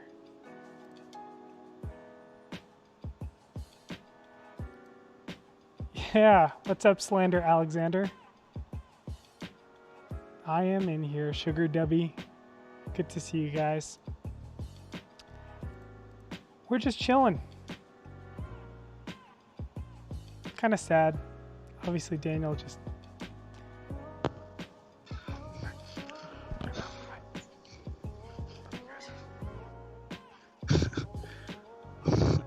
What's up, guys? I came back and just heard Andre on the microphone. That's cool.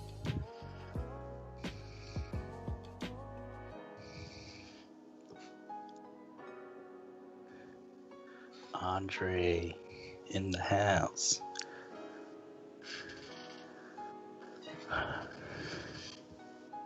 Everyone stop talking about Chin. He's back.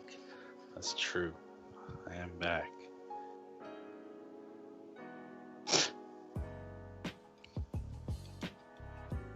Looks like a 3-bet pot.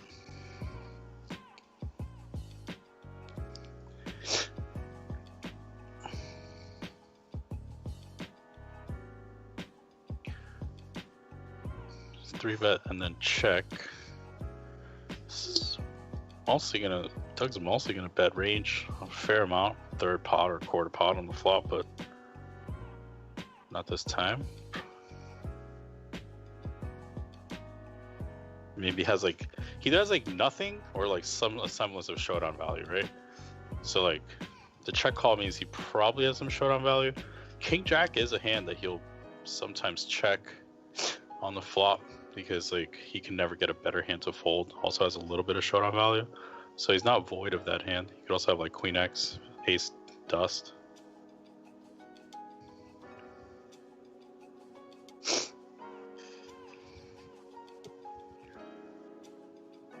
Wow, yeah, this is definitely a King Jack type of bet. Nice hand from Doug there.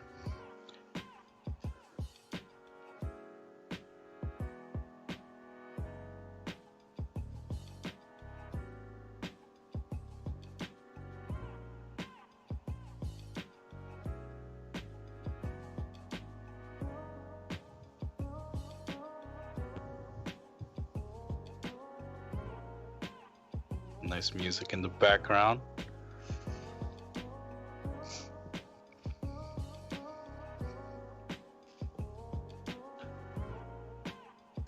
Slimmer says, I won 8-game mix yesterday. I would love to. There was a piece of time. Piece of time's not a thing. But like there was a moment in time where I was trying to learn mixed games. I did hire a mixed game coach. I feel like I got competent, very light competent. Like I knew the rules and I knew a little bit of kind of, you know, what's terrible and what's not terrible. I kind of miss that. Maybe it's just such a time commitment, man, to learn these games, or at least learn them well. Like I don't even think I'm like that so super sicko at No Limit Hold'em. Like for me to like go jump at another game would be so crazy. What coins are you holding? I am like mostly BTC Ether person. Yeah, that's like most of my coins right there.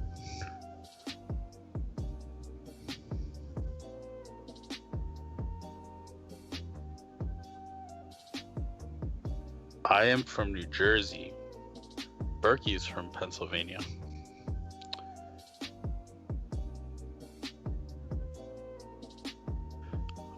Michael says, I feel like transitioning from No Limit Hold'em to mixed games is hard because the bar is so high for No Limit Hold'em. Like, people are so bad at mixed games in general. I mean, I can imagine. It's not like think about all the training that's out there. It's like almost all No Limit, right? It's like it's massively dominating, like 75-1 No Limit to everything else. Maybe more. Maybe like 150-1, like in terms of like No Limit versus everything else. Do you play at parks? I played at parks a lot when I lived strictly in New Jersey. It was like one of my favorite places. I think they have the best, in my opinion. I think their tournaments are the highest value tournaments probably in the country outside of WSOP. Like, their tournaments are amazing. Like, it's Matt Glantz was in charge of it. Like, when they started building their tournament series, he was in charge of building the structure, in charge of promoting it, and he crushed it, dude. Like obviously people won't know because they're not from the area, like, you know, but he did a job that I've never seen. Like, very good job. Now these tournaments get like huge prize pools. The structures are amazing. Like, a $300 tournament, you're cashing out like a 100K score, and like you're playing for 3 days. It's like it's insane. $500 tournament has the same structure as a $300 tournament. The main event has like almost identical structure of the $300 tournament. So it's really nice.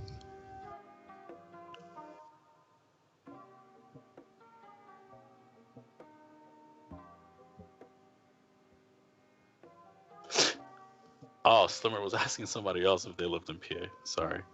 I caught on to the chat. I assumed it was towards me. Yeah, this guy Worm.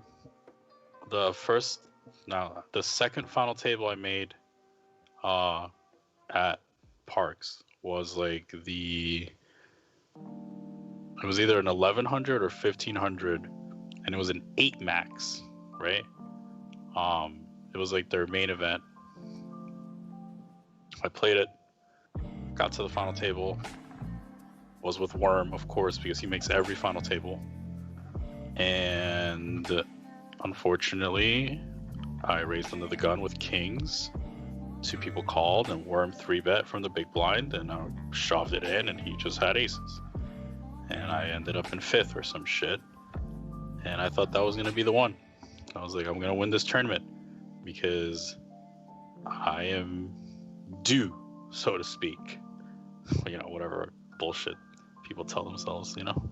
Like, you're due. This is the one for you. All this other bullshit, you know? But nope. Just stacked. Racked. Thank you. Come again.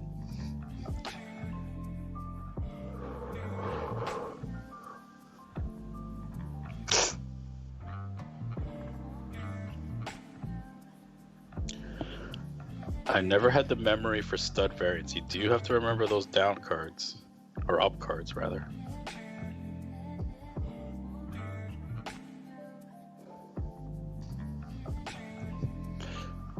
$10 p.m. Eastern time. These guys are playing a marathon. Doug's up 215,000. Session number 35.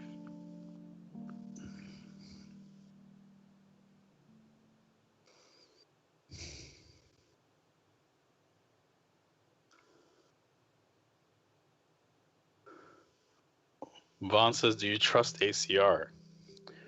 I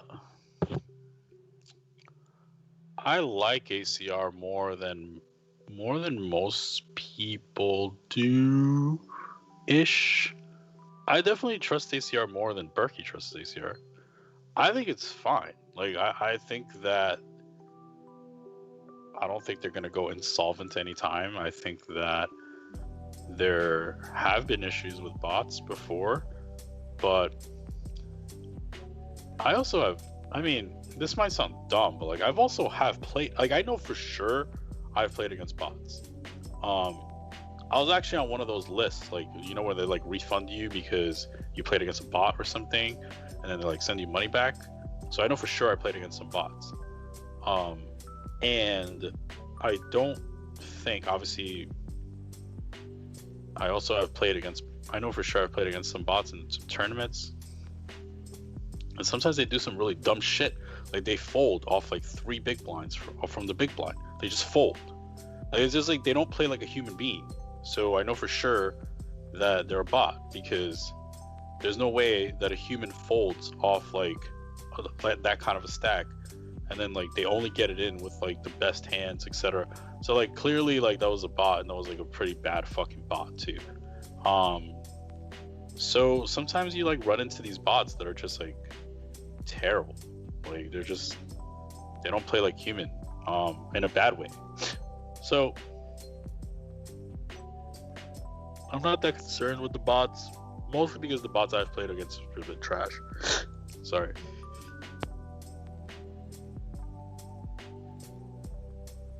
Yeah, so at least the tournament bots are terrible. I haven't played against the cash game bots, but I think the tournaments just are really high value on ACR. Like, I trust it enough that I think it's high value. Yeah. I don't know if I would trust it to the point where I would like put in a lot of money and play like high stakes cash, but I trust it enough to play like no limit tournaments.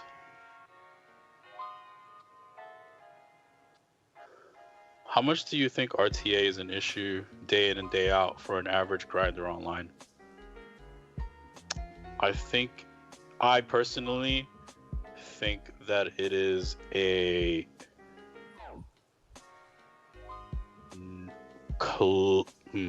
I want to word this correctly. I personally think that it is percentage-wise not as big of a deal. Percentage-wise, like in terms of like all the players online and how many people are using RTA, like it's not that big of a deal. Now, the issue is that the higher you go, the smaller the pool gets, and the more that percentage goes, the percentage-wise goes up because, 1 out of 1,000 is less than 1 out of 100. So I think why it becomes such like a story is because the people with platforms that speak are usually playing a little bit higher, and it's a major problem for them because if one person's doing it, it's like a big like suck out of their EV in the pool, right? And everybody's EV. 4-bet from Daniel, the pretty massive stacks on table 1.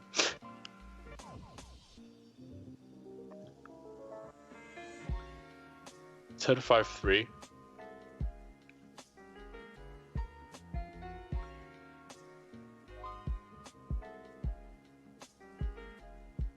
Quarter pot. This is standard so far.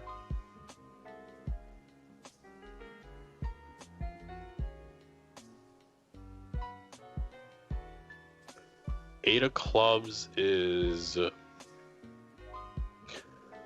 It's a card.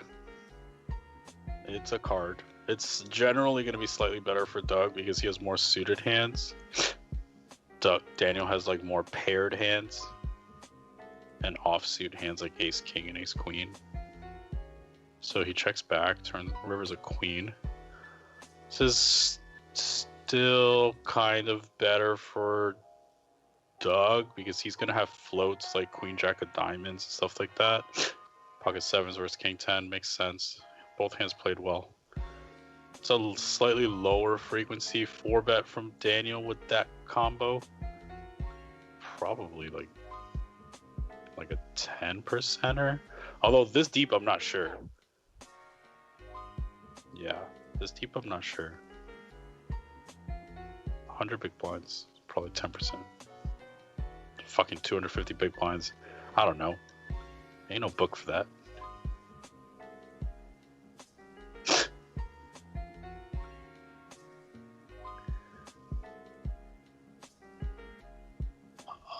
Can you explain what a bot is? I don't play online.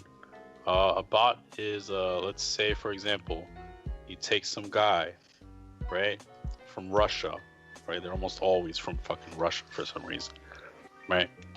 He builds a program, right, that plays for him, right? And so he signs in and lets the program, also known as a bot or a robot, play for him, and he just walks away, right? He's just gone, right? And now this program is acting as if it was him playing, but it's actually the program playing. And there's some ways to detect it. For example, the companies, sometimes you're playing, especially on ACR, let's say you're playing a lot of tables at the same time, which is what usually these people do, right? Because they just put the bot on like 8 tables because they don't care. It's a fucking bot. It's a robot. Like if you're playing a lot of tables, sometimes like a screen would pop up and it'll say confirm you're not a bot, and then they'll make you do that a super annoying shit where it's like hit all the pictures with the flashlight or hit all the pictures with a motorcycle. And the shit out of me when I have 6 tables going and they tell me to fucking hit the little thing, and it's never like perfect, right? Because you always miss one and then they change the picture and you have to do it again, and it's like it's annoying, right? But it does help prevent botting because the bots will never be able to do that. And then also if you play like too perfectly, it's kind of like it's very unlikely that you're like playing that well. So what happens is they'll flag your account, and then they'll actually call you and ask you to explain your thought process through certain spots, and then they'll have their security team, which now has Nananoku on it.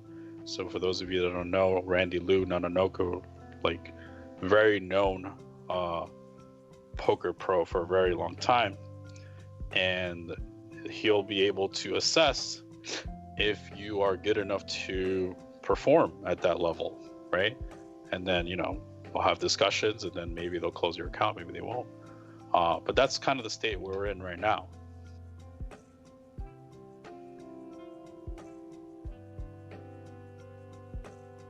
If you had to grind 10 and L, would it be better to do so on ACR so you could use a HUD and learn more about player profiles, or play against a softer field on anonymous sites like Ignition or Global? I'll probably play on Ignition or Global because I'm just gonna assume everyone's like not great. So even if some of the better players get me sometimes, on average, you'll probably perform better in terms of like the pool. Like at the end of the day, you're just like playing the pool, right? The pool's tendencies, because since it's all random, you're just like playing the pool. You're not playing the player, and you know the pool's gonna be like you're gonna be fine against the pool. Alex says, I always thought the Russians were just nits. Maybe they are. They're just nitty bots. Most bots are nitty because they're programmed to not be gangsters, right? They're programmed to just play tight and just execute in like mass, right? If you have a bot that's playing 10 tables, right, and just spread out, and they could play 14 hours a day, you don't need them to do anything. You just need them to not lose. So they just play like nits and then wait for the guy that's just like chilling and making a mistake.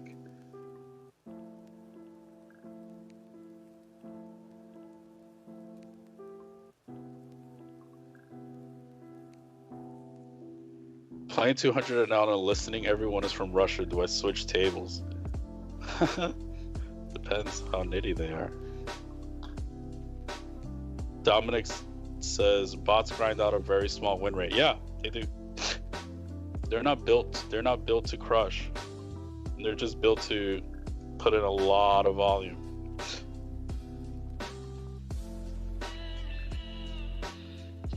They could just play 14 hours a day, 7 days a week, and then they could have you could have a ring of bots too, right? You're not. If you have a big enough setup, you don't need to have one bot. You can have more than one bot. Slimmer says 2,400 hands to go, 1,200 each day, Wednesday and Friday. It could happen. Maybe they want to be done with it this week. They'll say, fuck it, I'm done with it this week. It could happen for sure. I don't see why not.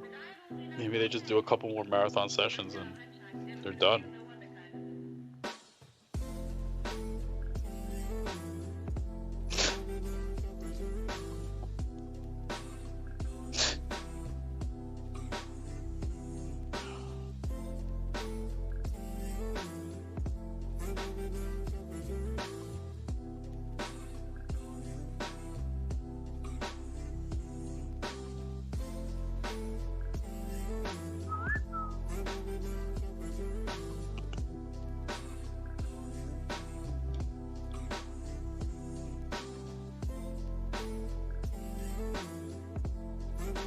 They're finishing this week 100%, says Jason. I think so, man. I think so too. Like, I'm just trying to look at it from Daniel's shoes. Like, probably just wants to be done with this, man. It's like, fuck it, let's just finish it this week. Who wants to bring it into next week? Just end it this week. Enjoy your weekend.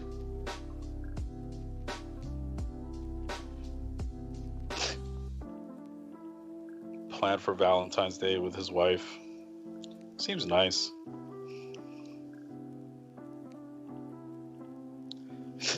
Four bet on table number one. This is the table where they're very deep.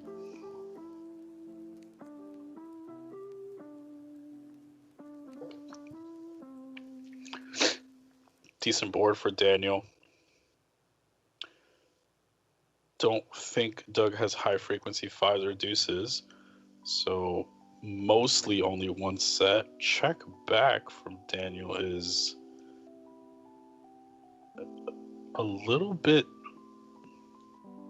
I'm not sure. He mostly just like goes quarter here a lot.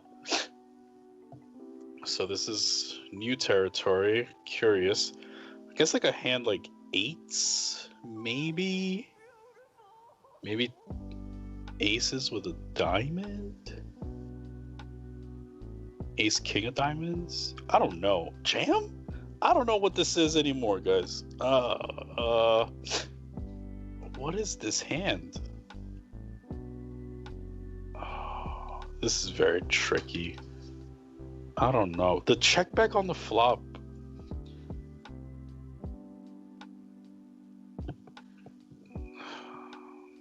Ace king queen of diamonds? No. I don't know. I mean, I honestly have no idea what hand this is.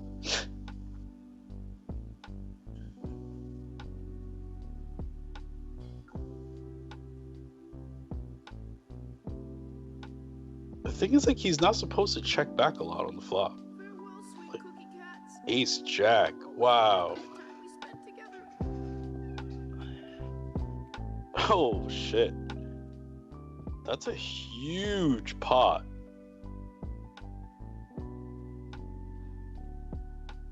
What just happened? What just happened?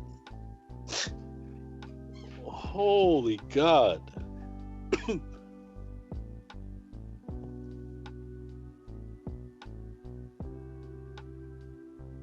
Wow. Doug called with ace 10 of spades. He thought that there was a small frequency of the time that he just dominates him. Like Daniel has like queen 10 or something of diamonds or something like that. Wow. Wow, that's insane. That was a huge shove. The only reason Doug calls is because he thinks he's dominating sometimes. This is for you. He's dominating sometimes. Not a lot, but sometimes. Sometimes his opponent's just dead. Wow, Doug really wanted to just put fucking Daniel in a casket. That was a casket call.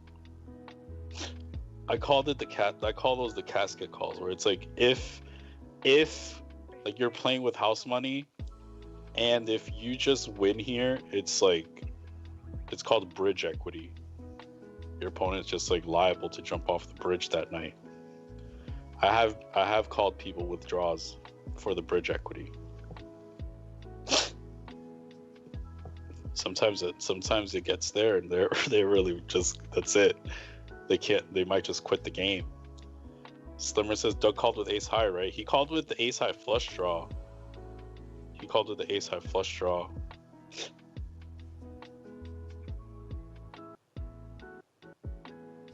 called because he thought that sometimes he's dominating Daniel. Right? He's not getting direct odds to call. So he has to think, okay, am I ever just winning? This is for you. And he thought, times my equity. So times his bridge equity equals call. Don't underestimate the bridge equity. Dominic says, bridge equity. Haven't heard that one. Is that yours, Chen? Yeah. The bridge equity is real. Just think about the bridge equity. The bridge equity right now is, if he calls and gets there, he thinks at least Daniel's career might just be over. Like, that's it. That might be it. That might be the hand that ends him. There was a story like that where it was like Stu Unger like was playing against some guy, I forget his name, but he owned him so hard that this guy became a monk. I need to look up his name, because this is a real thing. Like, I remember this. Poker pro becomes monk. Longer. I need to know. Andy Black? Was that his name?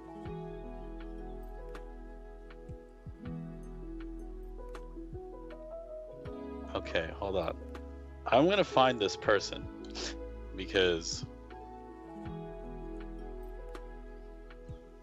this is important to me now.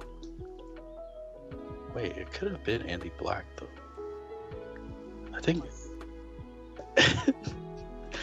Yeah, yes, it was him.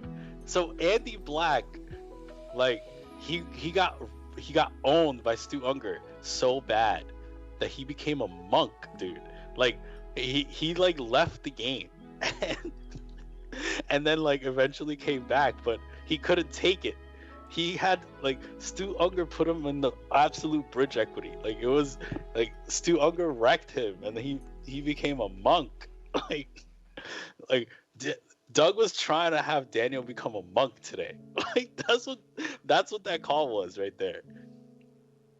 Yeah, if you guys don't know the story, look it up. Like, why Andy Black became a monk. Like, the story goes that it was because of Stu Unger. Like he couldn't take it. He just couldn't take it.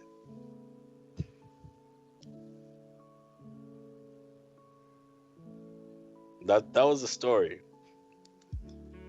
I don't know, I wasn't there, but I've heard that story multiple times.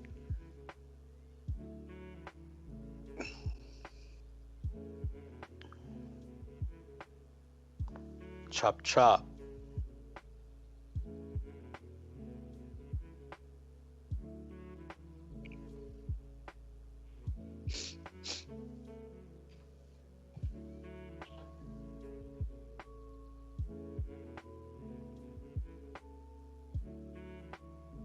Joshua says, "How about blind call equity when your king 3 beats queens?"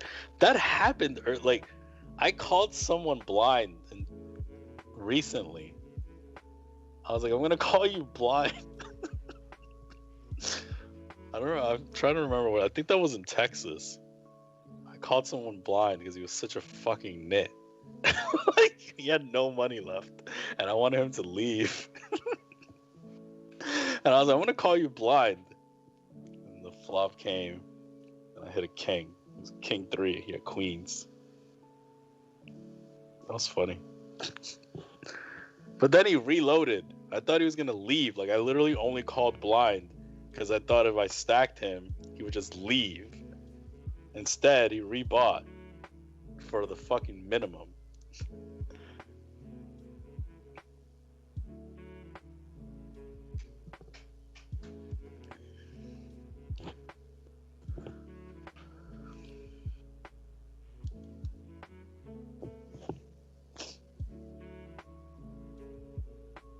Wow.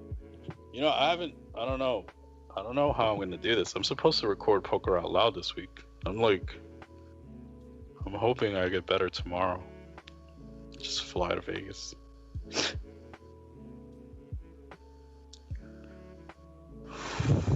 Andy Black became a monk.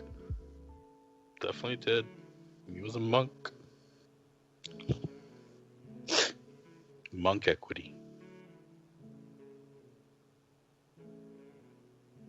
The monk.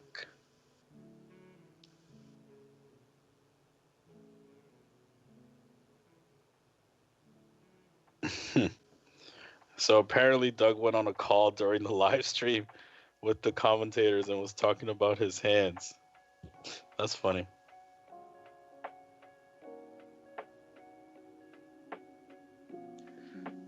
You know, Doug wouldn't be such a bad guy if he wasn't such a bad guy. I'm just talking shit.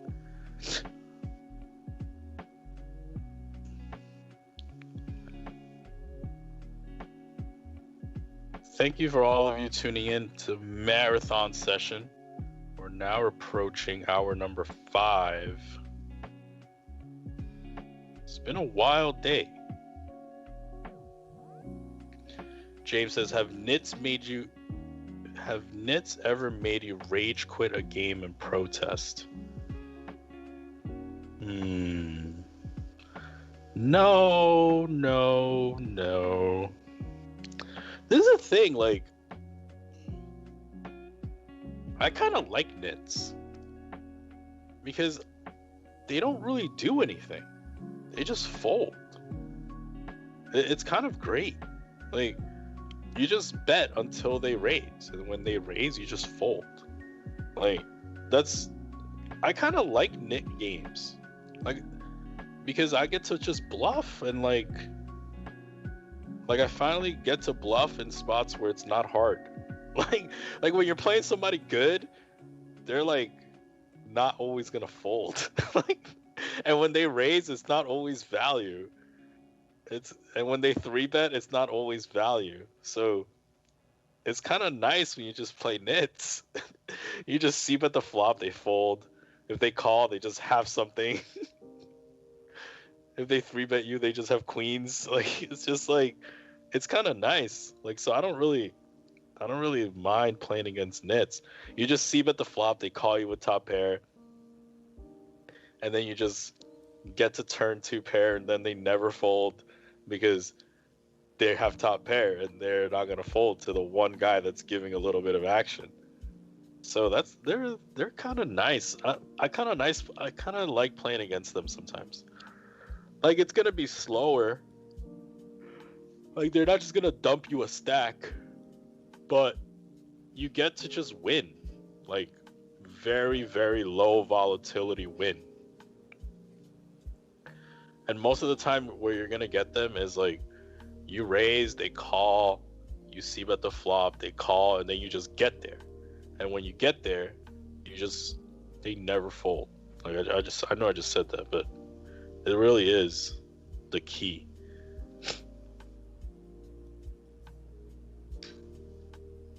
Or you're playing against tough guys, it's like, they know how to fold, and then they also know how to bluff. So it's like, fuck that. Give me that nit.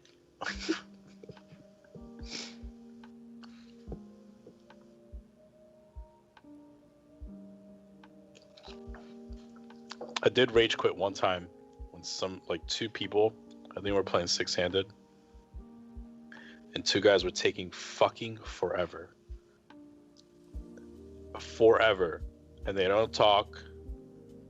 And no. So we left, and I took the guy that the game was,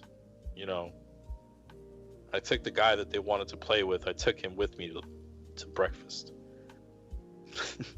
So I fucked them over for being fucking assholes. I was like, you're not even gonna say anything today? He didn't even answer my question when I asked him that. I was like, you're just gonna be serious? He didn't answer. And I got pissed. And we just left. What are you gonna do? I hope he's watching. He probably remembers this.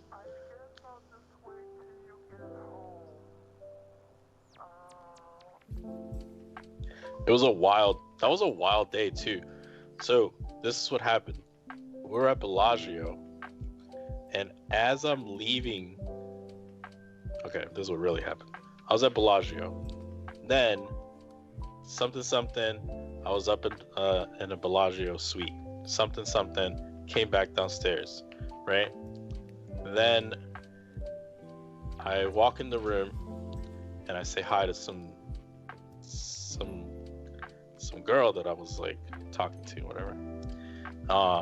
And then she was like, hey, there's this guy, he's coming to play. And I was like, should I stay? She was like, I wouldn't bring it up if it wasn't the case. And I was like, oh my god, it's literally like fucking 5 a.m. right? And I'm like, he's coming to play right now? It's like, yes. I was like, okay. So there's literally like 2-5's the only game, right? Going. Guy walks in. Immediately 10-20 fills, right? Because everyone like kind of knew that this guy, right? So 10-20 fills, and I like get the dream seat where it's like I get, his immediate left. He just like slams like 10K on the table. I'm like, oh god, here we go. It's gonna be a long fucking morning. So obviously, like, not obviously, but yeah, I match his stack or whatever. And whatever, we're playing. And like 3 hours later, like these two guys that got to play, like they were just being assholes. And like I just told the dude, like, hey, like let's go to have breakfast, and we'll pick up a different game a different day. And he was like, yeah, let's do it. So then we left. That's what happened. I would have played longer if those guys were nicer.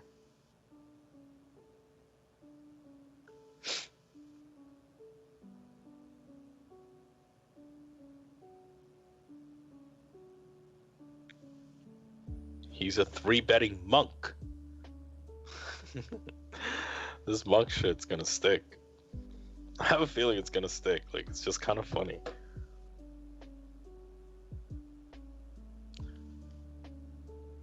Tejas Patil. What's up, brother? Good to see you.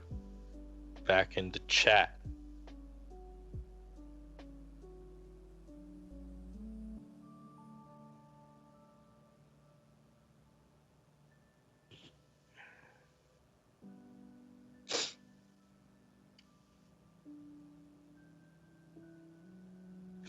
Bet, table 2, call, nope, fold.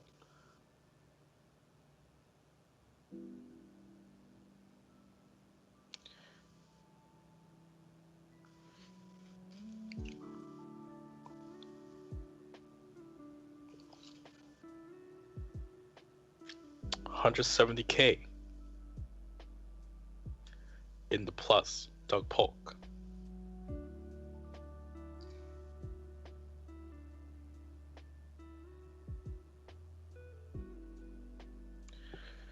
Berkey busy at the Rhino?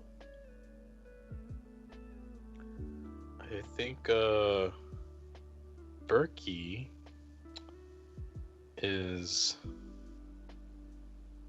at the Crazy Horse 2. How many Crazy Horses are there? The Crazy Horse 3? I don't know.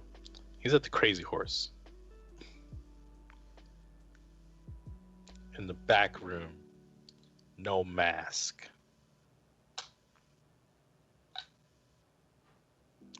Berkey's birthday celebration is so wild he's not on stream. I think he went to LA for his birthday. Or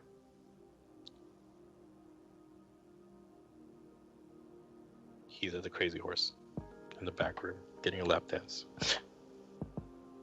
from Victoria.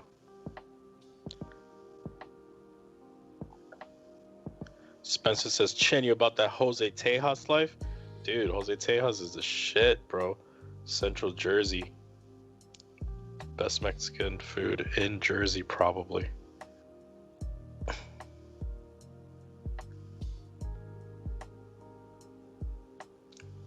Joe says, is it prime rib night at the Crazy Horse?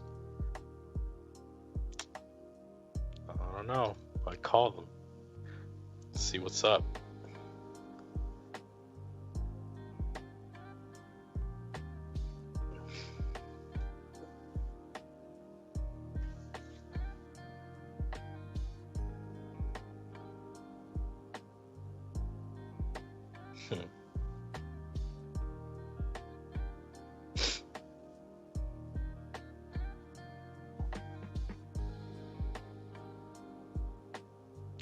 Okay.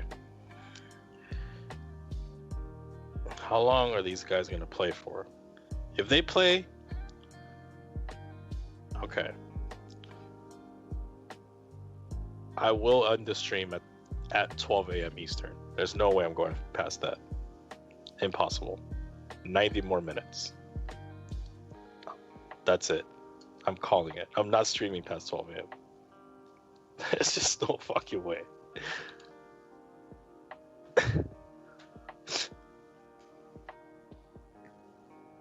Gregory says, "Sup, Chin? Sup, bro?"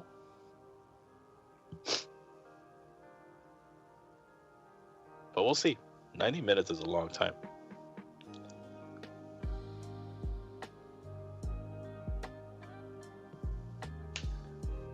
Oh, is that a chop? That is a chop.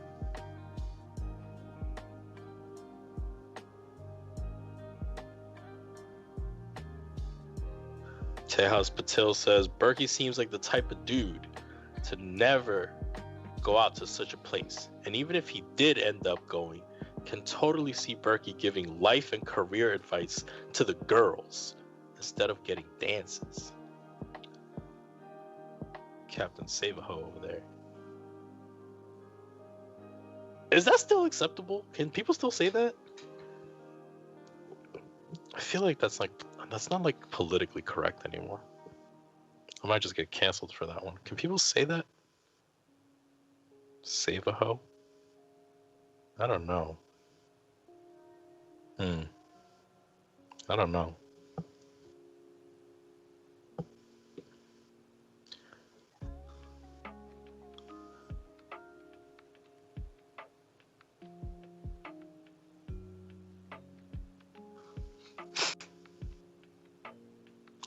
I saw there was something going around on Twitter that the DA in New York City, so this person is running for DA in New York City, wants to legalize sex work in New York. So effectively, they will not prosecute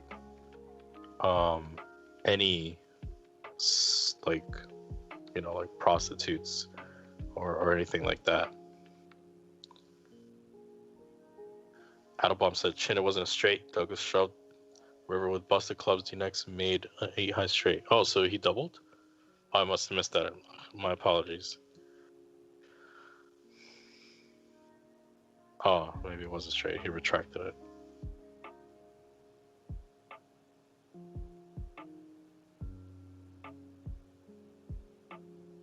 Okay, so he doubled.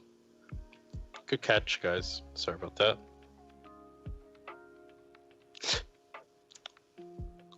Krupka says taxation, not prosecution. Seems. I think it's fine. I mean, whatever, man. Like, who the hell am I to like tell people what they can and can't do with their bodies and two people consenting on a transaction? Like, whatever, man. It's not my business. Yeah, I mean, end of the day, it's like everything else, right? Like, it's gonna happen. It's gonna happen anyway. It's not as if you're going to stop it from happening.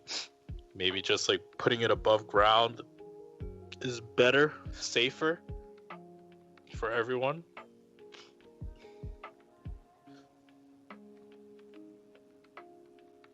Gregory says New York City has got to do something to generate revenue after COVID. I'm sure that's a factor as well.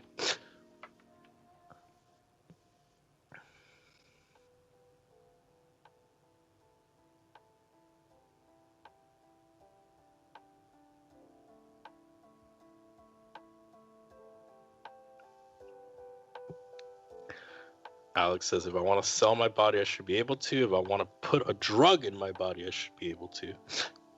How do I feel about the drug one? I think it's probably okay. I have a crazy drug story, actually. I was playing at Parks, right? And Parks doesn't have a hotel. So, or like its own hotel, right? So across the street, there's this Best Western. So I was staying there with my buddy Oscar. And all of a sudden, right, it's like literally like 1 a.m. And all I hear is like some girl yelling, like, call the police, call the police. And I'm like, what the fuck, right? So I open my door and there's a girl laid flat on the floor, just yelling like, call the police, call the police. And I'm like, what the fuck is going on, right? So then I guess her man or like the person she was with opens the door. And like, we're literally like adjacent doors, right? So then she like my hotel neighbor, right, opens his door and it's like a scene, right? And she just keeps yelling, call the police. So the dude that opened the door is like, she's overdosed, right? And I'm like, I never seen an overdose before. So she's like overdosing on the floor. There is a dude that's like clearly high as fuck, just going, dude, she's overdosed. Like, and then like it's a scene, and like this girl's just yelling, call the police. So obviously like they call, right? And this girl's overdosing, right? And the medical staff or whatever, like, is EMS, like, this hallway is really long, right? And they are chilling, taking their time walking down this hallway. They're just like, like no rush in the world. It must have taken them like 2 minutes to just like walk down the hallway. They get in, they're like, did you overdose? Blah, blah, blah. She did. It was like she overdosed on heroin, right? And then, right, so they take her away, right? And like maybe 5 minutes go by, and then a cop comes, right, and knocks on the door of this guy, and I'm there, like I'm watching because I'm like, yo, what the fuck's gonna happen? Like this shit's crazy, right? So he comes and he's like, did you take any of this stuff? And he's like, I don't know. Like, and then he's like, oh, like who gave her that? And he's like, I don't know. And then he goes inside, right? And like grabs the heroin like pack or whatever. Like he had it, like the police grabs it. And he's like, if I have to come back here, like, because you overdosed, like, I don't know if I can save you. And he's like, dude, like, she did it on her own. I didn't give it to her and all these things. And then like, so the police just like left with this dude who literally just shot up heroin clearly, right? High as fuck, grabbed the heroin out of his room, told him if he did it. He's like, no. So he just left. That was it. That's like, I don't know, like it's so wild. Like it was just such a wild experience. Like I still could see it in my mind. Like this girl just like on the floor saying, "Call the police! Call the police!" Ever since then, I was like, I ain't doing this heroin shit. But hey.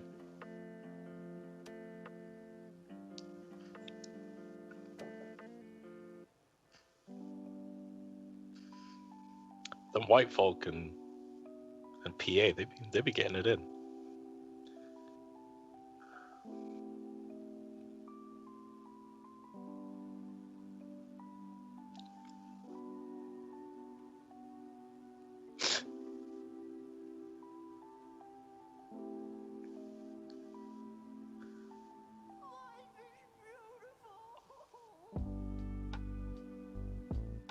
See what's sitting here in this chat.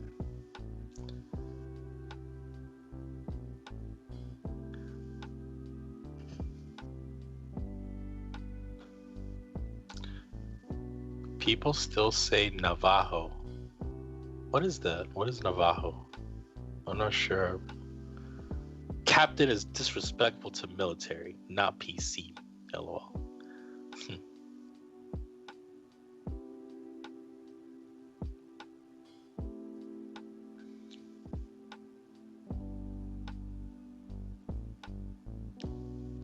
Who's replying for Saul for why?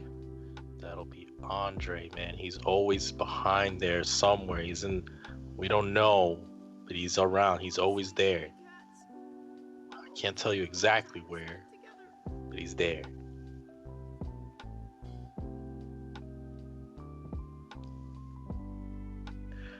We need table games in New York City so I can play big pots with hookers.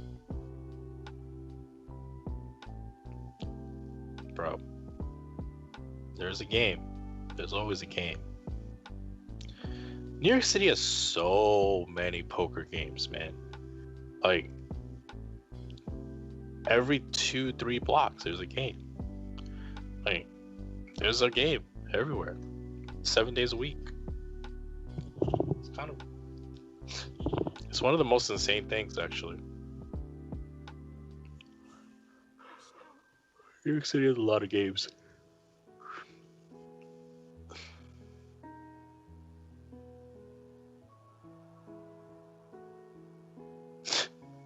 A little white snow once a year doesn't hurt, I guess.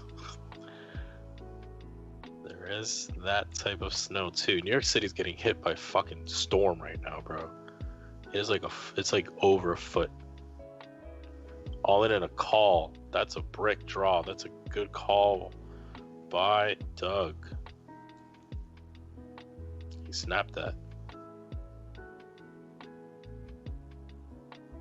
We're scaring those things away. Shit.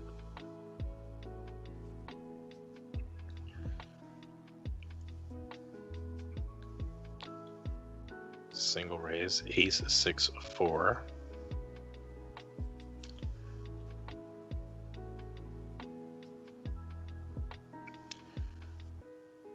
Five of diamonds.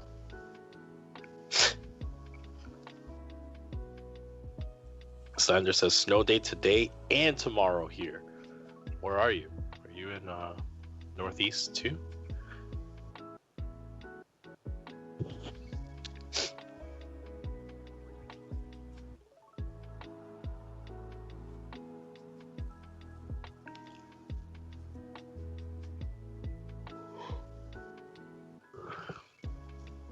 Doug is up 150K now. For you.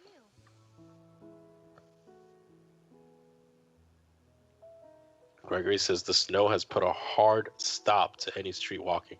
Dude, it's bad, man. It's really bad. It's really bad. Dan says, Chin, do you believe in the vaccine? Will you take it? Bro, I wish I had already taken it, to be honest with you. But yeah, I mean, I'm not. I think a lot of people don't believe it, but I'm not really sure why. Like, I think people just have a thing versus vaccines currently, mostly because the documentary Vax, I think, was that a Netflix doc? But a lot of people have a thing versus that. Also, like I'm not well informed on it, so I'm not gonna like claim to know what people are saying, but effectively they have caused more harm than good for some people, in terms of like creating certain illnesses for them and like permanent damage.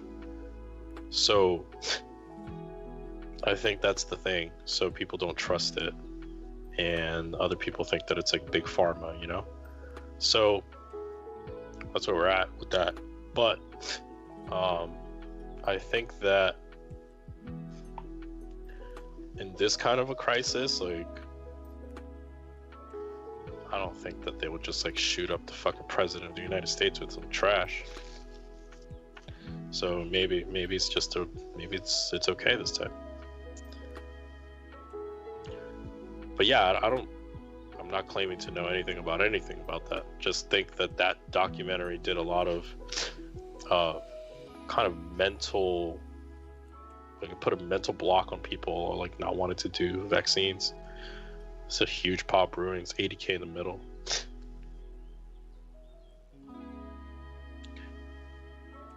All in. Maybe we get a replay of this one. I haven't used the replay all day.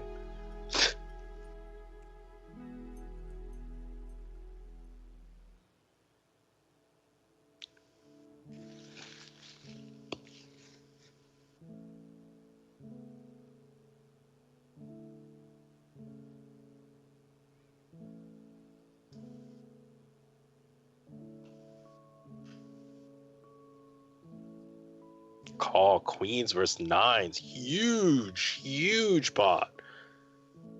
Wow, that's massive.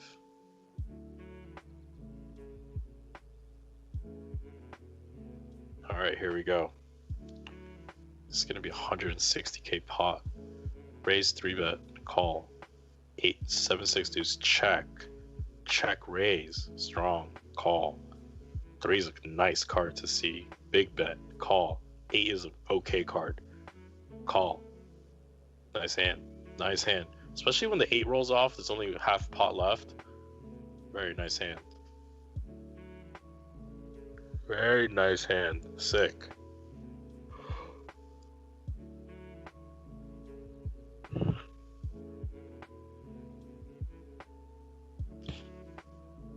Dan P says, I've had COVID and don't want to get it again, so I'm getting shot up ASAP.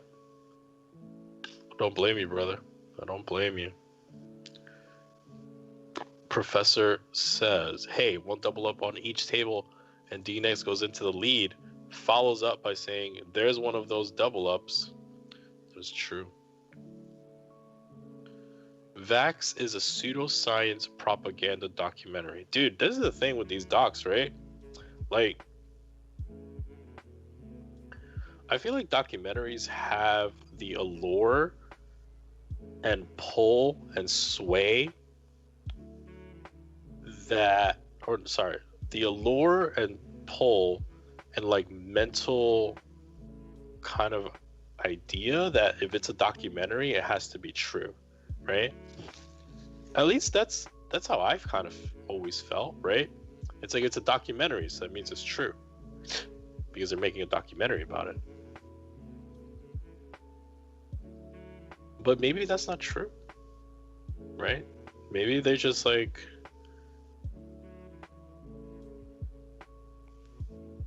twist the facts. I don't know. I honestly don't know. I just know for sure that people think that if it's a documentary, it's true. I know that because I think that too. Like, I've thought that for a long time. It's like it's a documentary, so it's true. But it looks like maybe that's not the case. Because I've seen like documentaries on two different like you know when I knew it wasn't true is because like there's a documentary on two conflicting things. So it's like they can't be, you know, it's clearly someone has to be not completely right. Allison Chain says, much love to you, Chin. Much love to you. Thank you for tuning in.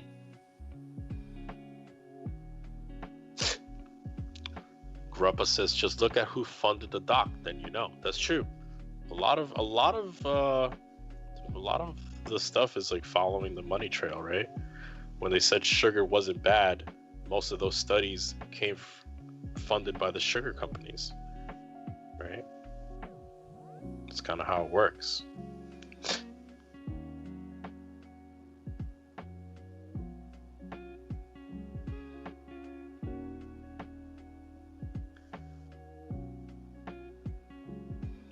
Long tank by Daniel to getting check raised all in.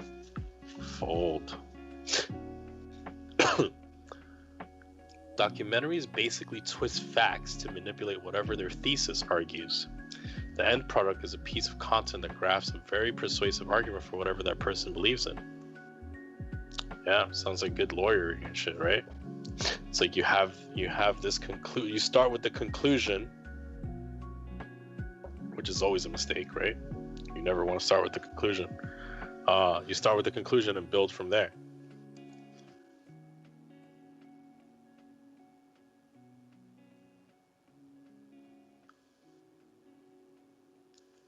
Tejas says, I'm here for the stories and chillin', than the actual hands. Yeah, I'm sorry I haven't followed like as many hands as I usually do. I mean, I feel like usually I follow the hands, but it's been wild, man. It's been super wild.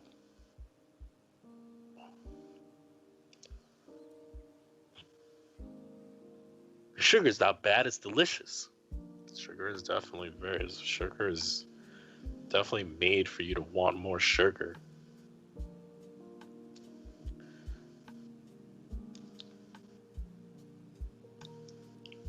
Docs are filmmakers' perspective. They often are one-sided. Yeah. It's crazy, man. I was like reading something where it was like you're more likely to stay on a channel, or like you're more likely to stay and consume something that you already agree with. So it's just like you're creating this like chamber where you're only consuming content that you already agree with, and you only interact with people that you already agree with, and you both just keep telling each other the same shit.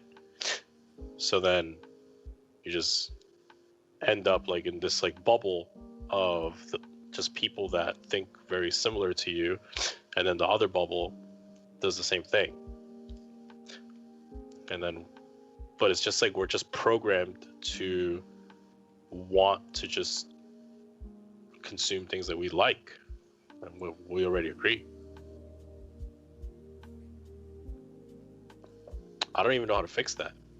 Like, it's such a, like an individual thing, right? You can't really force people to consume things that they don't want to consume. So either, because what's the incentive for the company or the people that are making the content to create content that their audience doesn't want to consume?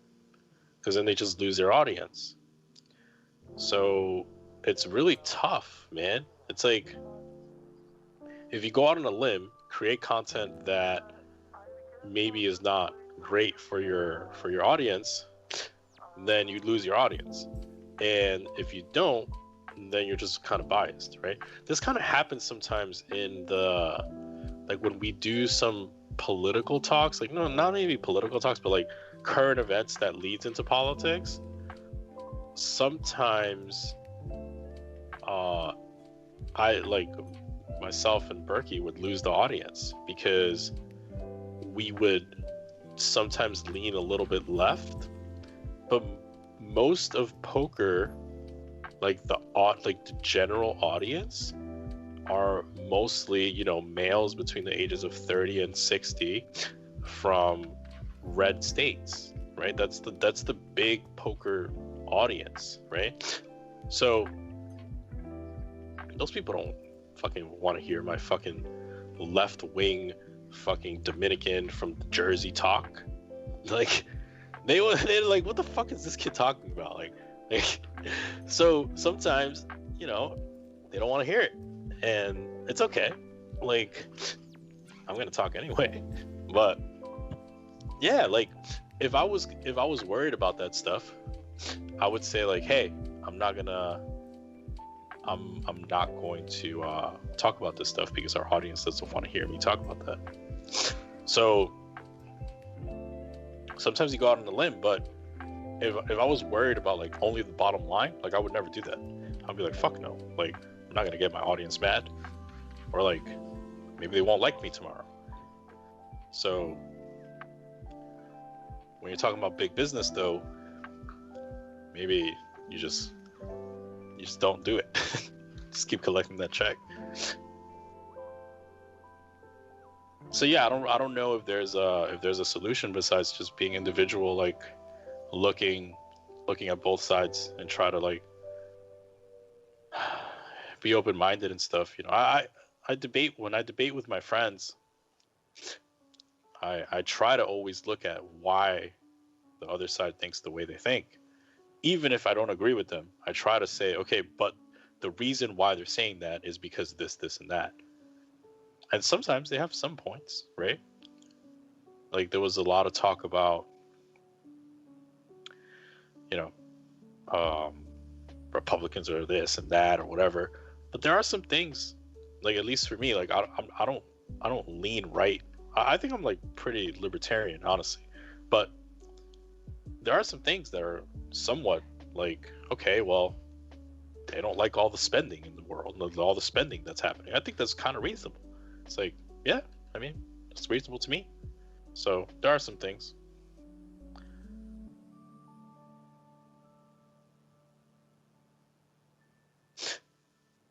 James says politics should be swerved on this channel. I like that word, swerved. I haven't used it in a while.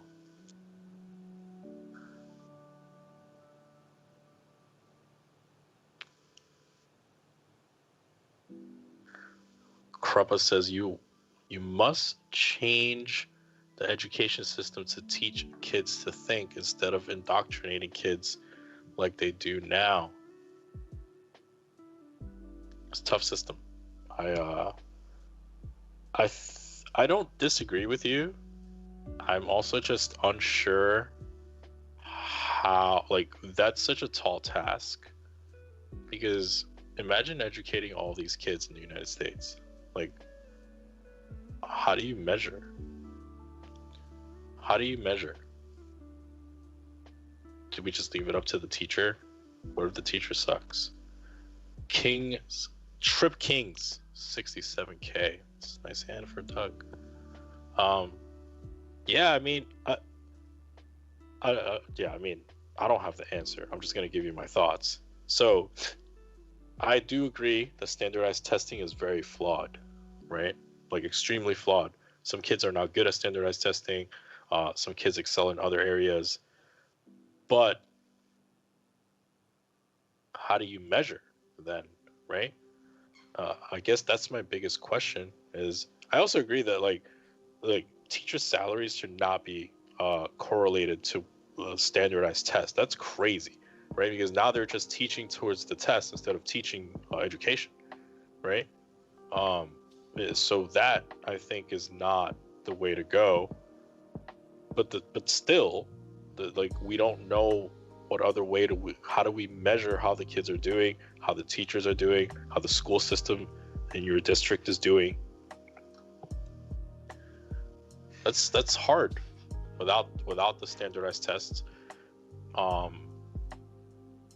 yeah, man, like I mean, if I knew the answer, I would just like pitch it, right? So I think there are things that could be done, but I also think it's like kind of bullshit that like if like you live in one district, you just like get like exceptionally higher education than some other kid that lives in a different district, because you know if you live in Bergen County, New Jersey, you just like pay more taxes, which just allows you to like have like significantly better schools. Like I don't know, man. Like it's such a complicated thing. Like I don't know. I am curious what other people think though, because I don't think that standardized tests is the best way, but I also don't see how we measure. We need to measure somehow. Maybe there's a way we could do both.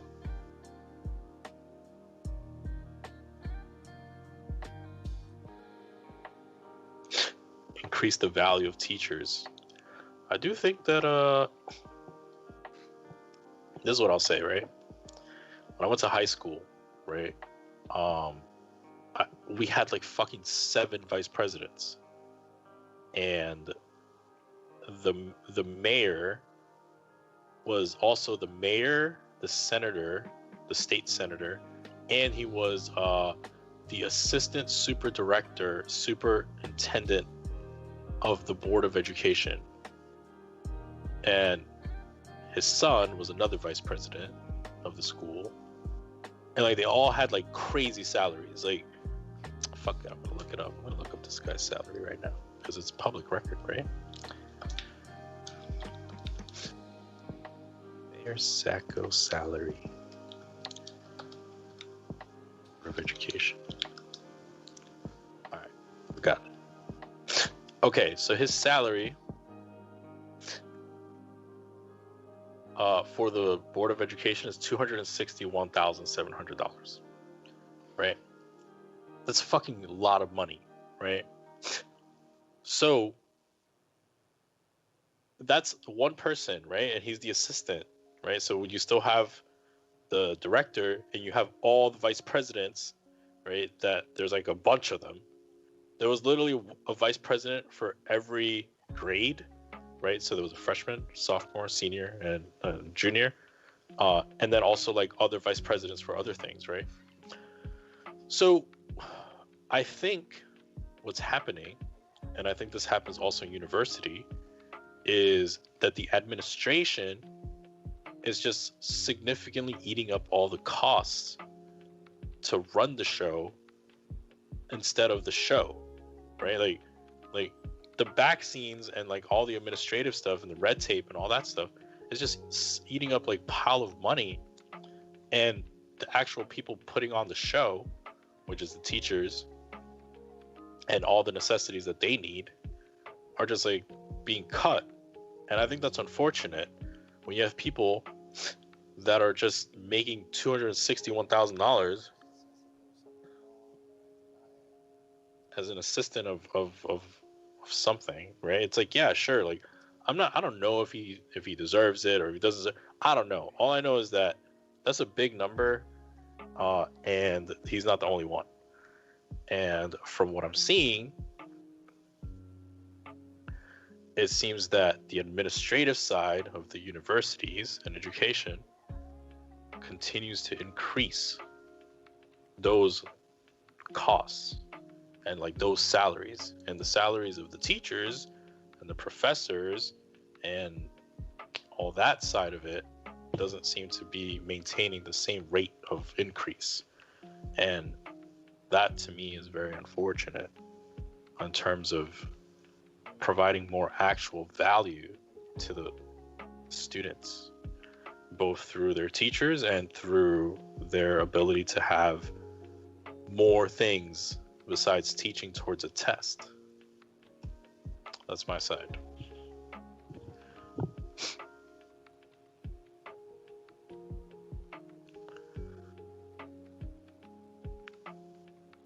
And I also, I'm not, I mean, I have more thoughts, but I'm not. Maybe this is just keep it. Let's play some poker.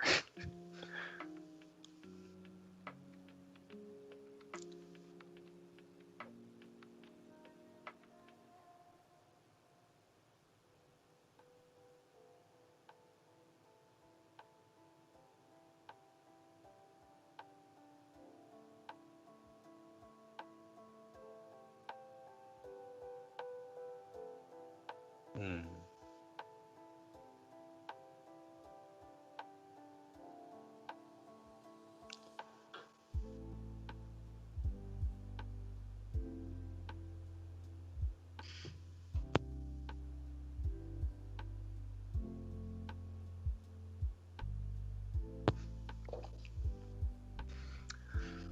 That goes with the block on the river.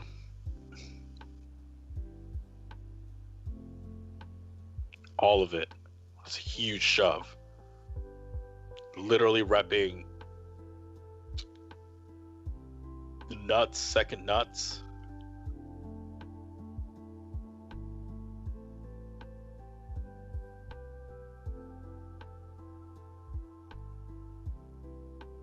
Basically, I mean, I guess any flushes. No, not any flush is good. Seems to be a pretty good flush.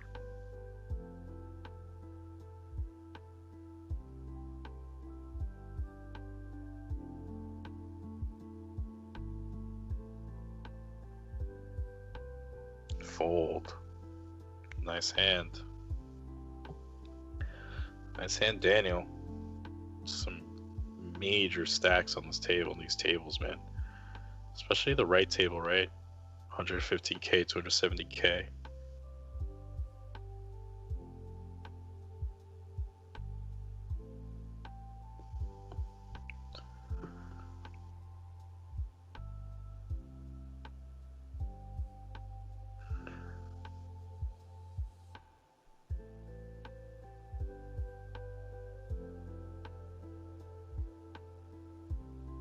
Daniel starts with the 2/3 flop, gets led into on the board pair. Does he shove with the king of hearts blocker? He could. He could. Check back turn. Still could have king high. Gets the block on the river, shoves. It could happen. Makes sense. He could do it. Professor, he could do it.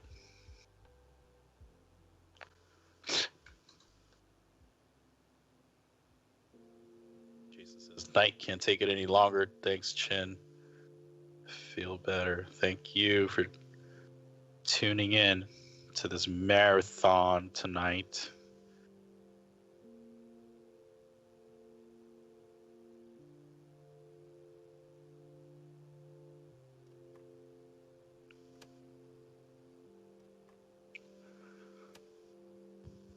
Gregory says, question is, how do we get to a point of college costing too much? Good call. $25,000 pot, baby. If you call, it's all over, baby. I don't know, man. I think that, dude, college is such a fucking scam. Like think about it. You want to be a lawyer, right? You have to do 4 years of some nonsense that has absolutely nothing related to the law. You can literally do biology for 4 years. You could do communication for 4 years. You could do fucking knitting for 4 years. Then after you do those 4 years and you paid all that money, then you get into a law school to pay more money, right? So you just burned 4 years. You know, we spoke about earlier, like how much is 5 years of your life worth. In this situation, if you want to be a lawyer, or you have to do 4 years of something completely unrelated, and people will argue that, oh, it's for overall education, for I don't know, enlightenment. I have no idea. but you're burning 4 years of a subject matter that you're not going to use. It's a big pot on the right table. Gets check raised. Calls it the set of fours, coolers off top 2. Nice call. That's a big pot, man. I think that has to close the gap somewhat right now.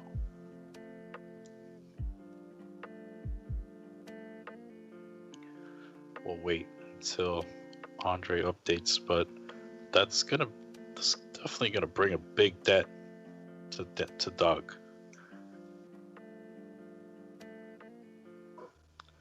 Probably in the vicinity of like 30K plus for Doug right now.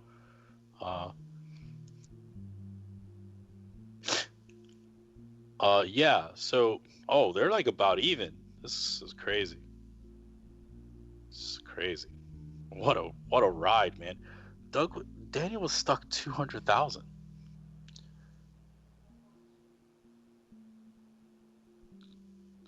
Doug's in for almost 280,000. This is crazy. This is an all-out war right now. Nobody's backing down. This is what we're here for, right? Like just straight up fucking blood. Yeah. So how did universities cost so much? Because it's fucking mafia, man. It's university mafia. What I realized was crazy when the COVID started and Harvard went online. They didn't drop the price at all. Like, what are we really paying for here? Just straight up paying for the name. Just paying for the Harvard brand. It's fine. They earned it. Wow, he sits out. Is it over? It could be over. He could have took the lead with this last hand. And he just says, fuck it. I'm done. I did my job. Got even. I'm out. You've all done it before. Probably fucking got even at the table and just racked up. See you fucking nits.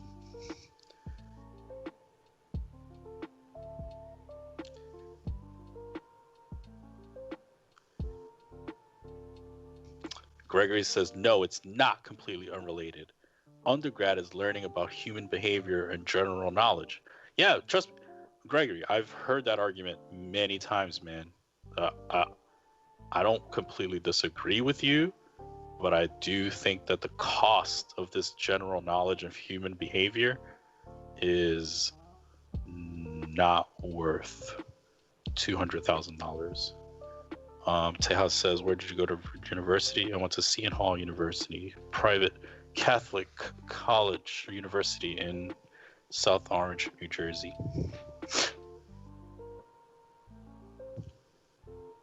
Expensive as fuck. It's like $50K a year, bro.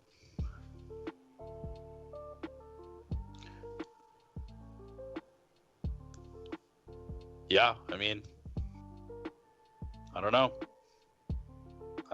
All I know is that I am rooting, hopefully,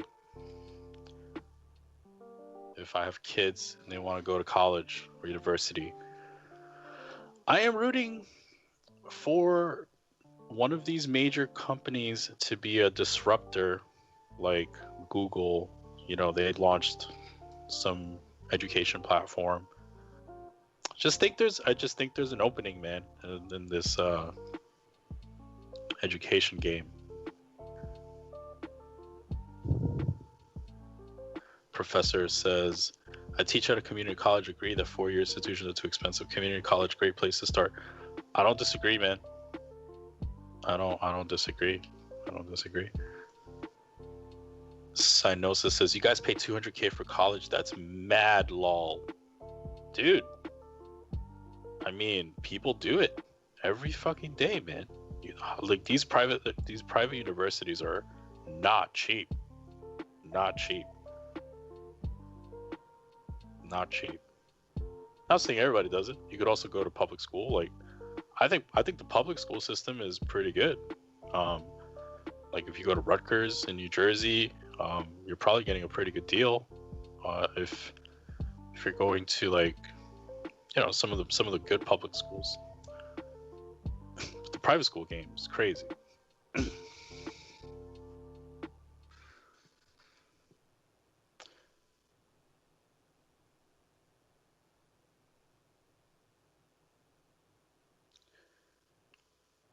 Did you know Steph Curry's name is Wardle? I didn't. I did not know that.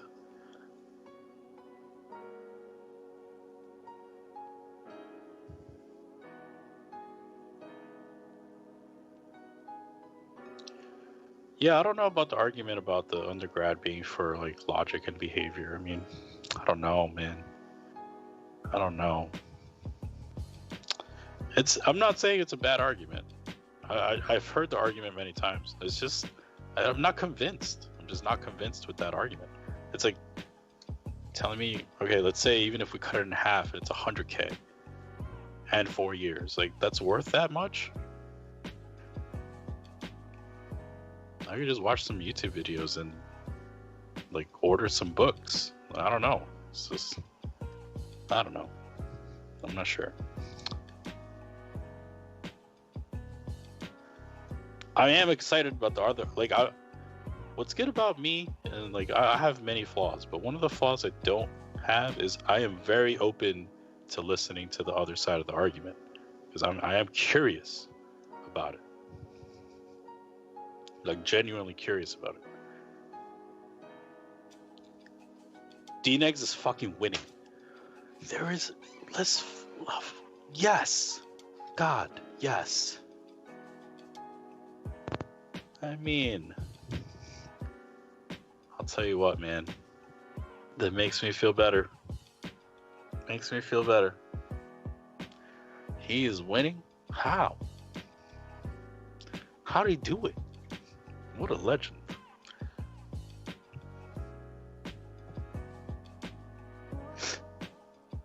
He's plus 20,000. He's still playing.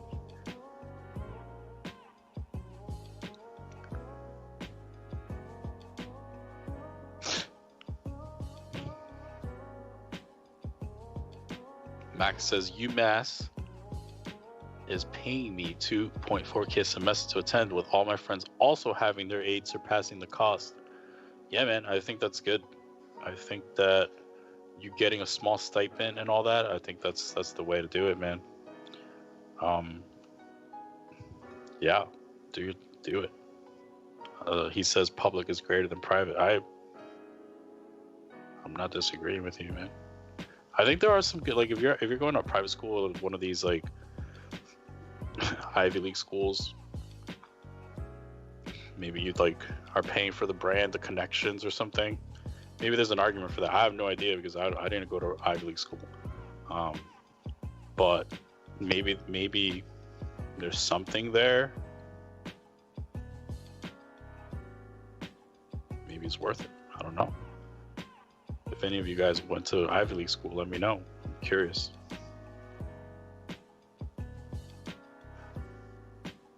James T says buy Dogecoin. I like the stock.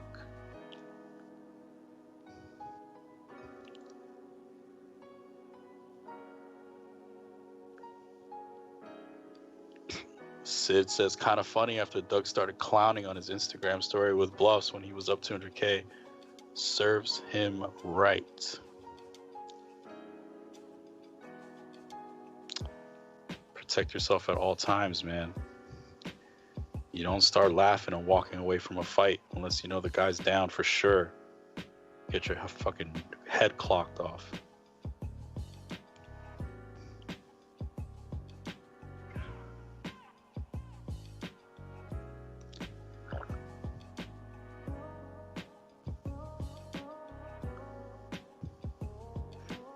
Jamin says some professions pay off big for Ivy League schools. Lawyers for one, mad connections can be made. Yeah, I kind of get that feeling. That's kind of why I said it. I feel like in terms of the private school game, if you're going to one of these like Ivy League schools or like a Stanford, you're probably like it's probably worth it because of the connections for some of the professions.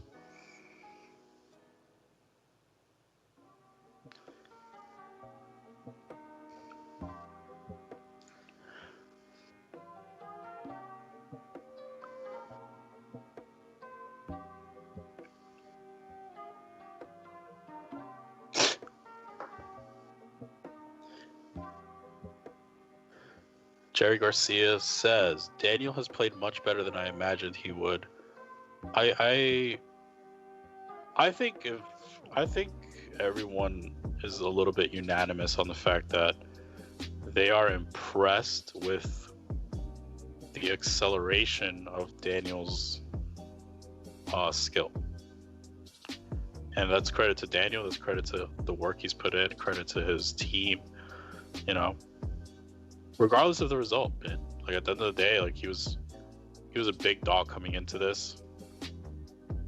I think people had Doug winning 10 big blinds per 100, which amounts to, what is that, like, so 400. So let me do the math. I think I did this math before. I feel like it was $2 million. So if they're playing 25,000 hands, 100 times 400. Wait, I'm doing this wrong.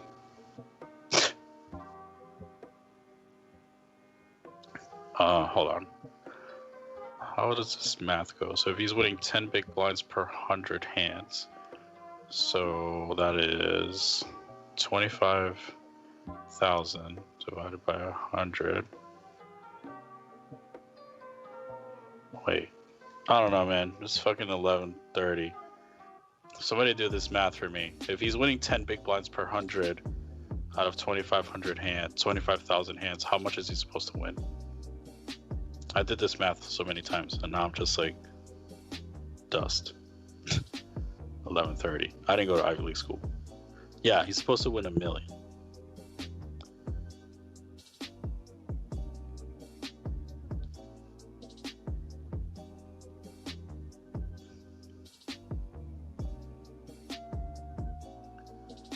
Yeah, $1 million. Makes sense. Okay, so he's like right around EV right now. Or a little less.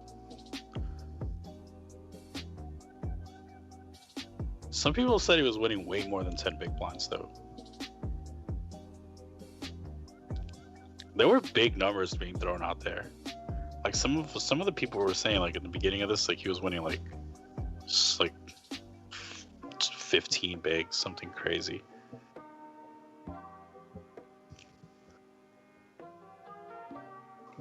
He also like, I mean, I don't know. I think Daniel kind of like hyped up like he ran bad. Like he definitely ran bad. He definitely ran below EV in some spots or some big spots.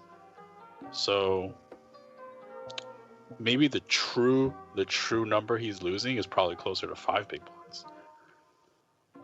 Which I think it's like no one would see that, right? Like if you take away like the all-in EV or whatever that they keep talking about, and you just do like subtract the all-in EV from the number, then Daniel's losing like 5 big blinds per 100 if take away a little bit of the variance or the luck factor.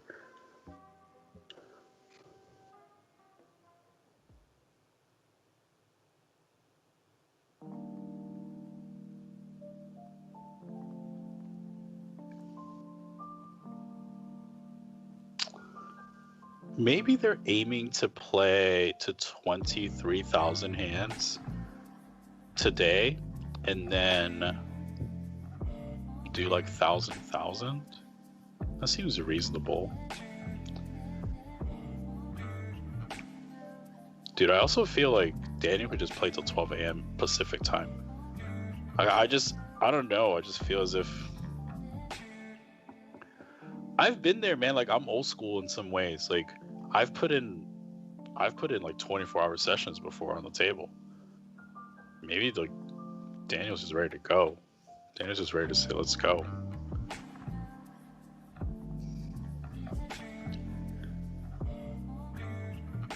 I don't know.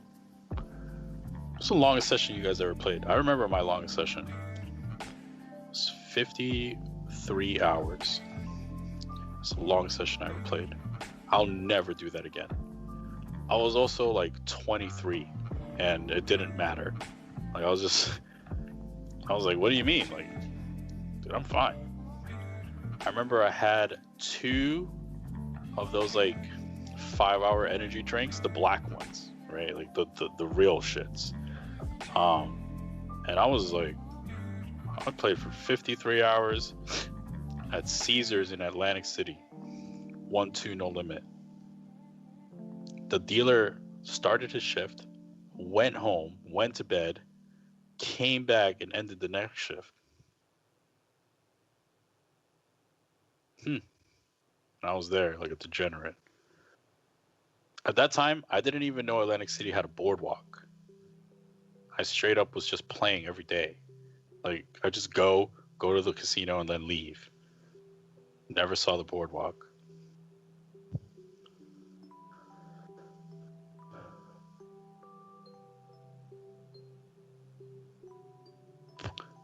"44 hours, 18 hours, 36 hours. 36 hours is strong. It's easy when you're younger. It's so much easier. You just play forever. Just doesn't matter. You have so much energy. I remember I played, but I had to stop because after like the 53rd hour, I remember like I started getting a little delirious. I was like, okay, deal me out. Deal me out.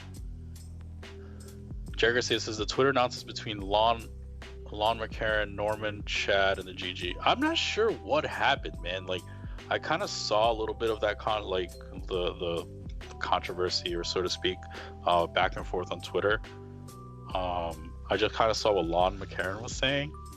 Not sure what happened there. I kind of needed the backstory a little bit more. It seems like Lon was a little bit critical of the way that they were speaking about Norm. I'll see. I'll have to do a little bit more digging there.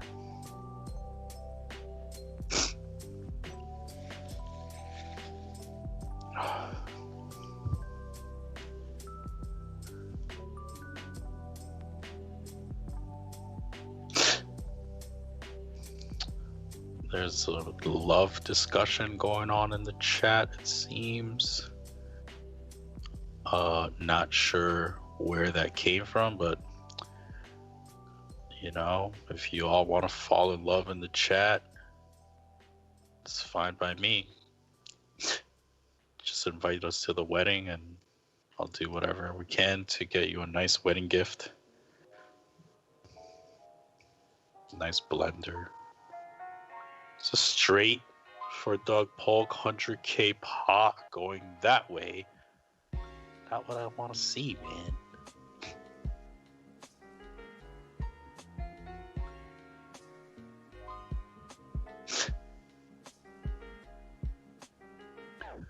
Severy4 says, I played for 3 days with assistants.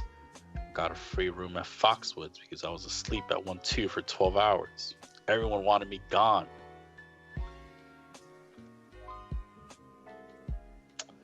Yeah, when I finished the 53-hour session, someone was like, you're the second longest session in this room's history. I was like, okay, what's the longest session? He's like, Marathon Mike. He played for 6 days. I was like, what? And then I realized when I got a little older, the Marathon Mike was probably on cocaine. Like, there's no fucking way you can play for 6 days.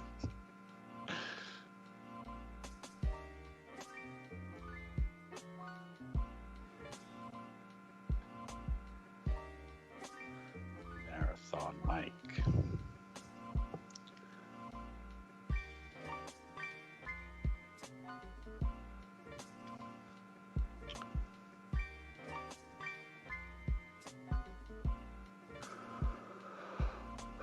Ooh. What do you all think about the short hair, man? I'm not sure.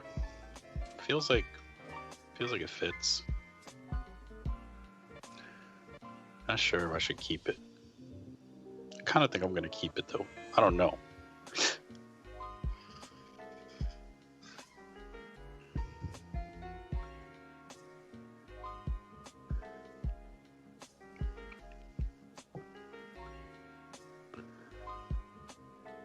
I kind of like the longer I talk, the more I realize how many poker stories I actually have. Like I have so many like little poker stories, like just they're just there. Just need to talk it out like when we're talking. I remember it. And that's just me in my short ass little career. Like, can you imagine the guys that like have been playing for like 40 years? They have all the stories.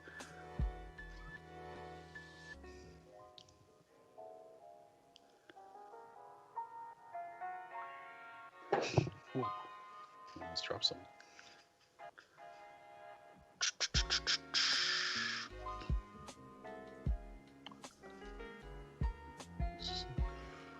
Looks like 4 bets on table 2. Daniel starts with the small 25% on the flop, gets called. Turn king of hearts is pretty good for Daniel. He follows it up with another 3rd pop bet.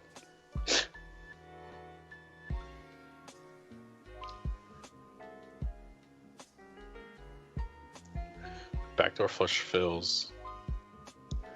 10x of hearts is possible. Nice hand, Daniel.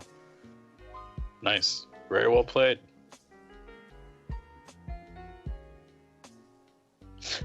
Shin, what was the first MTT you entered and how did you do? My first live tournament, I got really lucky actually. It was the Harris 1650. It's the first tournament I ever played. Fuck, what year was that? Actually, it's this. Hold on a second.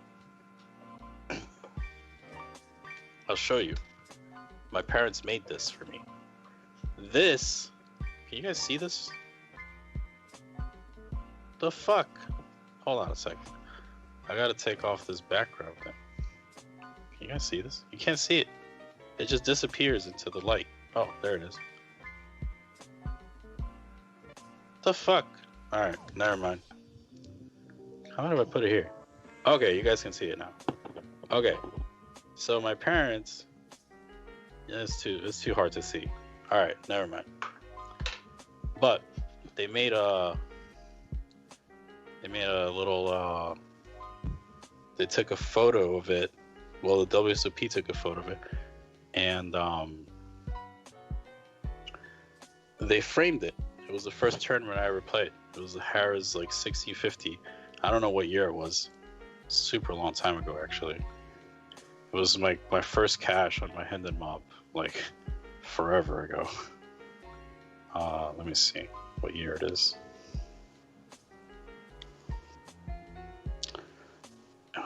Fuck. And then I never played. I hated tournaments after that. I was like, fuck this shit. That was 2012. Yeah, 2012. That was my first tournament. Damn, that's a long time ago. And because I only played cash games. Like I literally, that was a crazy story actually. I was only playing underground cash games in New Jersey, and I was getting staked in them. And the staking in New Jersey for underground games is really unique. It's really favorable for the horses. It's not favorable for the house. But the house takes so much fucking rake that they don't care, right? So I was playing these underground cash games in Jersey, and I was getting staked. And my staking deal was I had a free roll every night for 50% of the profits. And I never had makeup. So it was just a free roll every night. So I would just show up, they give me chips, and I could reload too. And if I win, I get 50%. If I lose, I could just come back the next day and it doesn't matter. So obviously very favorable situation. I can never lose, but I can only win. And then the guys that were running the game were effectively saying, oh, we'll put you in this tournament and we'll do the same deal. You just play the tournament, you get 50% of the profit, and if you lose, you just lose. Don't worry about it. So then I thought that was great, right? So I went and played this tournament in AC, and like I ran pretty hot. Like I beat Darren Elias in like a big pot. Like I ran good, and I think I took like whatever, like 30th or something dusty. But it was a cool experience, you know. And then that was my first tournament. That was it. And then like I just kind of like it because my parents made this thing. You kind of see it a little bit. This glare is dusty though. Hold on, I'll take the glare off actually. All right, never mind. This just not gonna work. But I'll show it another time. Maybe when the stream ends, and I could take away this fucking virtual background. But yeah, that was it. It's kind of cool.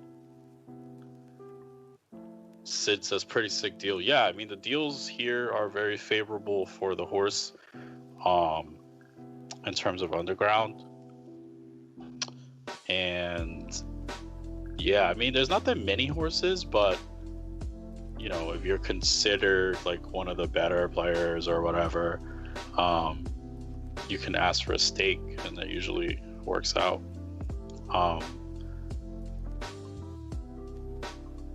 Yeah, the deal's good, but obviously like the rake is still really high, right? So like I learned early on that it was almost impossible to beat the rake through my own money, because it was like, for example, the rake currently for 1-2 is $30, right? So you can't beat that. Like you're not beating a 30, like you're not beating 15 big blinds an hour, like for most people, right? And even if you are, right, let's say I'm like the best player in the room and I'm crushing everyone so hard, right? And I'm beating them for 20 big blinds, right? That means that 15 of that's going to the rake. So I'm keeping 5, right? Like, so, and that's assuming you're just absolutely murdering, right? But that's not gonna happen because it's a 10-handed game, shit like that. You're not gonna murder for that kind of a number. So the only real profitable way to do it is if you get staked and you keep 50% and you never lose, right? Because when you lose, you just lose to the free roll. So that's kind of how it went, and I was lucky at the time that the games I was playing were 5-5, and they were really large for at the time. Like the games were big. It was like 5-5. Everyone's sitting with like 1,000 or more. So I got to make a decent chunk of change for a short period of time before the game broke, because eventually the games always break because the rake is too high. So everyone just goes broke eventually. Like all the cash players go broke because the rake is too high. They can't beat it. And then what happens is the game dissolves for like a little bit of while. Everyone goes to like the poker hospital, and then they come back in like a year, and the game starts up again for like another year or so. So that's how it is.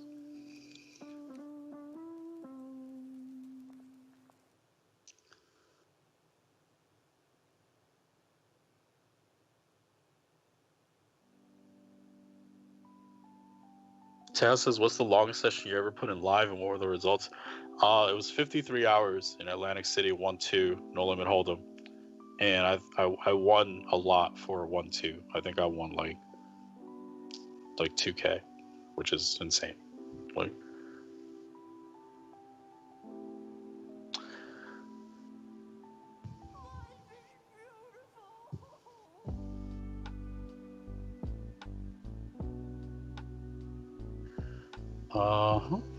all right, give me 1 minute, 2 minutes. I need to go to the bathroom.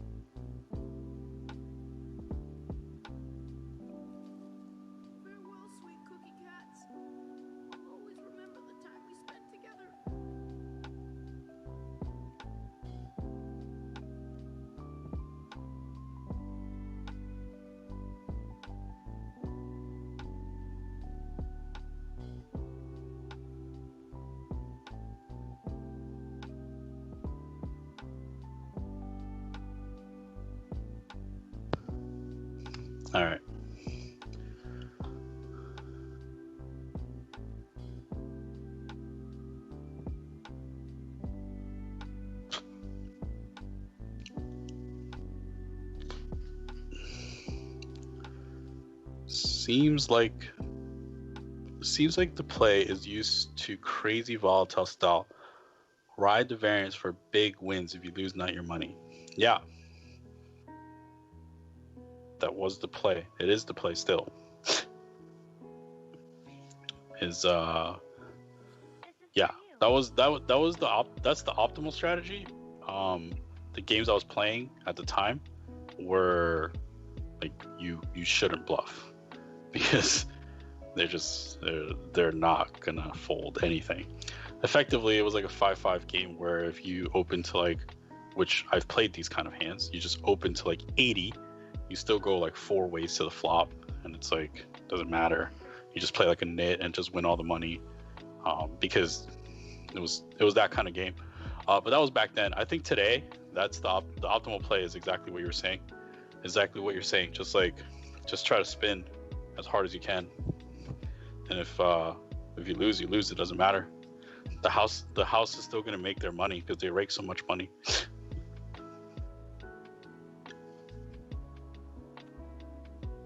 Chin, where are you? That room looks pretty sick, bro. This is a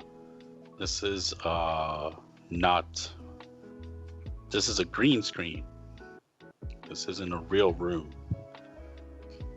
But I'm glad that Skype has made it look real enough. So they're not stopping at 23K. Nope.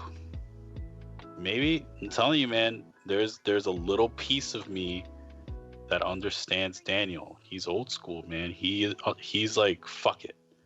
Let's just go. They might just play.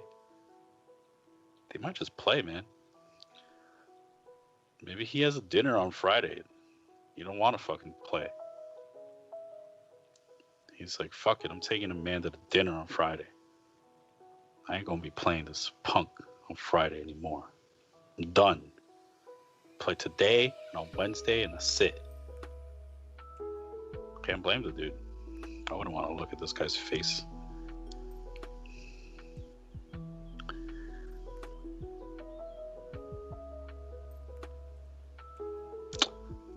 What up, Chin? I see you chillaxing per usual.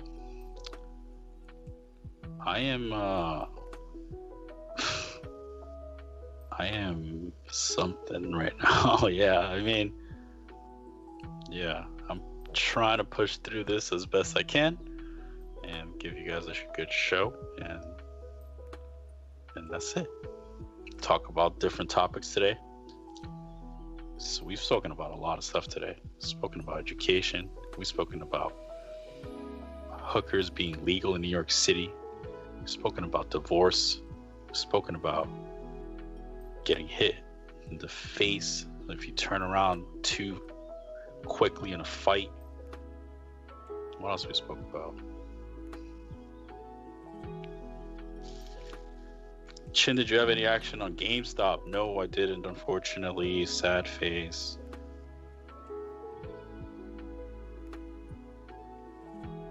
I love when you guys make fun of Polk.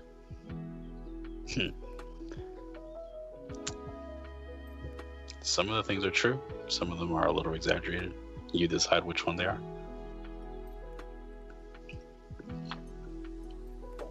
I'm not his biggest fan. I actually feel like I was a fan of his at some point. Maybe like early poker hands I was. Before it took like a negative, like before his channel turned negative, I think I was a big fan of his. I was like, cool, like he was good. And all of a sudden, like, I don't know, man. It just turned so weird, like so negative. I think it's like, I don't know. Maybe he just like the clickbait stuff with like Durr was like, you know, annoying. Then like he took shots at my friend Alex Foxen. Alex Foxen is a good friend of mine. And like he took shots at him talking about shit about him and his girl. Like, come on, bro. Like, so yeah, I mean that was probably the line where I just like stopped being a fan of his, is like when he kind of just made fun of my friends. Like, and then obviously all the bullshit with Berkey, like he hated Berkey, but I think like the you know, the stuff with Berkey, like fine, whatever. The plays, like sure. Maybe the plays were questionable at the time. But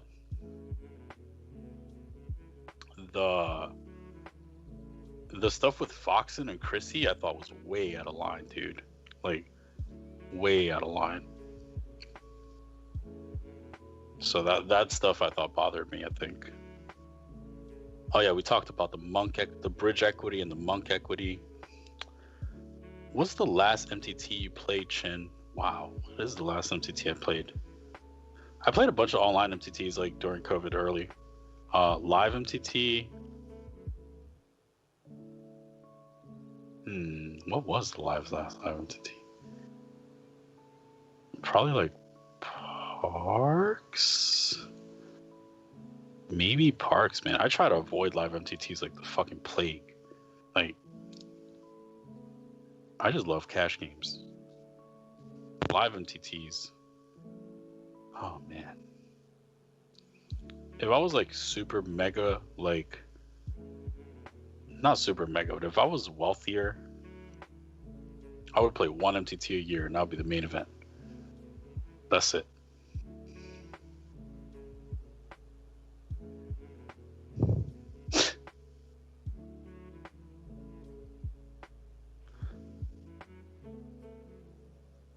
Israel says Dnegs will play until he loses a stack. That's what he's been doing. Yeah. I mean, that is definitely what he's been doing. But he was down 200. Then he was up 20. Now he's down 40. So I don't know what his goal is. Maybe he just wants. I really think that he either wants to end it today, or he wants to end it on Wednesday and wants Friday off. That seems reasonable to me. He's like, let's just play. I'm not going to come back from this loss, so let's just end it as soon as possible instead of dragging this out. Right? Because just think about it, right? If you're not going to win the challenge, like it's almost impossible he wins, right? Then he just wants it to end because it's over, right? He's not gonna come back. Like, it's unlikely. Okay, I'm not saying he's not gonna come back, but it's extremely unlikely that he comes back 700k in 2,000 hands. So he's just like, okay, let's just finish, and maybe that's what we're seeing. We're just seeing Daniel attempting to finish.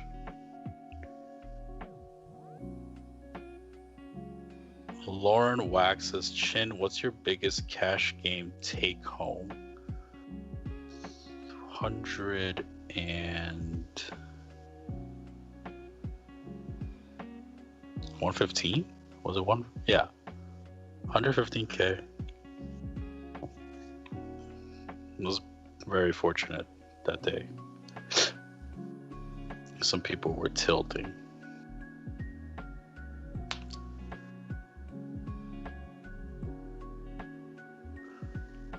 And I've never won close to that. Like, my two biggest is 115 and then 40. And then everything under that was just like normal-ish numbers. Like, normal-ish, you know what I mean? Like, not crazy. Like 20, like, whatever. That's enough.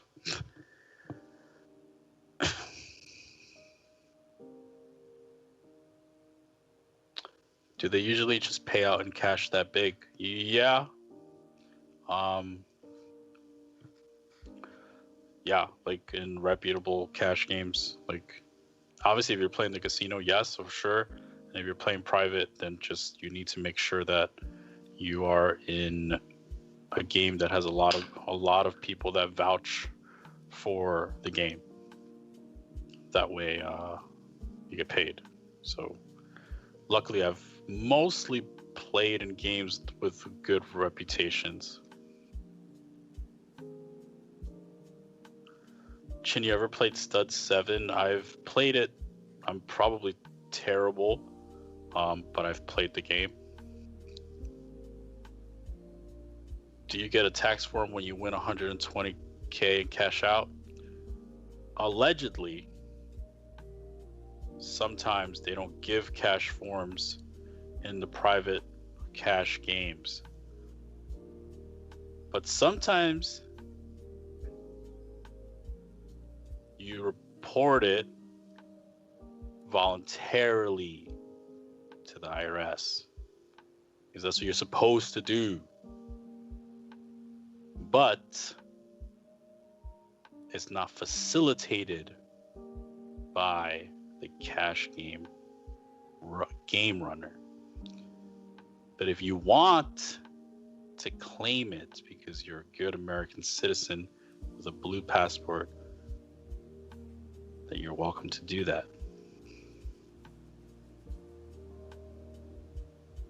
What's the biggest rake you've seen at home games? Bro, one of my friends, Conrad, he used to deal in this 5-5 game called the Powerhouse in Jersey City, New Jersey. Bro, this guy's a straight up fucking rake machine, bro. Like, there was a video, I need to find this video, it's probably still around, where Conrad raked this much in green chips. Like, he literally just like, he dealt the card, and with this hand, he took a fucking fistful of greens and just, and then dealt the card. There was video. That shit was crazy.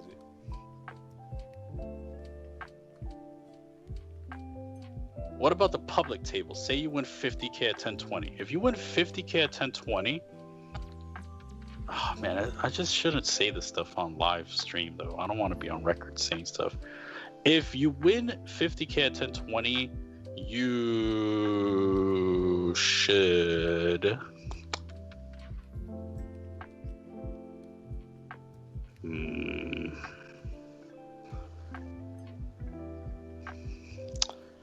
yeah. That would be a good day for you. That would be a good day for you.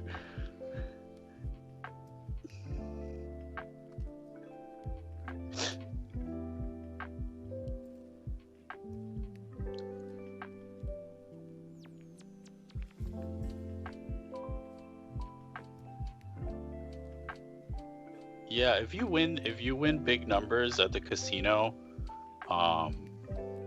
you should sell shit. Yeah, you should do stuff with the people to facilitate that money to get cashed out.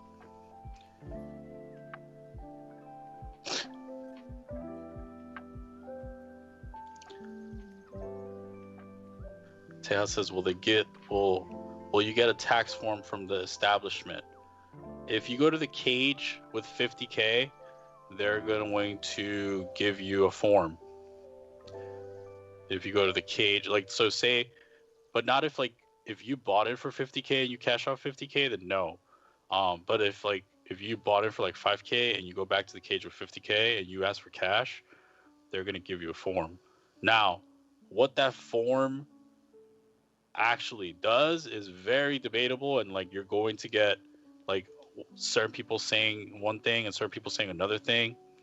What I have been told is that form is for internal purposes, but I kind of don't always buy that because like I'm not sure if that's actually true, but that's what they say. So yeah, but you know, proceed at your own risk in that situation if you're going to cash out all that money at once at the cage.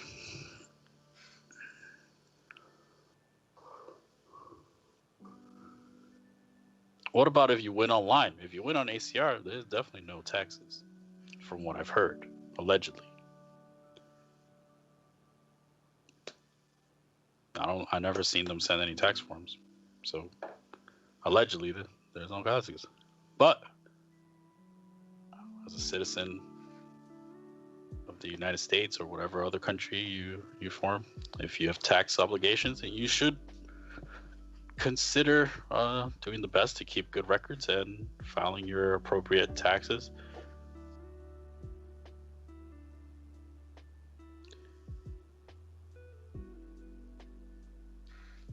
Dominic says, not internal for anti-money laundering. Not an IRS thing, though. Okay, that's good. That's good.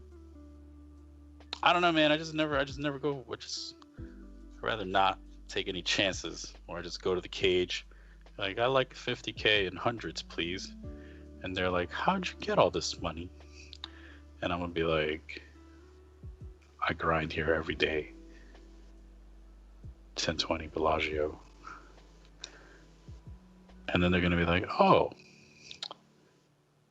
can I see your taxes, please? And then I'm gonna be like, God damn, now I'm gonna be audited and all this shit.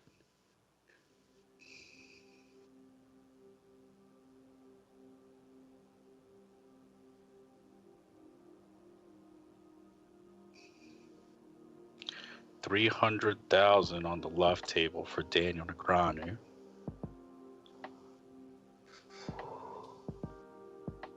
I kind of get it, man. I think Daniel just wants to end this fucking match. Like, he just wants to finish. I would want to finish too. I feel like, bro, we've been at this for so long.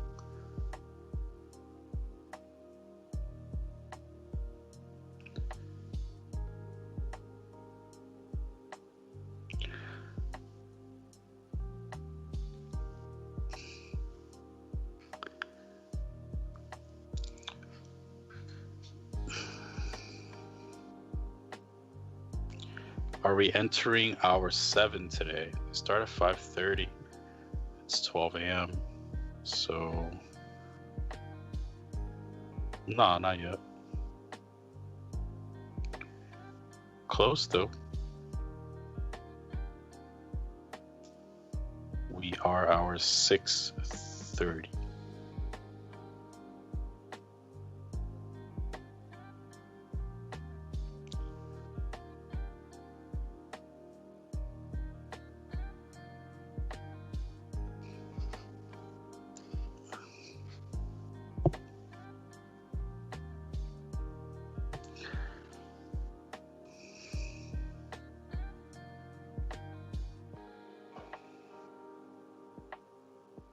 This is something today for sure. These guys are really going at it. I respect it.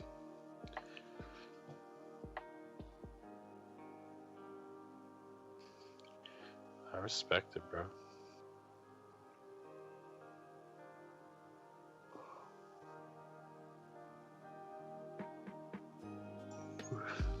Chin, do you like sushi? Yes, I like sushi. I feel like I've liked sushi since 3 years ago. I like it. I like it a lot. I haven't gone to like the high-end places in Vegas. I've been told that Vegas has some of the best sushi. I've just gone to like regular places in Vegas, which have been pretty good. Everybody keeps talking about like Nobu and stuff. Maybe I should check it out. I heard some people say it's good. And then some people are like, oh, it's overpriced and you're just like paying for the name, blah, blah, blah. So I still want to check it out though.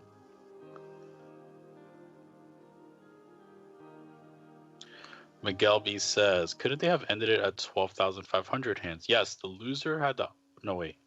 Yes. The loser had the option at 12,500 to end it.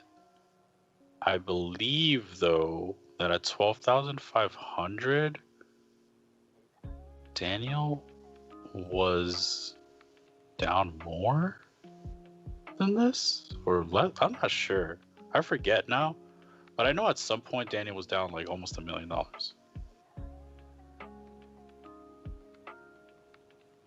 Gregory says, Chin, you ever been deep in the South and had some real soul food? I went to a couple places in Mississippi, barbecue places that were really good. That was it though. I've never been to like Georgia or Tennessee or Louisiana or any of like those, like Alabama or nothing.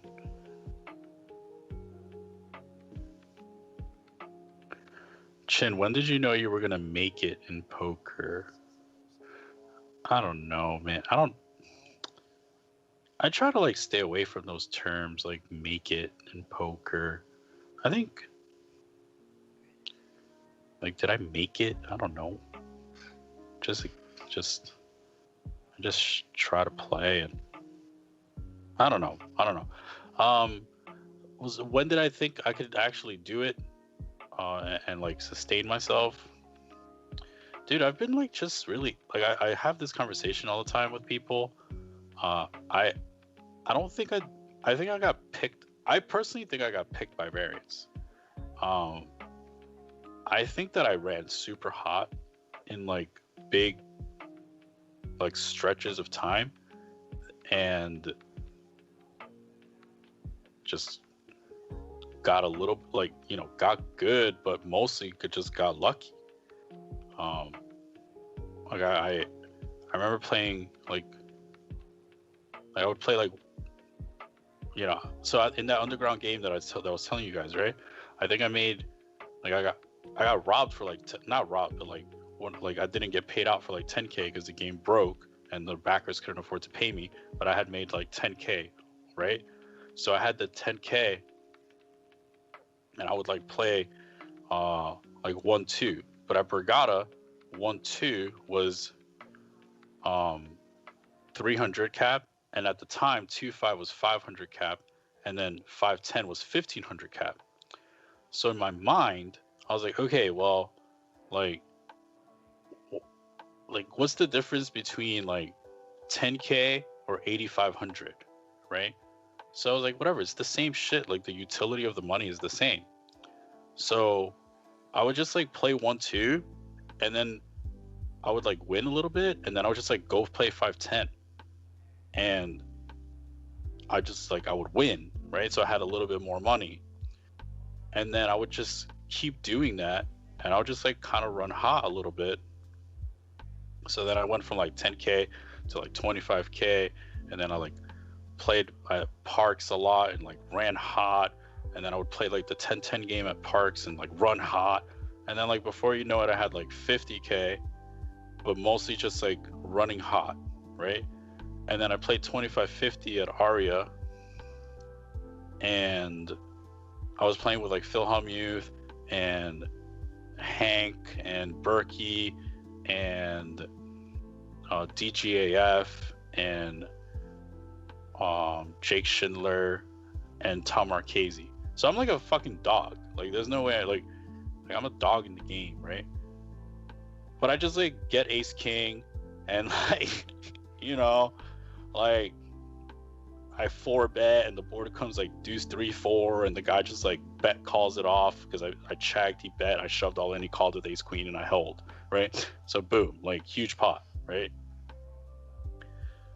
And then I'm like, playing 2-5, 5-10, because that was a big shot take, whatever. So now I'm playing 5-10 and I just like run hot again for like at the win consistently.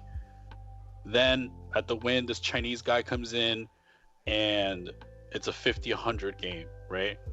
And like whatever, I have a pretty substantial piece of myself because it's like, fuck it, like this is a big moment. I'm not gonna get to play in this game that many times, right? So this Chinese guy is showing up every day, and on the second day, right, I get in the game and I raise like I'm sitting with like 40K, which is like a lot of money to me, and I raise pocket fives in like the hijack, and the small blind calls and the Chinese guy calls, right, and the flop comes ace 9-5 with 2 diamonds, the ace not being a diamond, right? Small blind checks, the Chinese guy leads for, so at the time I think there was a straddle on that hand, so I made it 500. Maybe not, maybe I just made it 300 and I went call. So he leads for like 600 and I made it like No, there was definitely a straddle. So he led for like 1,500. And then I raised to 4,800, and he 3-bet the flop for like 13.5, and I call. And on the turn just comes like the prettiest fucking deuce of clubs I've ever seen in my life, and just rips all in, and I call. So it's ace nine 3, and then turn deuce, and he rips all in. I call. We run it twice. It just comes brick, and I hold. He has ace 10 of diamonds, so he flopped like top pair and the nut flush draw, and we just got it in for like over 80K. It was just like, the fuck just happened? Like, I just won an 80K pot, the biggest pot of my life. And yeah, like, I just flopped a set. Like, I don't know what to say. Like, and yeah, like, I don't think I played like fucking particularly well. I just think I ran well there. And what other stuff? Like, yeah, like that kind of stuff just happens. Like, that's crazy.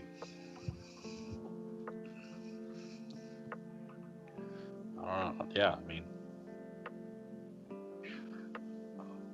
yeah. And then like I got into some like, you know, whatever. I got into some private games, and then like, yeah, I just got kings. And it sounds stupid, but it's the truth. Like, sometimes you get picked, and you know, it's good to acknowledge when you got picked, because it's a little bit, it's good to know that not everything was just like, oh, I'm so fucking good or whatever. Like yeah, I'm not the worst, but I also got picked by the deck. Corey Zoo says those are the pots that are make it or break careers. Yeah, for sure. I've had a lot of like, if I don't win this pot, like if I don't hold, like it's huge setback. Like, not saying I wouldn't make it, or like I'll never play the game again, or it's just a fucking huge setback. Like, I would have to fucking grind, like, again, and like for a lot of hours, and just to put myself in that same position again. I would have done it. That part is true. I would have done it. Like, I would have grinded it. It would maybe take me a year or whatever, but I'll put myself in the same position again. It would just take longer.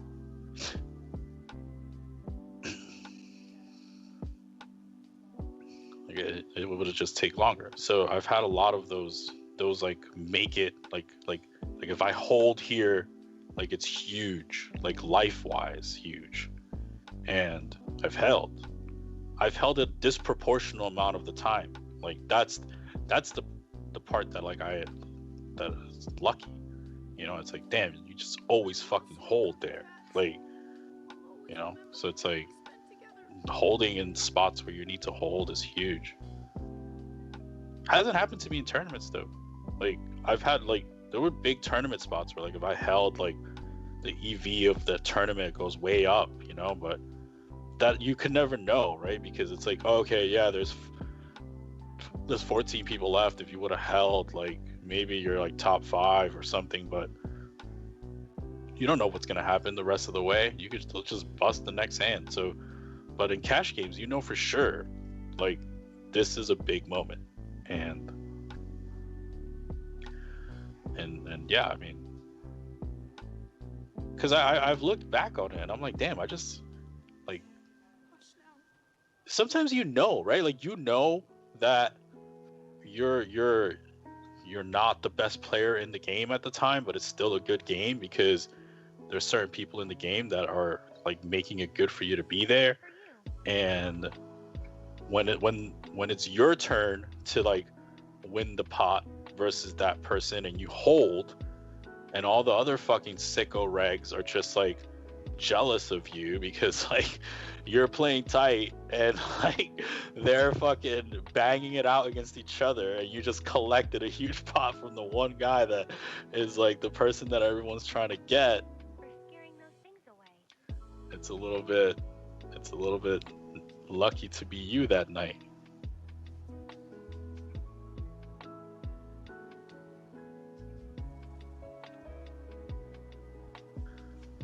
Chin, you know how you self-admittedly got on the right side of variance a lot of occasions? Imagine all those people on the other side. Dude, 100%. 100%. Wow, they're all in. 100%, man. I know for sure, like, I think a lot of the people that you see today, like on streams or on like pros, there were moments where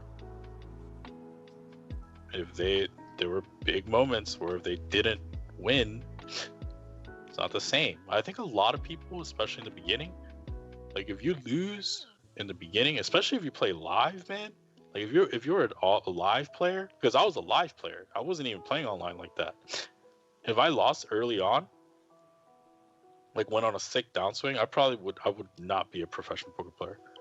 I would just be like, fuck it, I'm gonna fucking pay these fucking law school fucking fees and just that's it. But didn't happen that time.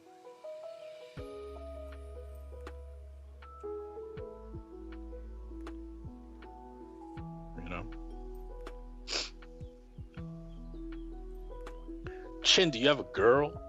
Because when I saw you on stream with Lynn, I thought to myself, Chin's a boss. He knows how to speak to women. I have options.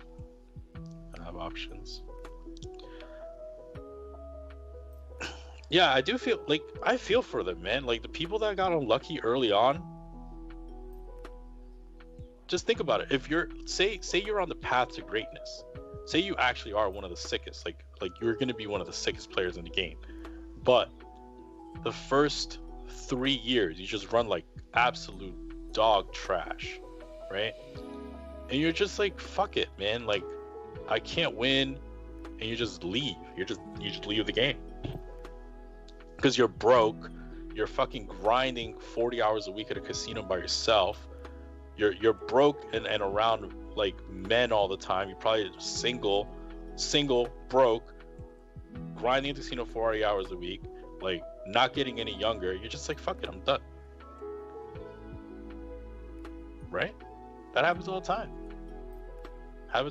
And they probably are some of the most talented players you would have ever seen. So a lot of it is you got picked, and then some of it also is you did some things well, and you put yourself in good positions, and you probably studied some and stuff like that. Like it's not all like luck, and it's not all study. It's like a little bit of both, and having some self-discipline not to fucking burn your money, you know, with fucking drugs and alcohol and parties and like expensive fucking Jordans and hookers and whatever other shit that, you know, people are doing out there. But yeah, there's that part of it.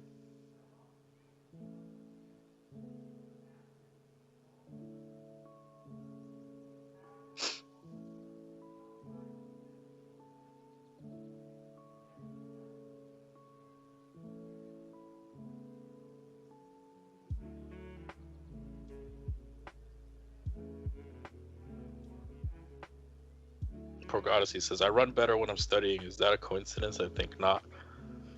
I mean, it's probably a little bit of coincidence. But you're also probably picking better spots.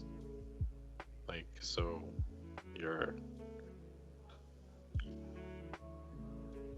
picking better spots.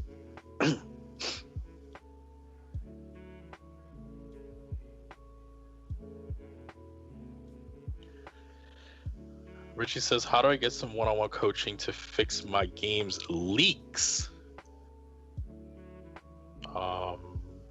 There's a lot of coaches out there, man. I don't know if you're referring to me specifically, but there's a lot of coaches out there, I'm sure. Like, I think Dominic, he's in this chat. He coaches people.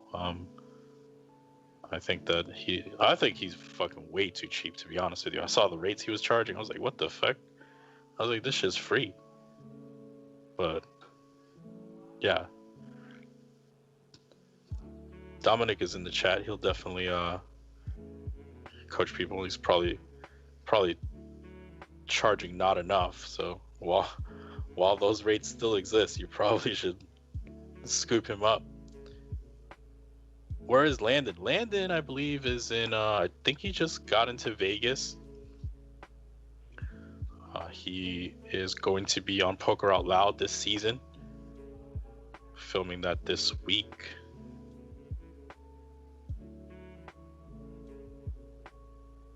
Damn, Doug's back up to 100K. Can't keep the young man down, it seems.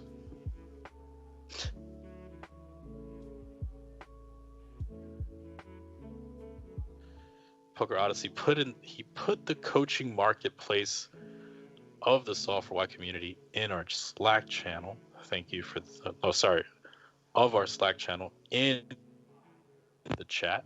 So if you want, check it out.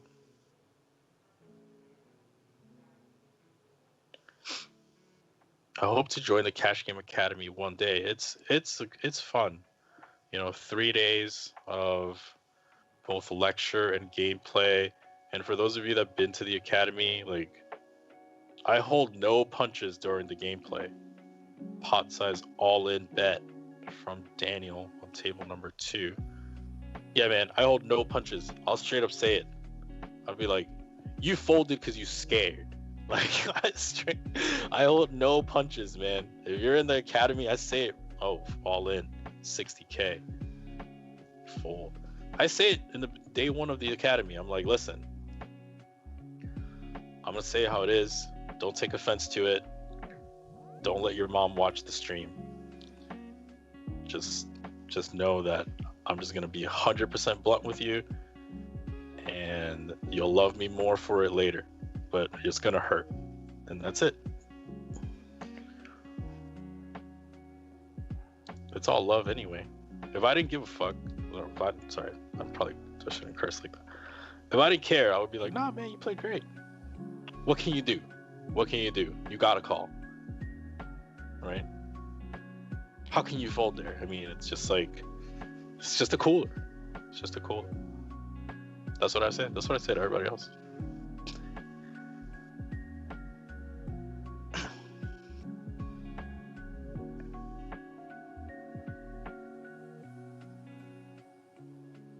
What's your best slow roll story?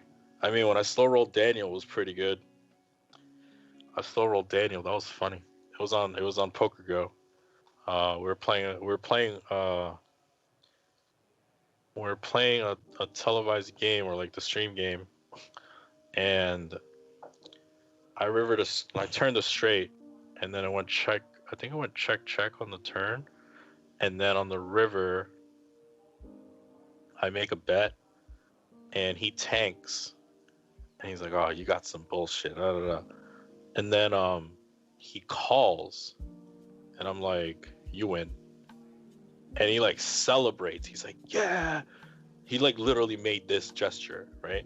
Celebrates, says "Yeah, I got it." He shows his hand, and the dealer is looking at the board. It shows he has 2 pair, and then the announcers are just like, "Oh, here comes the slow roll." And then I don't say anything. I just table my hand, and Daniel just makes this face "Oh, you did that to me?" And then it was kind of funny. He's like, "I didn't know that was this type of game." And then you hear the floor person going, "Slow rolls are allowed." And then Daniel's like, "But he said you win. Doesn't that count? He said you win." So that was a good one. And then after that, I think Daniel and I were a little cool after that.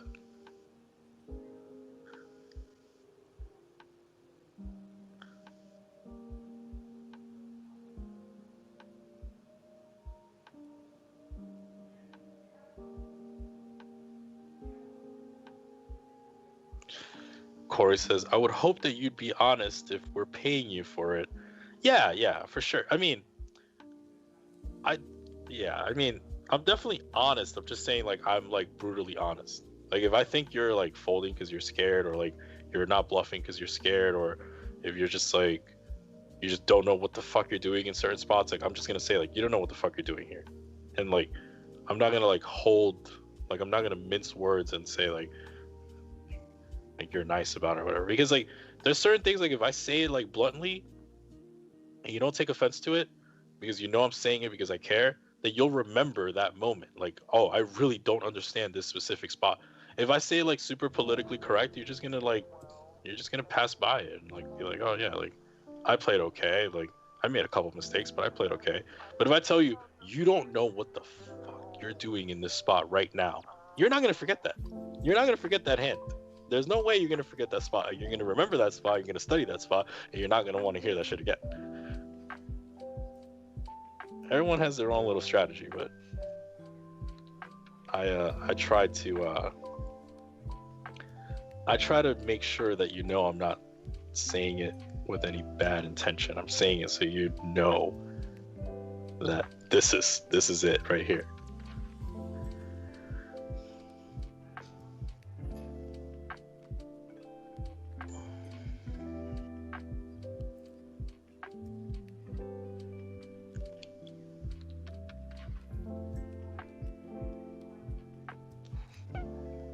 Dug up 90,000.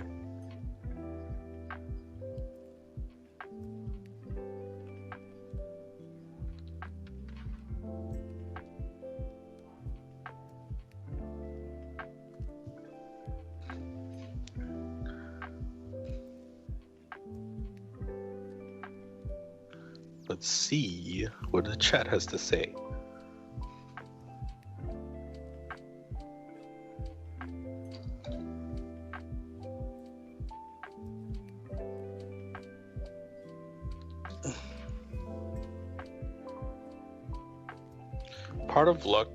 Part luck, but mostly dedication and mindfulness.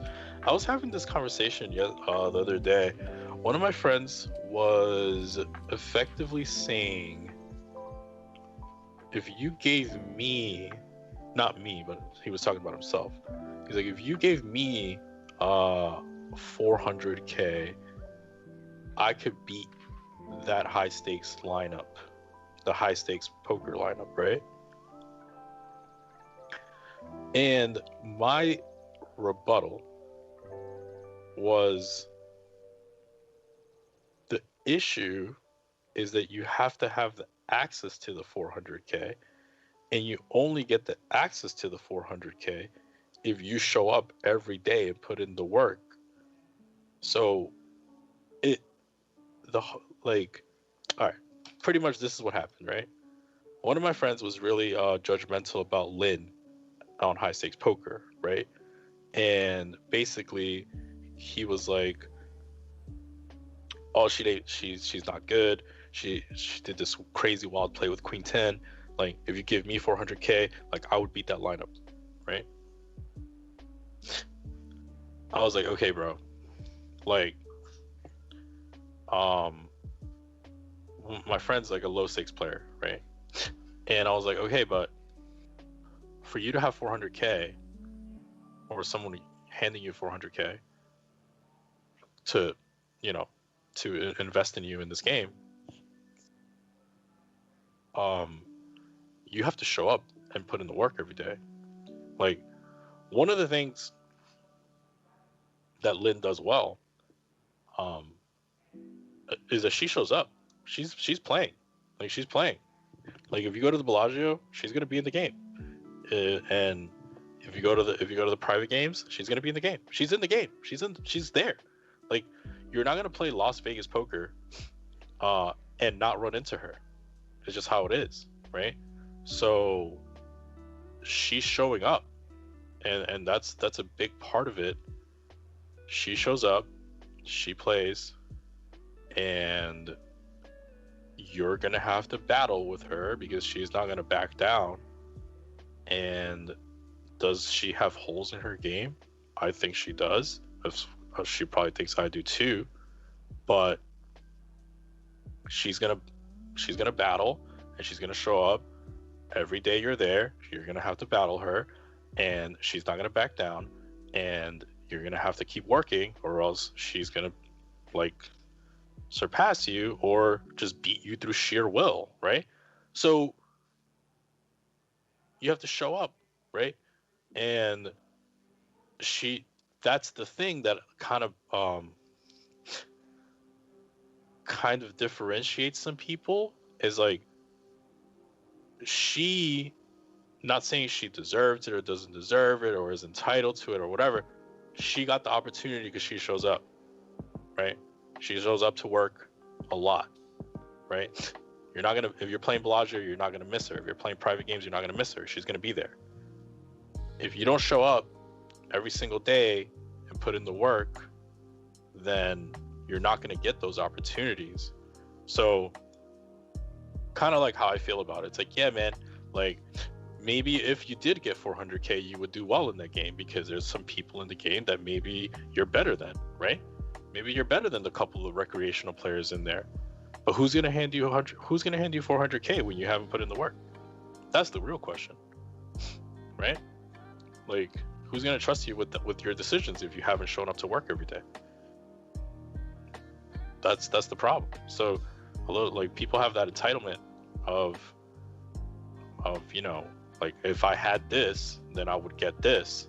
But sometimes there's a little bit of a reason why people get those opportunities, and that's the truth, man. Like, I don't know how like, that's what I told him. Like, it's the truth. Try not to make him feel bad about it, but it's the truth. Like,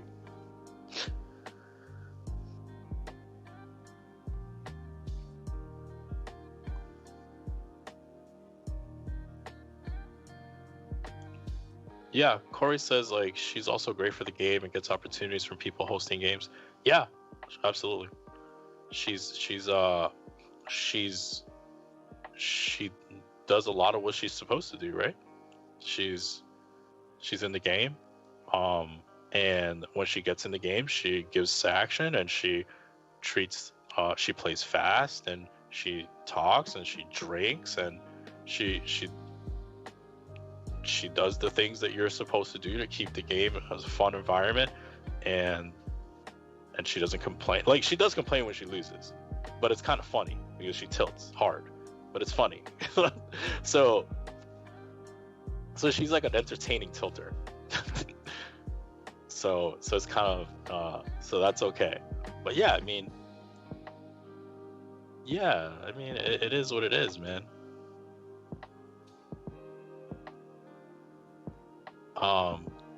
Richie says, correct me if I'm wrong, Chin, but I don't think someone handed her 400K to play that game. She this was a little bit different situation. Like, you know, she definitely sold for the game. She sold action for the game, but obviously my friend can't afford 400K. So it was more like, if he had 400K invested in him, like if somebody invested 400K for him, he would be able to beat that game. That's like, so yeah, she wasn't handed 400K.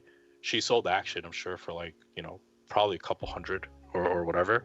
I don't know for sure, but the discussion was, if my friend had access to the money she has access to, then he would do better than her.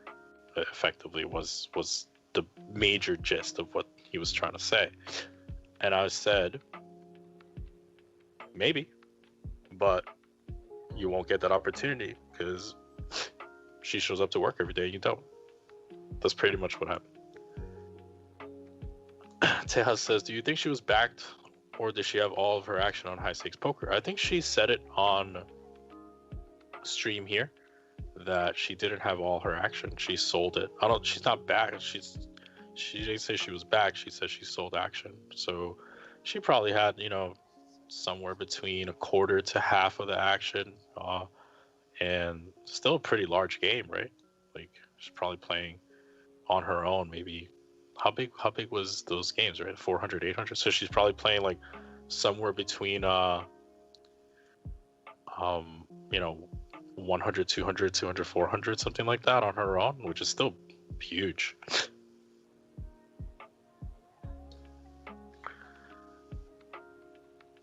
She had the story blow up on Twitter where she folded quads, right? If I'm remembering correctly.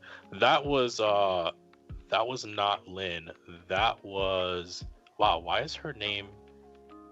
That was not Lynn. I'm trying to remember the person's name. I have her on my Instagram.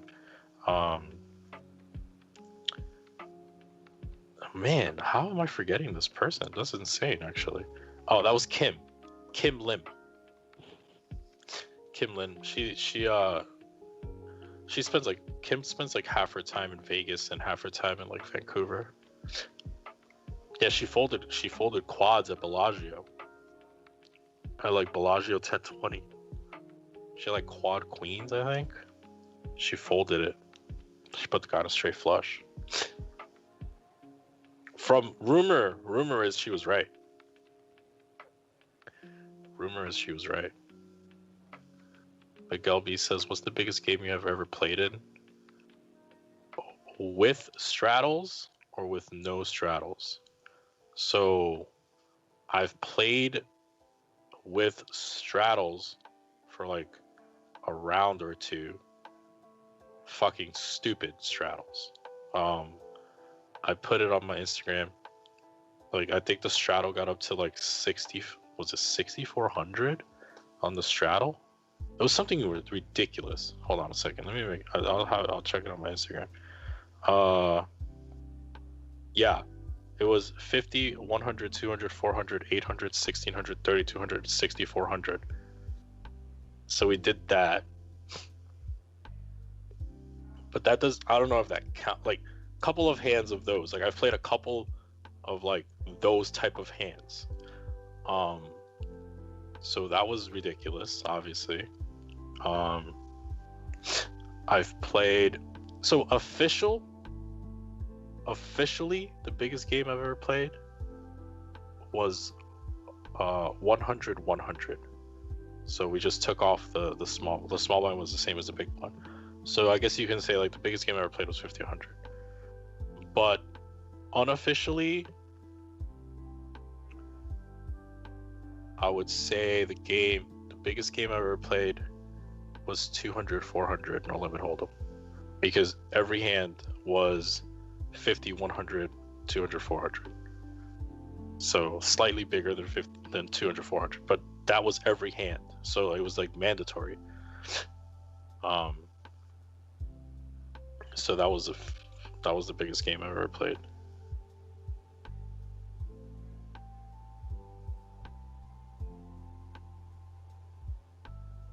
Chen said he's stopping at midnight and it's 12:36 Eastern. Dude, I mean, I feel like really unprofessional stopping, so I'm just like trying to push through as best I can, and then like, so that's it. Just trying my best, man. What can I do?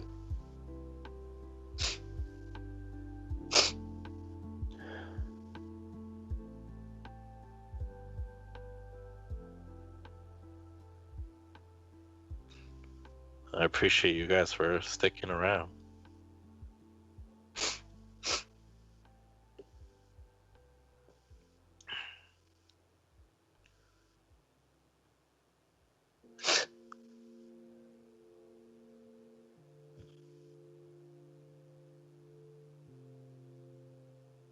Steven or Stefan in the chat says, Doug said there's a chance they finish tonight. I said that there's a chance, man. Like, I said, like, Daniel's old school like this. Like, he's like, fuck it, I just want to finish. You know, like, there's no chance I'm winning this back, so let's just finish as fast as possible.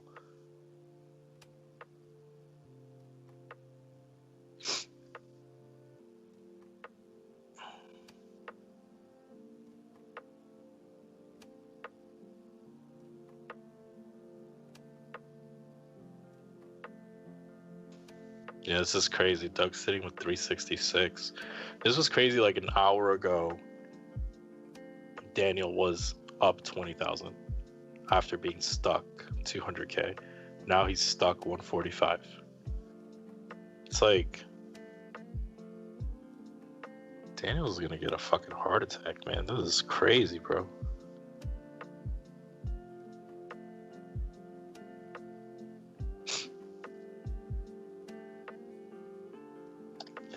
Corey says, appreciate the chill commentary trying, man.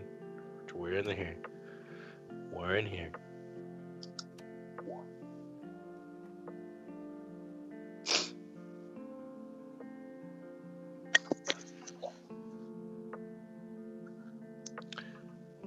Hillian Michael says easy way to get access to money is to win. Yeah, for sure. If you're known as a winner, more likely people send you money.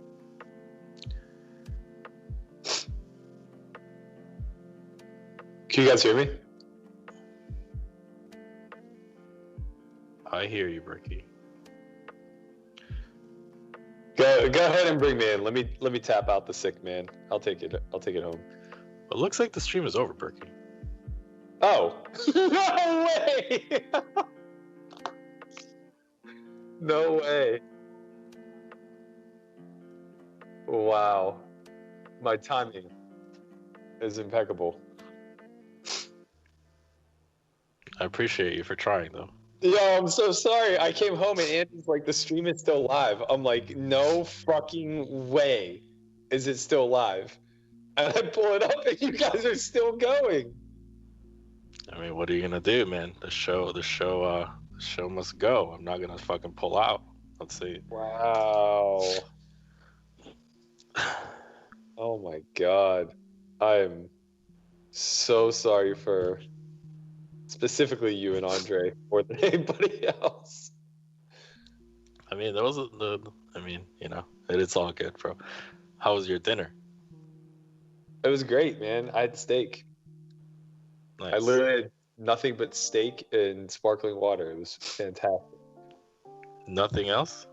Nah, that's it. Just Wow, that's beast mode. pretty legendary. All right, everyone. Thank you all for sticking around for the longest stream we've ever had, probably in the history of this Daniel Negreanu versus Doug Polk session. I'm sorry for I don't know, whatever show I provided tonight. I hope it was good, or at least good enough. I tried to stick it out as long as I can.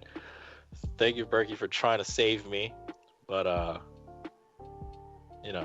least you owe me one. You owe me one for when I robbed the bank. All right. All right, guys. Thank you. I believe, are we done for this week? I mean, I don't know what we're gonna do because it looks like the challenge may end now. The next session, I guess they have 1,700 hands left to play. Yeah, they're gonna end it. They're definitely gonna end it. What did they play today? Like 3,200 hands? Dude, I think they wanted to fucking finish this today, bro. Like, I think if Daniel doesn't lose the last couple hands, this ends today. Yeah. Like, I just couldn't take it anymore. Yeah. So it may end Wednesday, which means neither you nor me will be able to stream it. The good news is we don't really have much of a sweat. Doug is up almost $1 million. There will be no comeback. We'll be paying out our bets. So I guess the worst case scenario is this is us signing off. Best case scenario, this goes till Friday, and I'm back in the booth for that. All right. Well, thank you all for joining us. Thank you all for the get well soons. It was a time to remember, that's for sure. All right. Good night. I hope you all have a good week, and I like the stock. Peace.